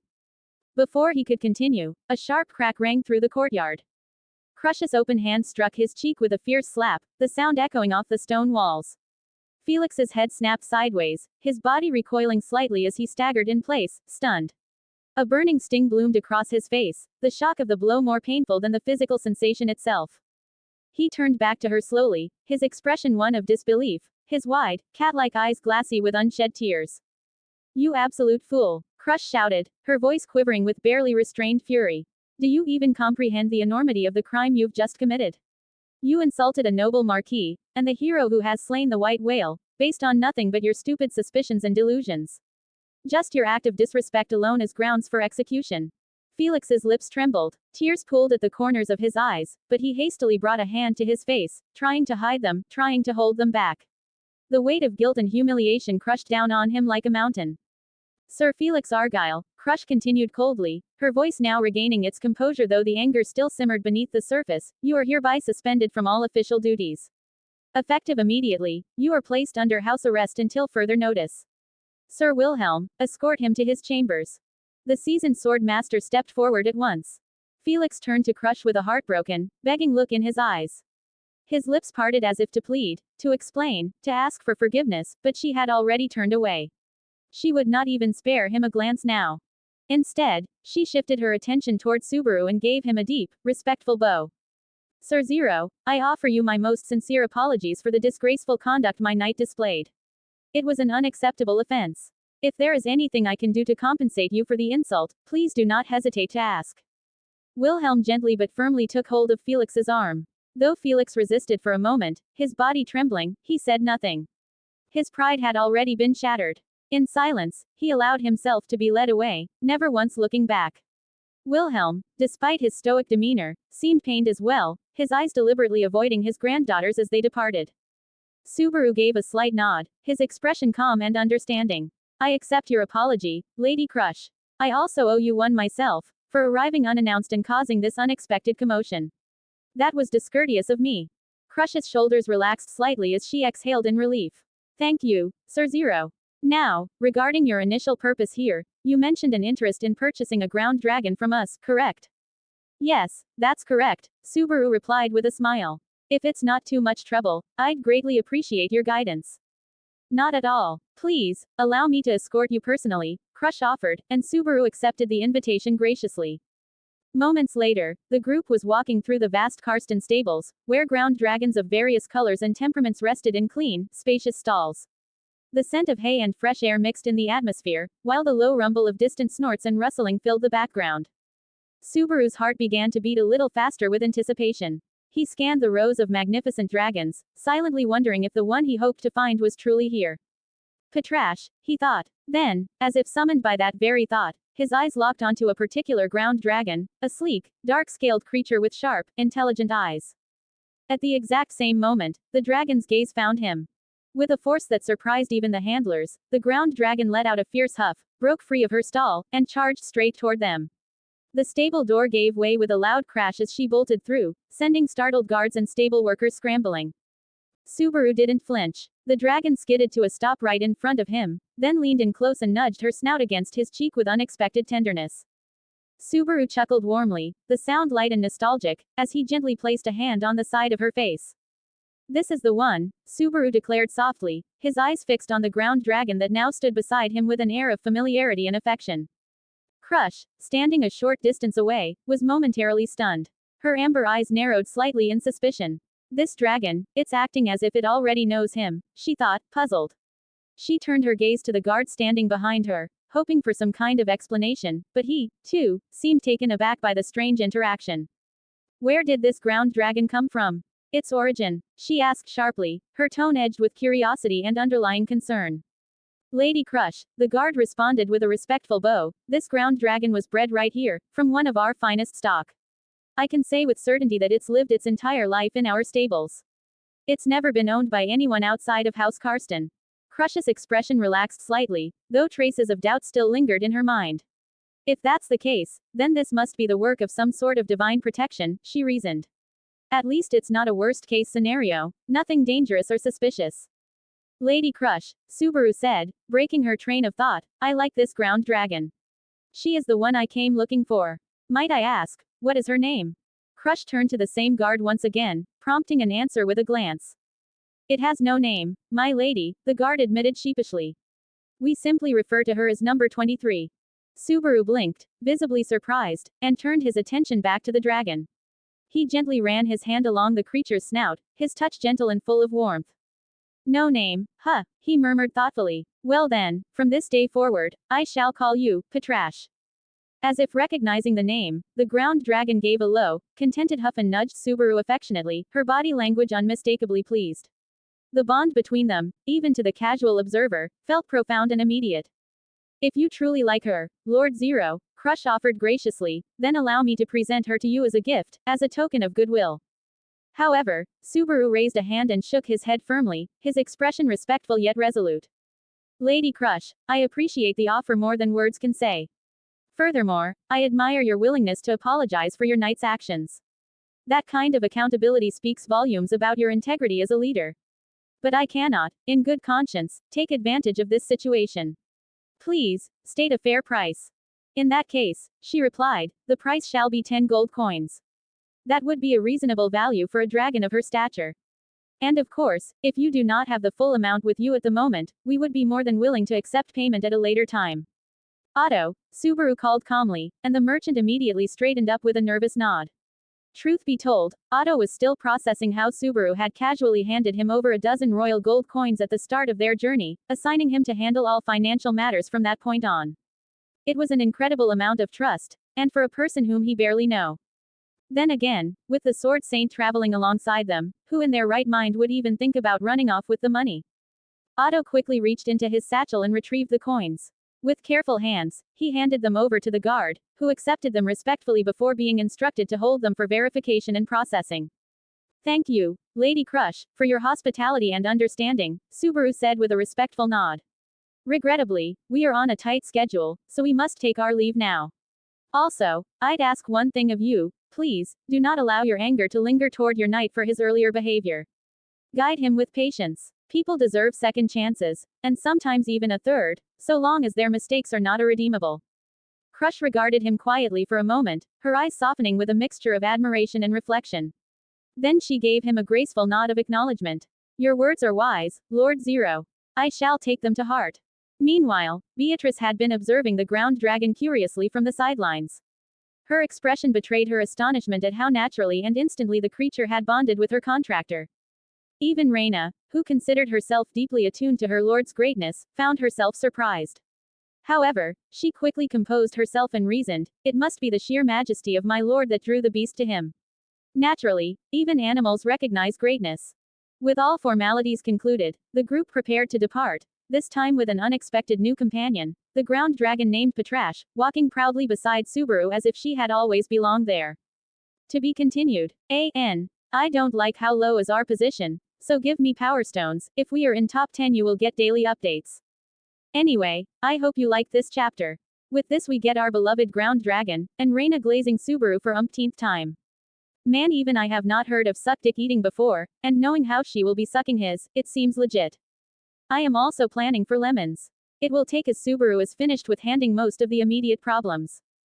Poor guy has a lot on his plate, now that he has a freaking territory to take care of. Of course, first will be our dear Reina, then I am thinking of adding Echidna and Gloria. Now most of the next arc will be development arc. Intel Priestella arc, and you know you will get another surprise there. But again, nothing is flexible. I am still debating how to steer the other important arcs. To be honest, Zero is too powerful for this world by now. I guess he deserves a break for a while until shit hits the fan. I am still wondering if we can get in top 3 or 1 again. Sigh. 24 comments, 0 vote. 71 There is so much to do. Third POV. After returning to the inn, the group quickly began preparations for their departure. The carriages they had brought were lined up outside, ready to go. Rem took the reins of the first carriage, which carried Rosewall and Amelia. The two sat in a heavy silence, neither speaking as the vehicle rolled forward. Their expressions remained unreadable, lost in their own thoughts as the wheels creaked under the weight of their burdens, emotional and otherwise. Meanwhile, Reina skillfully drove the second carriage, where Subaru, Beatrice, and Otto were seated. The air inside was slightly tense, a lingering sense of unease still clinging to Otto like morning mist.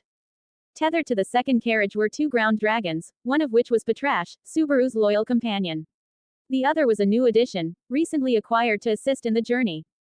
Noticing Otto's stiff posture and the way he kept glancing out the window with a wary look, Subaru finally broke the silence. Is something bothering you, Otto? Subaru asked, his voice casual as he recognized that Otto was still on guard, as he turned toward the merchant. Otto flinched slightly, as if shaken from his thoughts. To be honest, I'm not even sure how to begin to thank you, he said, looking away awkwardly.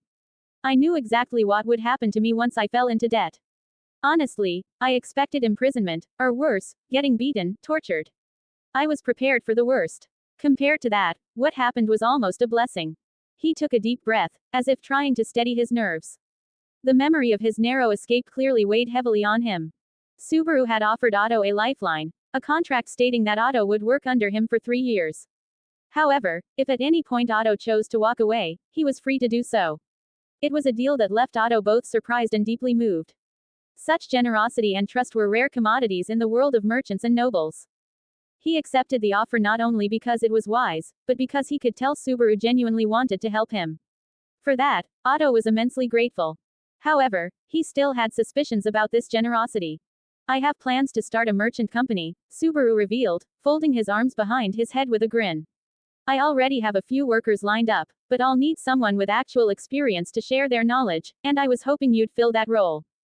Otto blinked in surprise. A merchant company? That was certainly not what he had expected. Is that so? He said, then hesitated. If I may be so bold, could I ask about your initial funding for this venture? He immediately paled after saying it, worried that he might have overstepped his bounds. Subaru chuckled. Relax, no offense taken. I was going to ask your opinion on that anyway. Tell me, Otto, what do you think would be a reasonable amount of capital to start with? Otto rubbed his chin thoughtfully. For a basic, small-scale merchant company to begin operating effectively, at least 10 royal gold coins would be needed as startup capital. But that's only for small groups with minimal overhead. May I ask, how many workers or employees are you planning to bring on initially? I have selected at least 10 to 20 people just for the merchant division. On top of that, I'll also be establishing a manufacturing wing to design and mass produce some inventions I've got in mind. That'll have an additional team, 40 to 50 people. Otto's eyes widened at the scale of the operation. Subaru's ambition was greater than he had imagined. Subaru continued, I'll be hiring a particular group of individuals, people who have been through a lot, and who are immensely loyal and motivated. They'll need training, but I'm confident they'll become reliable assets in the long run. He was referring to the former wives of Regulus, whom he had freed. Their loyalty to Subaru bordered on reverence, and he intended to give them both purpose and independence. It will ensure that his inventions don't leak, it will give a livelihood for the women and help them grow as a person. 3 shots with 1 arrow. Otto adjusted his seat, his expression now serious. Lord Zero, merchant companies come in various forms. Some specialize in the production of goods, others in the procurement of raw materials, while some focus entirely on logistics and distribution. Of course, the most successful companies, such as Lady Anastasia's, manage to handle all of these sectors simultaneously. He glanced toward Subaru. Judging from what you've described, and the scale you're envisioning, I would estimate that you'll need a minimum of 100 royal gold coins to launch such an enterprise. That's equivalent to 1,000 standard gold coins in raw capital. There was a moment of silence as the weight of the estimate sank in. Just then, Reina, who had been quietly driving, spoke in a calm, matter-of-fact tone. If there is any need for financial support, my liege, I am more than willing to assist. I currently have a personal fortune of approximately 20,000 royal gold coins. The statement dropped like a stone in still water. Otto nearly fell out of his seat. 20,000. That's an absurd amount of money. Even a great city's annual income rarely reaches half of that. His voice cracked with disbelief, his merchant instincts practically short-circuiting at the idea of such wealth being casually mentioned. Wait a minute, Lady Reina is an Astria, that makes so much more sense now, Otto muttered, as realization dawned upon him. In the kingdom of Lugunica, the monetary system was structured in a simple yet significant hierarchy of currency denominations. The lowest denomination was the humble copper coin. With just 5 copper coins, one could purchase a full kilogram of wheat, enough to sustain a small family for a day. These coins were the lifeblood of daily trade for commoners. 100 copper coins equaled 1 Lugunican silver coin, which bore the image of the sage. Silver coins held far more value and could be used to purchase basic weapons such as swords or katanas, or everyday tools like hoes, pickaxes, and axes. For many, silver was the currency of self-sufficiency. Next came the gold coin, which was equivalent to 100 silver coins. It carried the figure of the first sword saint and represented wealth and luxury. With gold coins, one could buy finely crafted dresses, expensive spices, quality mounts, or even higher-tier weaponry and equipment. It was the coin of merchants, knights, and the lower nobility. Finally, there was the royal gold coin, the most prestigious and rare form of currency. Each royal gold coin bore the majestic image of the divine dragon and was worth 10 standard gold coins. That single coin could buy a small house. With 10 or 20 royal gold coins, one could not only purchase a spacious home, but also acquire fertile land, livestock, tools, and everything needed to live independently with dignity. Royal gold coins were the foundation of noble estates. Even lower-ranked nobles such as barons typically held treasuries with at least 1,000 to several thousand royal gold coins and earned an average income of 100 royal gold coins per year. For commoners, however, even owning a handful of these coins was a distant dream, something that would require decades of tireless labor and frugal living to achieve, assuming disaster didn't strike first. At first, Subaru had no real understanding of the true value of royal gold coins. When he had looted 20 of them from a group of thugs during one of his early misadventures, he had assumed they were impressive but not extraordinary. He had been dangerously unaware of just how enormous that amount was. It wasn't until Roswaal offered him 2,000 royal gold coins, casually, as a reward, that Subaru began to grasp their true worth. The stunned reactions on the faces of Ram, and even Amelia had said more than words ever could. That moment was when reality hit him, and it hit hard. Subaru had once briefly considered giving up on his role supporting Amelia's royal campaign and pursuing a future as an independent merchant instead. But there was a looming shadow that prevented him from walking away: Roswaal L. Mathers. A man whose obsession with Subaru had a disturbingly Yandere-like intensity, twisted by his belief in fate and unyielding schemes. Subaru couldn't just leave. Still, the idea of becoming a successful businessman had long taken root in Subaru's heart. He had a burning desire to innovate, to create, and show the world the magic known as science. Now, for the first time since arriving in this world, he had everything he needed. More than enough capital, a growing pool of loyal workers, a respectable social status, and a network of powerful allies. The road ahead was still long, but the foundation was finally solid. It wasn't easy getting here, not at all, Subaru thought, his inner voice tinged with emotion. In his mind, he shed invisible tears. The journey had been cruel, painful, and scarring, even if his suffering wasn't as extreme as the countless alternate versions of himself from different timelines. It had still left deep marks on his soul. I suppose I can start with something basic, maybe improving agriculture, he muttered aloud. Irrigation systems, crop rotation, and other techniques. Something sustainable. He had seen firsthand how the rural population struggled under the weight of heavy taxation. Farmers were required to surrender 50% of their total earnings in taxes, half of their sweat and effort gone. Of that, 25% went directly to the overseeing noble family, while the remaining 25% was sent to the royal treasury. If not for the divine blessing of Volcanica, which ensured the land was fertile and immune to famine, the kingdom would have collapsed long ago under such policies. The fact that there were no famines was practically miraculous, and a crucial pillar upholding Lugunica's stability. But even with fertile land, 40% of Lugunica's population remained in poverty, surviving on meager wages, scraping together barely enough to purchase a few silver coins worth of food each year. The slums of the royal capital were a living reminder of the disparities that plagued this kingdom, overcrowded, disease-ridden, and filled with those who had long been forgotten by society. There's just so much that needs to be done, Subaru thought, his mind racing with ideas. He wanted to change the world like any other Isekai bastard ever thought. At least I won't have enemy kingdoms vying for my wealth coming after me, Subaru thought of one of the common cliché. After all, even flags won't hold truth when you have literal sword saint by your side. To be continued. A.N. I hope you like the chap. Continue giving me the power stones. This marks the end of 9th chap. I have 10th chap half finished, but it has enough material for the week. It will be going a bit in Tensura style, after all creating mess every chapter and rising stakes doesn't make sense. I am not a shonen writer, or master for th wall, yeah I still remember Cursed Gamer, bastard was sadistic as hell in that FIC, he even didn't spare his other fics. I have a question to ask. To be honest, I don't often ask people on what do in my fics. They ruin the FIC most of the time. I have suffered enough in my earlier fics. But I guess your opinion can at least give me an idea on what should I really do, so here is the question. Do you want multiversal arc sooner or later? It isn't a big thing, but remember that we won't be going in alternate universes, only parallel ones. I am not dashing any other fandom in this FIC right now. Also, you can search for World of Est Sadism if you are looking for a good smut novel, and free it is on Scribblehub though. 29 comments 0 vote. 72 Good morning, father. ... Third POV.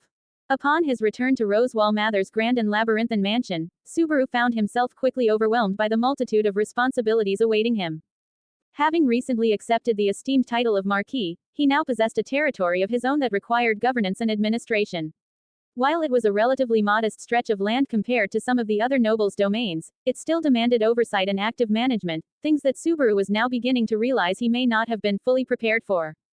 He sighed, mentally cursing his earlier decision to accept the land with open arms.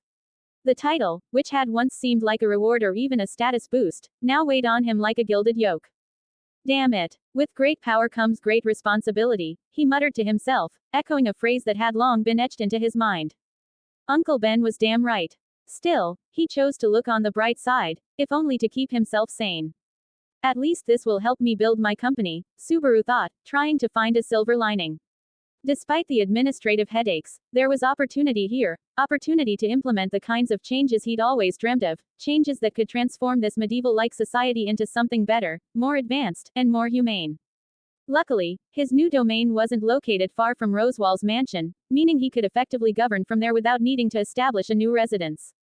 The proximity alone made managing the territory somewhat bearable. In fact, it was this convenience that sparked the first of many ambitious ideas he intended to introduce into this world, starting with agriculture. Subaru had always believed that no matter the time, world, or civilization, agriculture served as the backbone of any functioning society. After studying the rudimentary farming methods of this world, he was convinced he could do better. Much better.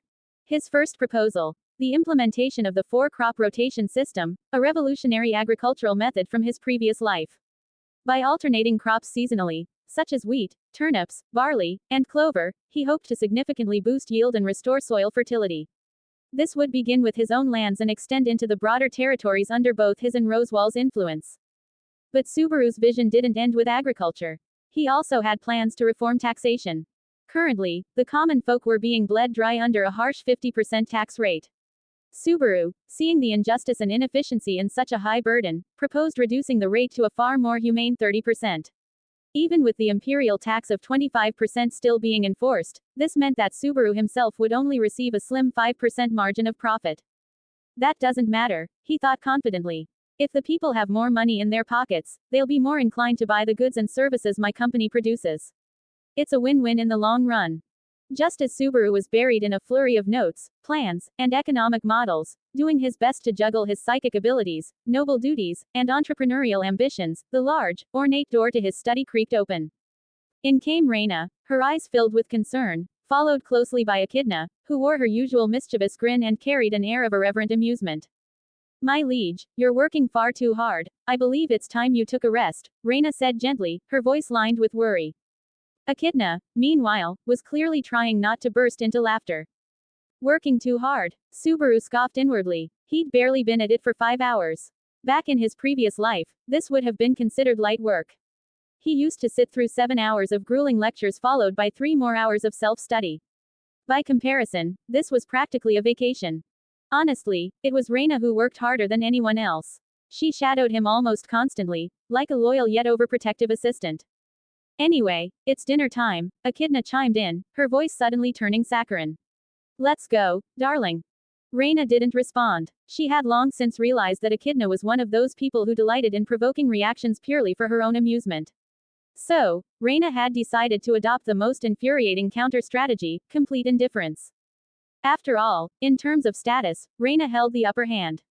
She was Subaru's official lover, while Echidna was merely a self-proclaimed wife. More bark than bite, at least in this context. The trio made their way toward the lavish dining hall, where the mansion's cooks had likely prepared another feast. What Subaru didn't know, however, was that a rather unexpected surprise was waiting for him, not that night, but the very next morning. Why do I feel something heavy pressing down on my chest? Subaru wondered groggily as his consciousness drifted back into reality. His eyelids fluttered open, only to be met with a rather peculiar sight. A figure was lying on top of him. A noticeable amount of warm drool had leaked onto his chest, soaking into his shirt. To be honest, waking up like this wasn't exactly a rare occurrence. Almost every day, Subaru awoke to someone clinging to him in their sleep. Sometimes it was Echidna, who would rest her head gently against his chest with a smug little smile. Other times, it was Reina, who had a habit of curling up beside his arm like a protective child seeking warmth. Beatrice was the only one who consistently slept beside him without fail, and even she occasionally allowed herself moments of closeness. As for Echidna, well, she was more of an unpredictable intruder than a permanent fixture. One never knew when or how she'd sneak into his bed. But this morning was different. This wasn't any of the usual suspects. Subaru's vision adjusted, and as he looked down at the mysterious figure sprawled over him, he was taken aback. The woman resting on his chest was breathtakingly beautiful, with flowing golden hair that shimmered like sunlight and seemed to radiate warmth, almost unnaturally so. Thanks to his enhanced memory and psychic abilities, Subaru could recall every single person he had ever rescued, met, or even glimpsed in passing. But this woman, she didn't match anyone in his memory. Who the hell is this woman? Subaru thought, now wide awake and thoroughly confused. Suddenly, the golden-haired woman's eyes fluttered open. She blinked slowly, adjusting to the light, and then her gaze settled on Subaru. A soft, almost ethereal smile curved her lips. Before Subaru could react, she leaned in closer, her face now inches from his.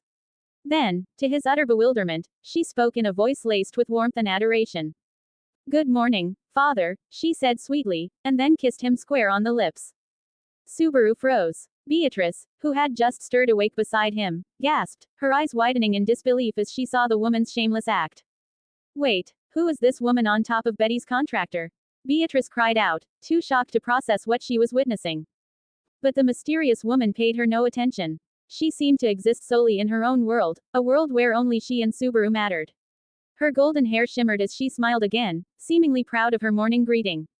Subaru, meanwhile, was in full mental breakdown mode. A woman had just called him father, and then kissed him on the lips. What sort of twisted, incomprehensible, morally ambiguous debauchery was this? Before anyone could offer clarity, or perhaps a fire and brimstone explanation, all hell broke loose. LMINYAAAAAAA. Beatrice's outraged voice echoed through the mansion like a war cry. A moment later, multiple crystallized stakes of condensed mana burst through the air, piercing the walls and nearly reducing the room to rubble. The scene quickly transitioned to a chaos of shouting, crashing, and magical backlash. Later that day, in one of the surviving halls of the mansion, everyone stared at Gloria, the golden-haired woman who had caused the ruckus, with expressions of shock, confusion, and a tinge of awe. Everyone except Echidna and Reina. They stood calmly at the edge of the room, their expressions unreadable, perhaps unsurprised by what had occurred. The rest, however, were still struggling to comprehend the absurdity they had just learned. Subaru's young spirit, Gloria, had ascended to the rank of Great Spirit. Foo, it pleases me greatly to see you mongrels gawk at this concubine's divine presence, Gloria said, flipping her hair with the elegance of a self-crowned empress. If you wish, I may grant you the honor of kissing the sole of my sandal. Her words snapped everyone from their stupor. To think Gloria would rise to the level of a great spirit so quickly, Gius murmured with a deep sigh, his eyes distant. He remembered the grueling years it had taken for him to reach the same level, and here was Gloria, barely a few months old, already surpassing expectations. Indeed, it had been only 2 weeks since Subaru's victory over the white whale, meaning Gloria herself was scarcely older than a few moons. A few months of existence and already a great spirit. Even Rosewall, who was rarely caught off guard, found himself questioning the logic of the universe. I am truly envious to see Gloria rise so swiftly, said Agni with a firm nod, acknowledging her overwhelming spiritual growth. Gloria simply scoffed. Do you now grasp the difference between this divine self and you mere mongrels? She sneered, her voice dripping with condescension. Gloria had manifested into the form of an overwhelmingly beautiful woman. Her body alone could drive men to madness. Her curves and assets rivaled the famed sword saint herself. Her golden eyes sparkled with a celestial glow, and her long golden hair caught the light in a way that made her look like a being not of this world. Who are you calling mongrel, huh? Aqua snapped, her temper flaring. Gloria, unsurprisingly, ignored her and looked away, clearly deeming her unworthy of acknowledgement. Instead, she boldly stepped forward and pressed Subaru's arm between her generous chest, claiming him before the entire room.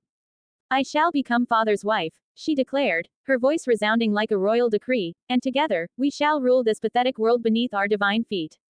Subaru's brain flatlined. Amelia, still trying to process the madness, stepped forward hesitantly. She decided someone had to instill some reality into the situation. Gloria, children don't marry their parents, she said gently, attempting to educate rather than scold. Indeed, such a relationship would be unethical, Rem added, choosing her words with deliberate care. Yes, if you truly consider him your father, then marriage is not a path you can pursue, Gius nodded in agreement, frowning as he tried to align her logic with reality. The idea itself was borderline blasphemous. However, in a twist no one expected, Ram chimed in with a neutral expression. Still, you're not his child by blood. If you simply stop calling him father, then technically, you could make it work. A stunned silence followed her surprisingly pragmatic suggestion.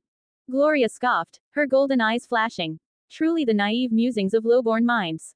This divine self requires no permission to claim what is already hers.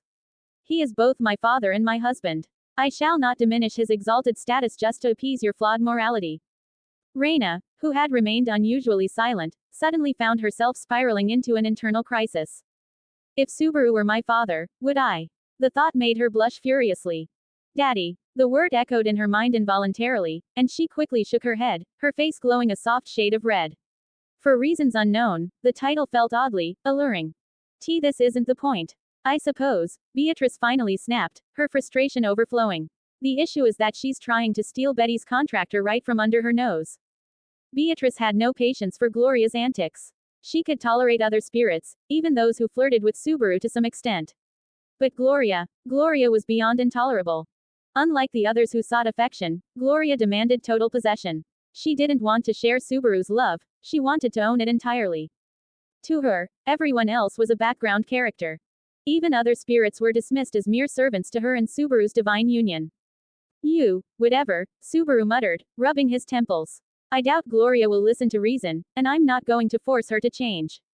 Just, don't be so overbearing, all right? He looked at her directly, trying to reach some kind of compromise. Gloria responded by giving a solemn nod, well, as solemn as she could manage before promptly kissing Subaru on the cheek. Foo, worry not, father. This concubine shall satisfy your every need, emotional, physical, and divine, in ways these inferior women could never dream of, she whispered, grinning with smug confidence. Everyone's face froze. The room fell silent, as if reality itself had just crashed. And no one, absolutely no one, knew what to say next. To be continued. A.N. Didn't expect that. Well, you can see her image in Discord, and yup, she is a beauty. You can imagine it as gender-swapped Gilgamesh with gender-swapped Haku no Kishinami kind of situation. In Fate CCC route, Gilgamesh falls in love with Haku no Kishinami, calling her as my master, fondly. Yes, Gilgamesh did that out of all people. He acknowledges her as someone equal and even sacrifices his gate of Babylon to save her. He literally gave away what made him Gilgamesh other than his powerful will and arrogant attitude to save the woman he loves. He says along the line, a king's treasury means nothing if it cannot protect what is most precious. So that's the situation is here, and Gloria is here more disconnected from people here than Gilgamesh though. She had no Enkidu and never went through her growth phase as Gilgamesh did. Actually than her fellow spirits whom she considers servants kind of, and perhaps Reina as her father's concubine, she gives no fuck about others. If Subaru were to order her to slaughter and kingdom she will do in a heartbeat. She is not human in the end after all. So yeah, I am not too good in explaining things, but I hope you find her an enjoyable character. So yeah, give me the POWERSTONES. 23 comments 0 vote. Notice please read this. First, I am not stopping updates, not this week. What I am going to do is to give you all the Discord link and do a few other stuff. Here is the Discord code. XB47VNFUPQ. You will find the images of all the heroines in the Discord, even of my other novels. And some are pretty hot, though I have made the image of only one guy, and he is hot. Rest of them are the waifus. Also, I have decided to continue with my original plan for the multiversal arc. So what do you want in these arc? Subaru vs REINHARD. Subaru destroying entire Lugunica. Subaru helping another Subaru basically by giving him a way to get stronger and psychological therapy. Reina vs REINHARD. Our Subaru pranking Envy Subaru and making him question reality. Subaru vs alternate world Witch of Envy. Subaru vs Alderban, REINHARD and Divine Dragon. Haha. Also here is a short Q&A. 1. Which heroine do you think is the best? 2. Why despite failing again and again, you assume Reina is the strongest other than me simply stating it? 3. Why do you think Subaru's reason behind multiversal travel could be? 4. Whose boobs are better, Gloria's or Priscilla's? 5. How do you think Gilgamesh will react when meeting Gloria and her calling him a mongrel and explaining how he is the world's first mongrel by being the first half-blood? 6. Who will win between Gloria and Gilgamesh? Just know Gloria can perform attacks that can hurt soul, use nuclear attacks, and can manifest solid light weapons and use them like Gilgamesh. That's all. The new chapter will be uploaded at time. 4 comments 0 vote. 73 Amelia is jealous. Third Pav. Foo, worry not, father.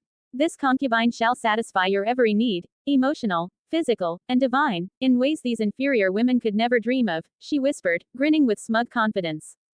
Everyone's face froze. The room fell silent, as if reality itself had just crashed. And no one, absolutely no one, knew what to say next. Reina's reed quivered subtly, as if eager to be unsheathed, acknowledging her as a worthy opponent. Echidna let out a low chuckle, interpreting the gesture as nothing less than a challenge. I suppose she needs a reminder of why they call me a witch, Echidna mused inwardly, a small smirk tugging at her lips. Echidna took immense pride in her form. It was nothing short of a masterwork, an exquisite blend of elegance and power, and she was more than ready to entwine it with the one she loved most. A chilly aura radiated from Amelia's body as her fists clenched at her sides. She didn't entirely understand the feeling welling up within her, but seeing Zero in such close proximity to another woman stung her heart. It filled her with a sharp, bitter resentment she hadn't expected. Even Ram, usually so composed, felt a fleeting pang of envy stir within her chest. As for Rem, she remained unfazed, cool, composed, and unbothered. She was cool as hell. Anyway, Subaru began, voice steady, it's time I lay out my plans. All of you need to be involved. Lord Zero, Frederica interjected politely, stepping forward with a slight bow, forgive me for interrupting, but none of you have eaten breakfast yet. Subaru blinked, realization dawning. Ah, right, let's eat first, he said with a sheepish smile, rising to his feet. One by one, the group began making their way to the dining room in quiet procession. Except for Rosewall, who had retreated to his office to have breakfast separately. He no longer joined the others at the dining table as he once had. The reason was painfully obvious. He couldn't bring himself to watch the woman he adored give her attention, her affection, and perhaps even her heart to another man. To sit there and witness such scenes would be unbearable for someone whose devotion ran so deep it bordered on obsession. He chose solitude instead, dining alone amidst silence rather than enduring the slow agony of watching his master smile at someone else like a love-struck girl. As soon as Subaru settled into his chair, Gloria confidently took her place, directly on his lap.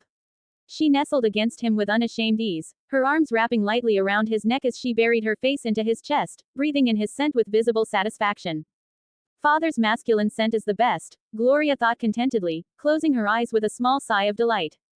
Hey, sitting on my contractor's lap is Betty's rightful privilege. Beatrice snapped, her eyes narrowing as she glared at Gloria with indignation. HMPH. You've monopolized my father long enough, Gloria replied coolly, her voice detached and unbothered. Now that this concubine has a proper body, it's only fair I receive the affection I've been unfairly denied.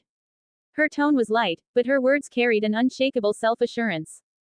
Gloria was fully aware of her strengths. Beatrice may have had more life experience, but in raw power and presence, Gloria stood taller. It wasn't prideful arrogance that fueled her, it was undeniable confidence. Betty, don't be upset, Subaru said, trying to ease the tension as he gently patted Beatrice's head. You've had my lap to yourself for a long time. Let Gloria have her turn for now. I'll make it up to you at dinner, you can sit on my lap then. Even as he tried to play mediator, Subaru couldn't help but feel awkward. Unlike Beatrice's petite, childlike frame, Gloria's form was far more mature, voluptuous, commanding, and intimately close. Still, he couldn't deny that she was adorable in her own way. She was, after all, his daughter, no matter how strange or unsettling her incestuous affections might seem. Haha bro lost it and just made them their daughters. To his right sat Reina, calm and elegant as ever. On his left, Echidna, composed and alluring. Beatrice, despite her complaints, ended up seated beside Echidna with a resigned pout. Though she loathed her mother, Beatrice still considered Echidna preferable company to anyone else in the room, barely. Amelia stood by hesitantly for a moment, eyeing the seats next to Subaru, the one on his right and the one on his left, both occupied. Even his lap had already been claimed. Jealousy crept into her chest like frost, subtle yet chilling. A small pout formed on her lips as she finally took a distant seat, glancing at Subaru intermittently. Is something troubling you, Amelia? Gius asked, watching her closely. Her eyes weren't on the food in front of her, they were fixed on Subaru, who, at that very moment, was being doted on by Gloria, Reina, and Echidna, each offering him bites and attention. And nothing, Amelia replied hastily, looking away and focusing on her untouched plate. The food suddenly looked far less appetizing. Gius, perceptive as ever, narrowed his gaze thoughtfully. His eyes shifted from Subaru, receiving the affections of three powerful, striking women, to Amelia, who continued to sneak wistful glances in his direction, eyes shadowed with faint jealousy. Then back to the three women, each radiating presence, poise, and strength in their own way. To think Amelia would fall in love with Master Flugel. Gius thought quietly to himself, eyes drifting toward the silver-haired girl. Earlier, when Subaru and the others had departed for the royal capital, Gius had found an opportunity to converse with Echidna in private. It was during that exchange that she had revealed a shocking truth: Subaru was none other than the legendary sage Flugel himself. However, there was a crucial caveat. Subaru, despite being identified as Flugel, possessed no memories of his time as the great sage. He had warned Gius not to pursue the matter further, at least not until the circumstances behind his reincarnation, or whatever strange fate had befallen him, were fully understood. Even so, Gius no longer harbored doubt. The truth was written in every action, in every word Subaru spoke. But what left Gius truly perplexed was the startling fact that Subaru appeared to be far stronger than the Flugel of the past. It defied logic, and yet the evidence was plain to see. In terms of personality, the similarities were striking, yet something about Subaru was different. The sage had always been humble. Subaru, while still kind and thoughtful, carried himself with a confidence that bordered on boldness completely contrary to the sage. Amelia, my dear child, you face formidable rivals, Gius thought, shifting his gaze toward the women gathered around Subaru.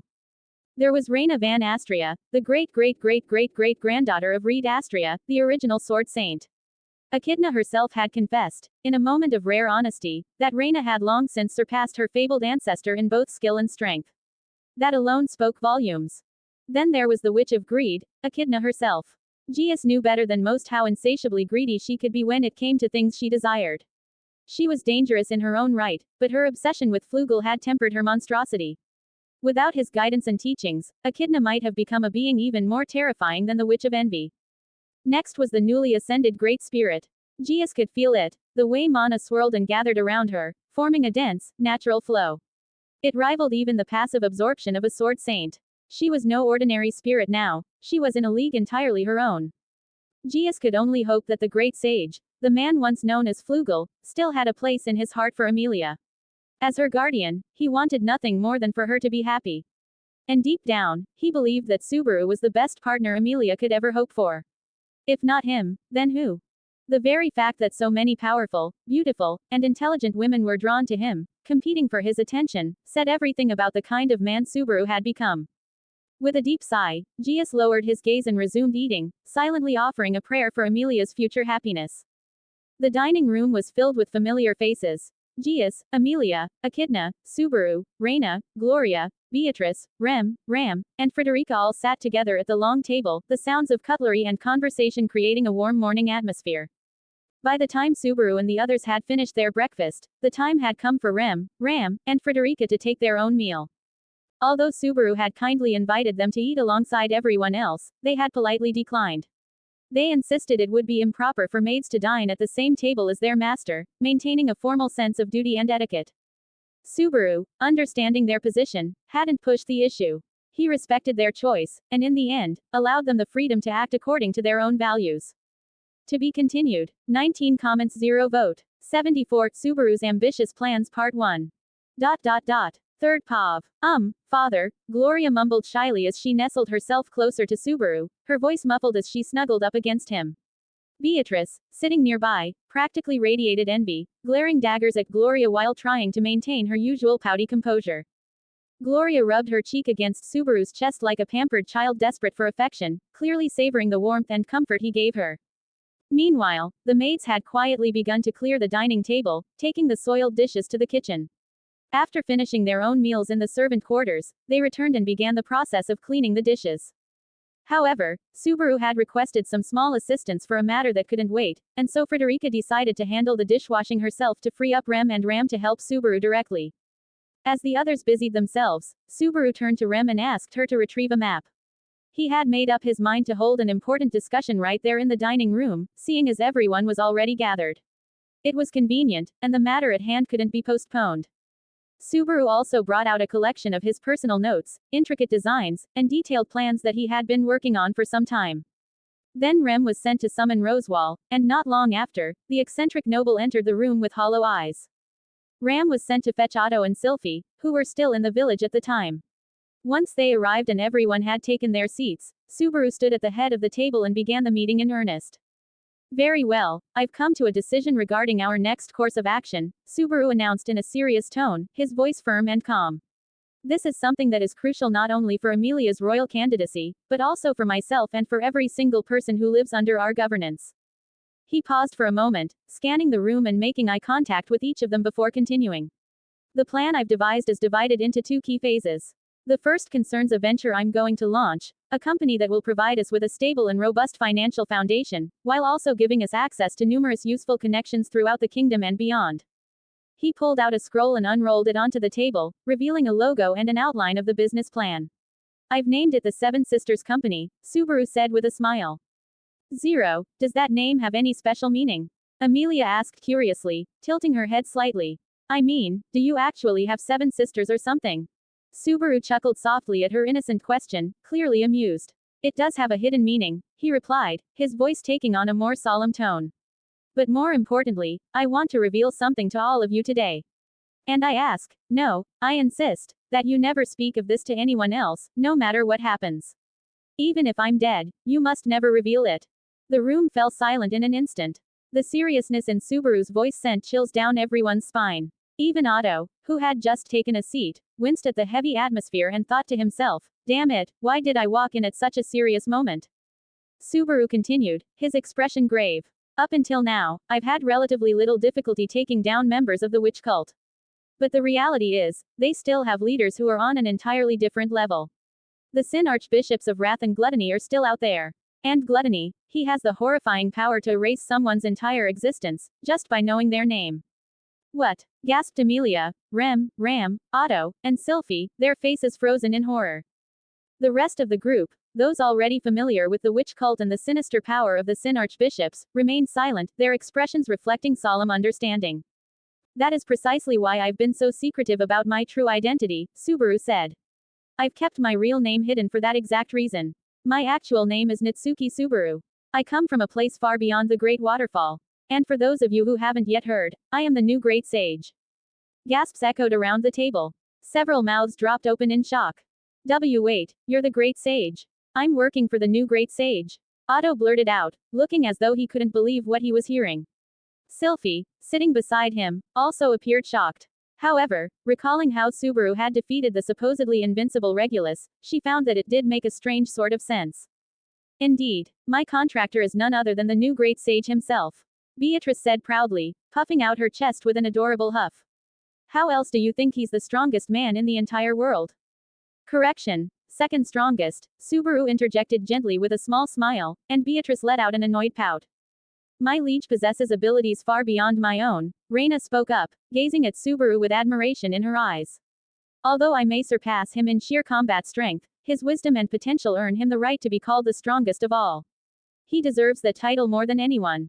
Otto sat back, utterly overwhelmed. He couldn't help but notice, once again, the sheer number of beautiful women surrounding Subaru, each of them clearly devoted to him.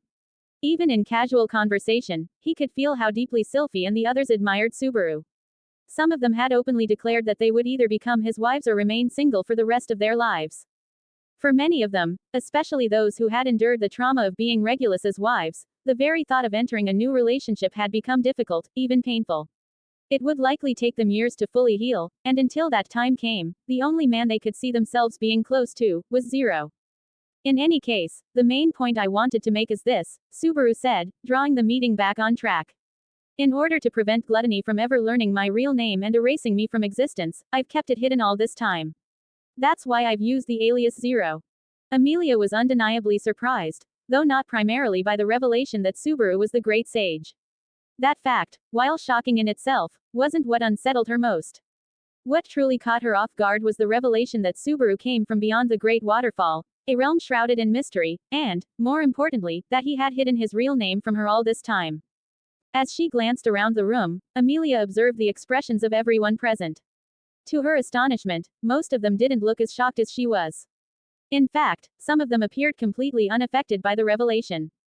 Did anyone else already know? Amelia asked hesitantly, her voice tinged with disbelief and vulnerability. Did you all know about his real name? Echidna smirked mischievously, her eyes twinkling with amusement. Oh, I knew from the very beginning, she said with a confident grin, clearly enjoying the attention. My contractor told me when he first formed a contract with me, Beatrice declared proudly, crossing her arms with a self-assured nod.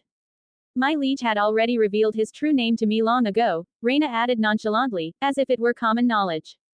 HMPH. This concubine has known my father's true name ever since I became one with him. Gloria huffed, her expression both smug and defiant.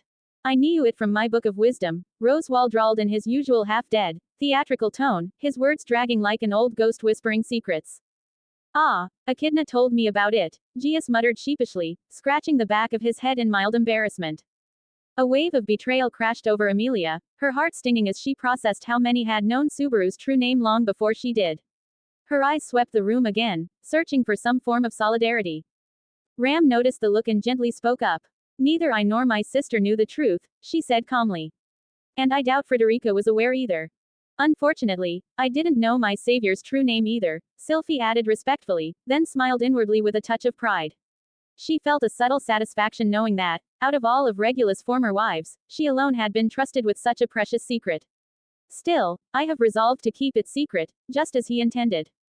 I only joined recently, so I knew nothing about him at all, Otto admitted openly, raising his hands. In fact, this is all news to me. So, I wasn't the only one kept in the dark, huh? Amelia whispered to herself with a faint smile. The revelation still stung, but hearing that others had also not known made her feel a bit better. Yet, a sense of inadequacy lingered. Am I really that undependable? She wondered inwardly. Then, with a quiet chuckle, she answered herself, of course, the old me was just a foolish, naive girl. But I've promised to change, to become better. If Subaru had revealed his real name to me back then, I would have only put him in more danger. And besides, he did warn me at the beginning that he couldn't share his name. I almost forgot about it. That thought gave her a sense of closure. The hurt gave way to understanding. Subaru continued, his tone firm yet warm. Yes, now that I'm much stronger than I used to be, I've decided it's finally time to reveal my true name. I trust you, all of you. But the threat isn't gone. The witch cult is still out there, and I won't be eliminating them anytime soon. So, until that day comes, please continue to refer to me using the alias you've all grown familiar with, Zero. You don't have to worry, Zero, Reina said gently, stepping forward. Even if my own life is placed in peril, I will never allow those insects to harm you. This is a vow I make not only as your loyal knight, but also as your woman. Her voice grew softer as she finished, her cheeks tinged with a visible blush. You do remember that I'm supposed to be the one you rely on for strength, right? Subaru sighed with mock exasperation. Reina laughed, her smile gentle yet unwavering. But I'm stronger now, and more importantly, I don't want to fail you again. Please, let me be your shield, your first line of defense. Just once, let me protect you. Her eyes glimmered with resolve. The image of the great rabbit swarm in the sanctuary, where she had once failed him, still haunted her. But not anymore. She had moved forward, and she would no longer falter. Even if it meant drawing her sword without hesitation, even if it meant destroying the sheath meant to contain it, she would fight for him. Reed, deep within Subaru's spiritual core, shivered as he sensed the sheer intensity of Reina's emotions. Destroying her sword's own sheath. This woman is insane. She has zero chill, he thought with a mental tremble. Okay, fine, Subaru relented at last. Gloria scoffed and stepped forward. Under this concubine's personal protection, no enemy shall touch a single strand of my father's hair. Any who dare try will have to face me, and the 5 servants I've handpicked, first. Beatrice's eyebrow twitched violently upon hearing herself referred to as a servant. She clenched her fists, clearly restraining the urge to retort. The other spirits dwelling inside Subaru, wisely, chose to exercise their right to remain silent, having no desire to fuel Gloria's antics any further. All right, then, let's return to the matter at hand, Subaru said, clearing his throat. The first phase of my plan revolves around building a solid financial foundation. Otto, I need you to instruct the women who will be working under the Seven Sisters Company on the fundamentals of being a merchant. They will form the core of the enterprise, my most trusted employees. Otto straightened, nodding with professional seriousness. Of course, Lord Zero. I've already met with them. They've received basic education and training. With consistent lessons, I estimate that they'll be fully ready within a month. They're extremely hardworking, honestly, working like their very lives depend on it. He paused, recalling their behavior. They don't complain, they're focused, and they've ignored every distraction. When a villager tried to flirt with them, they warned him, with chilling calm, that if he touched them, they'd strip him and chop off his dick. They all said they belong solely to Lord Zero. Otto swallowed hard, a shiver running down his spine. Dear gods, I just hope they don't cut off my dick, he thought grimly, imagining all the trouble that lay ahead. Good. Now, as for who will serve as the vice heads of the company, Subaru said, turning to the group. Echidna, would you be willing to take up the role? Echidna smiled politely, then shook her head. I'll have to decline. That job isn't for me. I'd much rather learn by your side than be tied down with titles and responsibilities. I want to witness everything firsthand. Subaru simply nodded, respecting her decision. Very well, then. I've made my choice. Otto and Sylphie, you will serve as the vice heads of my company. Really? Otto exclaimed, his eyes wide. But I've been nothing more than an outsider up until now. I trust you, Subaru said plainly. Besides, it's not like you'd dare betray me. After all, I am the great sage, and I have the sword saint herself at my side, right? Of course not, Otto replied quickly, nodding with panicked enthusiasm.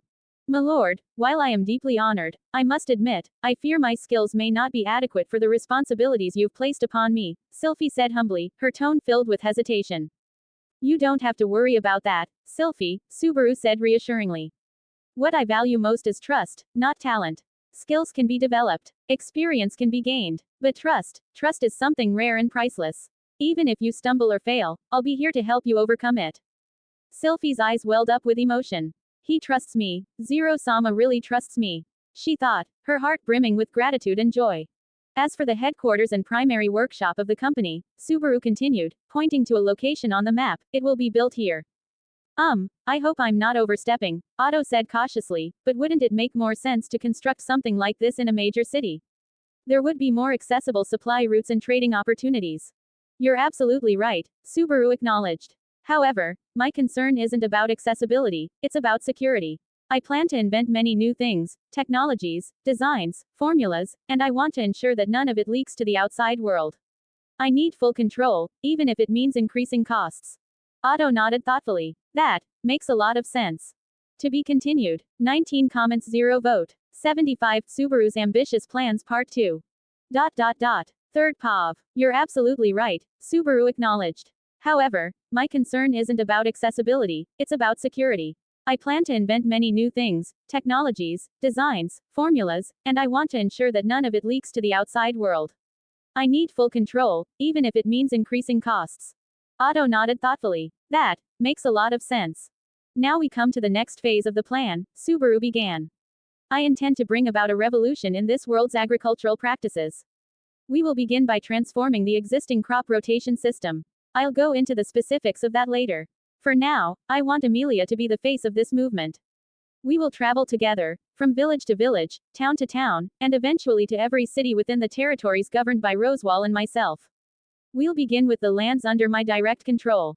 He turned his gaze toward Amelia and addressed her with unflinching honesty. Amelia, I'm going to be completely honest with you. Your current abilities in governance are, frankly, quite lacking. Among all the political figures vying for influence, perhaps only Felt ranks below you, and even then, she possesses a few unique advantages that give her an edge. We need to change the public's perception of you. Our initial goal should be to bring people to a point of neutrality about you or, at the very least, reduce the hatred and mistrust they currently harbor. Amelia clenched her fists tightly, her violet eyes gleaming with resolve. I'm ready for that, Subaru. Just tell me what to do, and I'll do it. Subaru nodded, his expression unreadable but his mind clearly racing ahead. We'll start by implementing a series of reforms, tax reductions, changes in agricultural policy, the establishment of a structured school system, and much more. And you, Amelia, will be at the forefront of these efforts.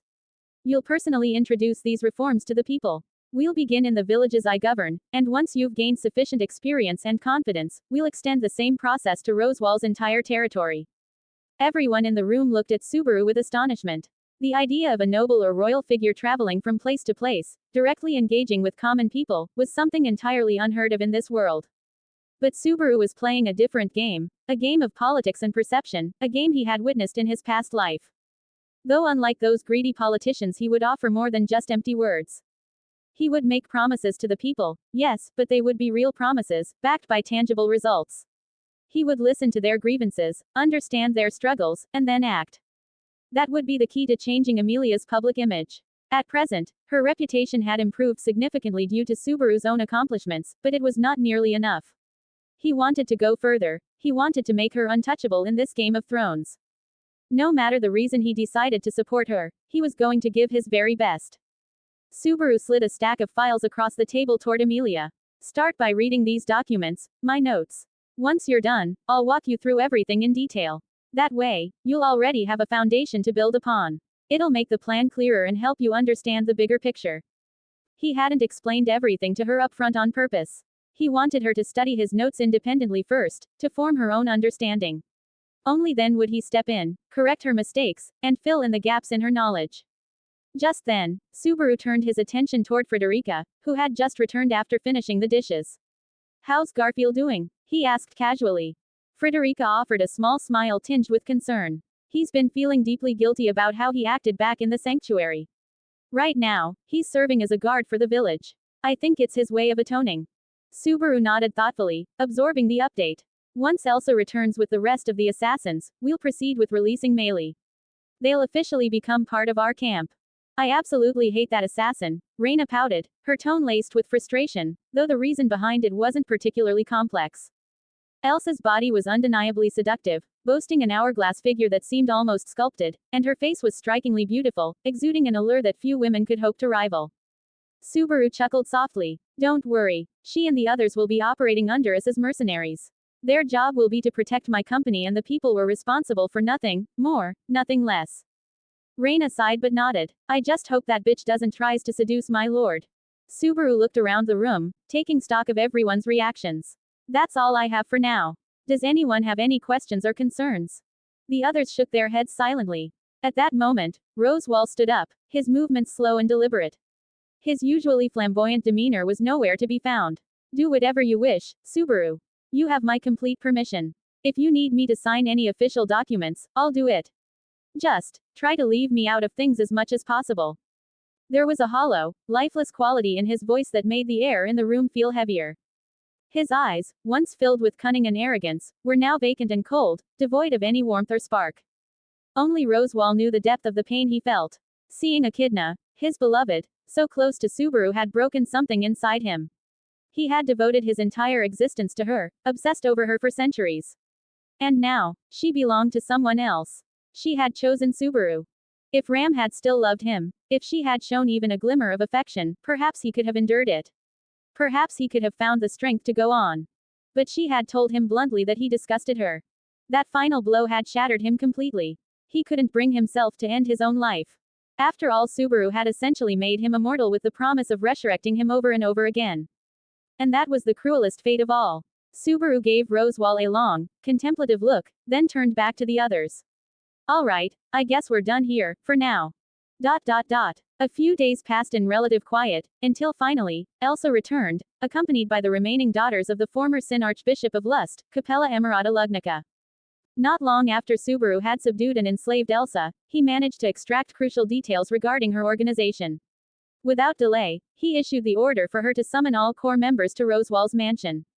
Following this command, she departed for the icy territories of Gusteco to complete her mission. When she first approached the other members of the organization and revealed the shocking truth about their leader's death, they refused to believe her. Capella was, in their eyes, invincible, immortal, untouchable. But the moment Elsa unveiled the actual corpse, the disbelief gave way to grim acceptance. They recognized the truth in her words. After all, it was Capella who had the ability to transform into others, not the reverse. There was no illusion that could have created such a detailed replica.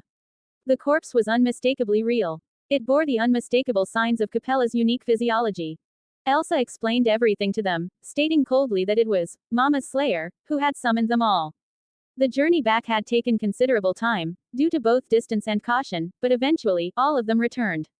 Now, every single one stood before Subaru. None among them dared to disobey their new master. The reason for their unwavering submission was simple and absolute: fear. They had lived under Capella's terrifying shadow for years, conditioned by her cruelty and domination. But now, the man who had killed her, someone strong enough to fell the monster they revered, stood before them. They feared Capella, yes. But they feared the one who destroyed her even more. That was why not a single one among them even considered escape or rebellion. There were 23 in total, comprising the elite assassins and the core members of Capella's network.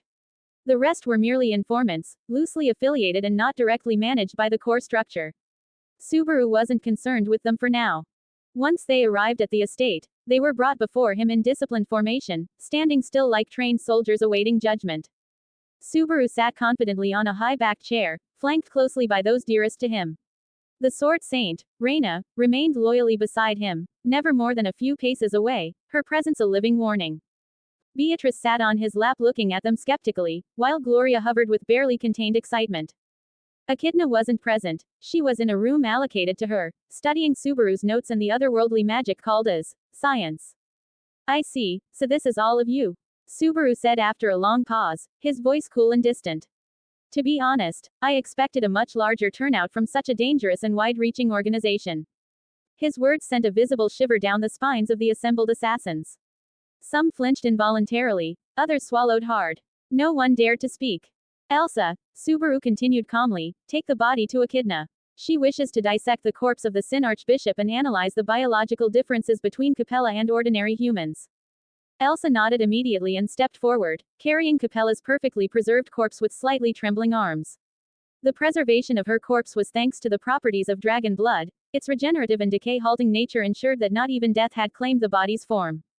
The assassins were visibly disturbed by the order. It wasn't the thought of dissection that unnerved them. None of them would have hesitated to mutilate a human body if ordered. What chilled them to their core was the fact that their once feared Mama, who had ruled over them with an iron will, was now being reduced to little more than a scientific specimen. To be reduced to the status of a mere test subject, stripped of all power, significance, and pride that Capella had, a monster that made them trembled reduced like this, scared them. Elsa stopped realizing that she didn't know where Echidna was staying, when Subaru sent a psychic command directly into Elsa's mind, mentally transmitting the location of the place where Echidna was currently residing.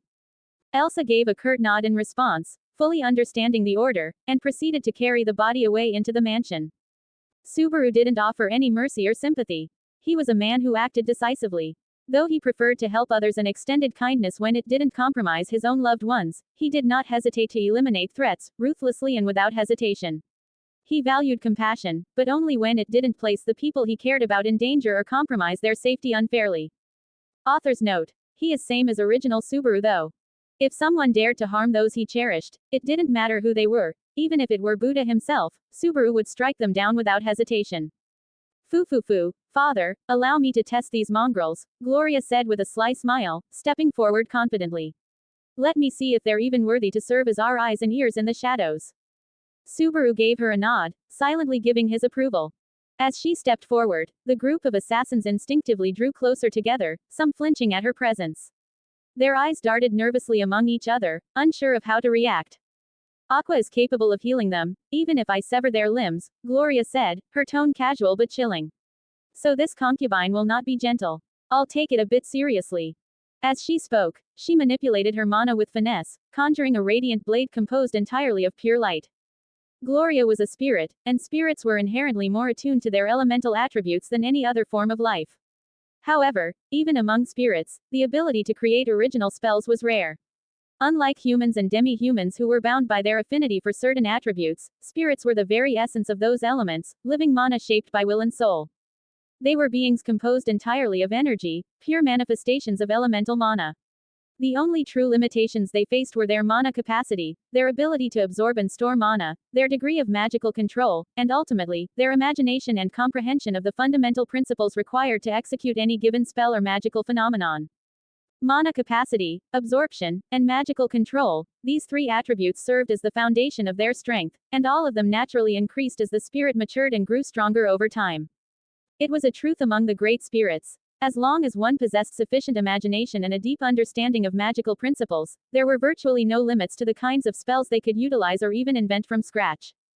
Gloria, who had been baptized in Subaru's very soul, shared an extraordinarily deep bond with him, one far more intimate and intricate than most would ever comprehend.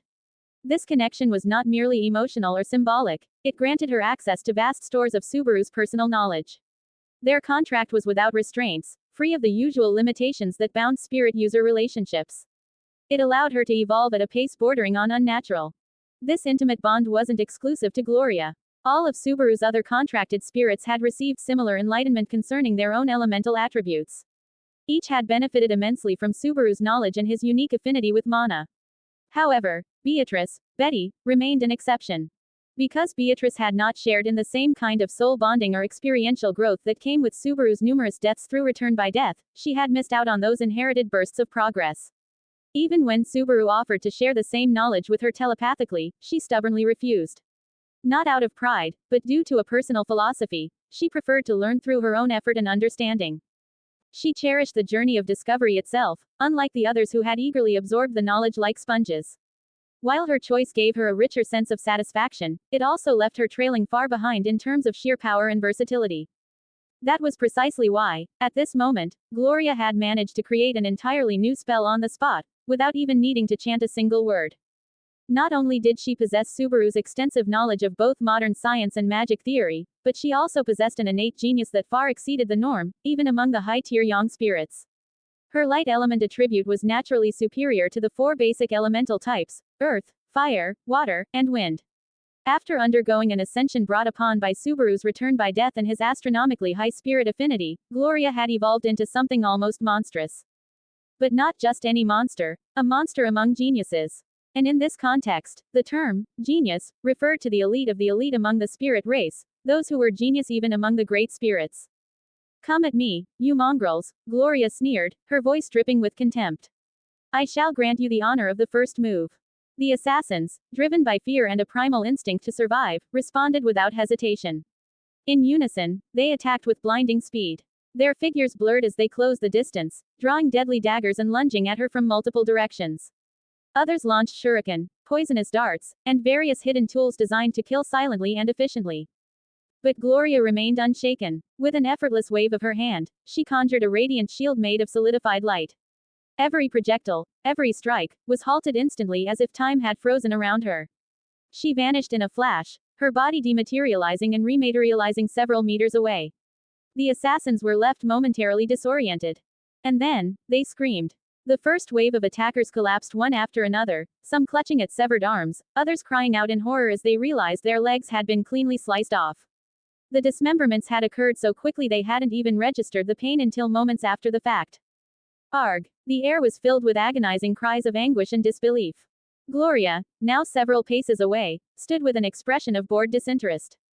"Pathetic," she muttered, almost as if disappointed. Infuriated, the remaining assassins launched a desperate counterattack. 3 of them, clearly the best among the group, broke the sound barrier as they charged, attacking her from 3 separate directions. Their precision, speed, and coordination were perfect, honed by years of experience in assassination and silent killing. But it made no difference. Gloria parried each of their attacks simultaneously, her movements so fluid and precise that even Subaru, Beatrice, and Reina were visibly stunned. What astonished them wasn't just the speed, it was her freedom. Unlike most spirits who unconsciously limited themselves to traditional interpretations of their attributes, Gloria was unshackled. She was light itself, able to manipulate photons with meticulous detail, shaping them into any form her mind could conceive. As light, she could theoretically move at the speed of light. The only limitation came from the transition between her spiritual and physical form, a phase shift that still placed her comfortably over Mach 100. And she moved without creating any sonic booms, a testament to her unparalleled control. Gloria grinned as another wave of assassins charged toward her in reckless desperation. "I inherited these memories from father, there was that technique too. Let's try it out, shall we?" she thought, her amusement radiating in her aura. With a flicker of intent, she bent her mana to her will. Dozens upon dozens of spectral weapons materialized in the air, halberds, lances, spears, longswords, and glaives, all made of hardened, luminous photons. Then, without hesitation, they rained down upon the battlefield with pinpoint accuracy. The spectacle was brutal. The energy constructs pierced through flesh and bone, launching bodies across the room or pinning them in place like insects on a display board. Though the speed of the projectiles wasn't quite at the level of light or even thunder, it resembled a grand and polished version of the destructive Gewalt spell, albeit more elegant, more calculated, and vastly more terrifying. "Ha ha, look at you now, you pitiful mongrels." Gloria cackled as blood pooled around her feet and her enemies groaned, twitching, or lay motionless on the ground. In the end, none remained standing. Every single assassin had been defeated, some on the brink of death, others unconscious or incapacitated entirely. Incredible. How are you this strong? You were only born a few months ago. It doesn't make sense to Betty. In fact, Beatrice exclaimed, her voice cracking with shock. Her disbelief was genuine and raw. Gloria scoffed, flipping her shimmering hair with pride. HMPH. None of you are worthy of comparison to this concubine, she replied arrogantly, then floated gracefully back to Subaru's side. Subaru, who had been silently observing, finally spoke with a tone of admiration. That was impressive, Gloria. You completely shattered my expectations. Gloria beamed, clearly pleased with herself, basking in both his praise and her own overwhelming display of power. To be continued. A.N. For now Gloria is the strongest among Subaru's spirits. Gloria is a monster among genius, and the latter term refers to genius among the great spirits. Her prowess already rivals the spirit kings or pseudo-divine beings. She can absorb huge amount of mana from atmosphere, and let's don't forget that she can absorb mana from Subaru as well, and he just happens to have plenty of it. After getting dragon blood, his mana capacity is 10 times from his 10th death and it's permanent. 1024 mana quantity *1024 mana quality 10 times. That his amount of mana, and it is greater than peak Rosewall, having less mana only as compared to Volcanica, Reina, Echidna, Satella and Amelia. She is a pseudo-divine spirit by fate terms, and has the power of one. Also the meaning of Seven Sisters is the Pleiades constellation. I used it due to lore, since there is already Pleiades Watchtower, Subaru thought it would be kinda rip-off, so he just used another name for his name. Pleiades, Subaru, Seven Sisters are all Subaru's names. I hope you liked the chapter. Give me the POWERSTONES.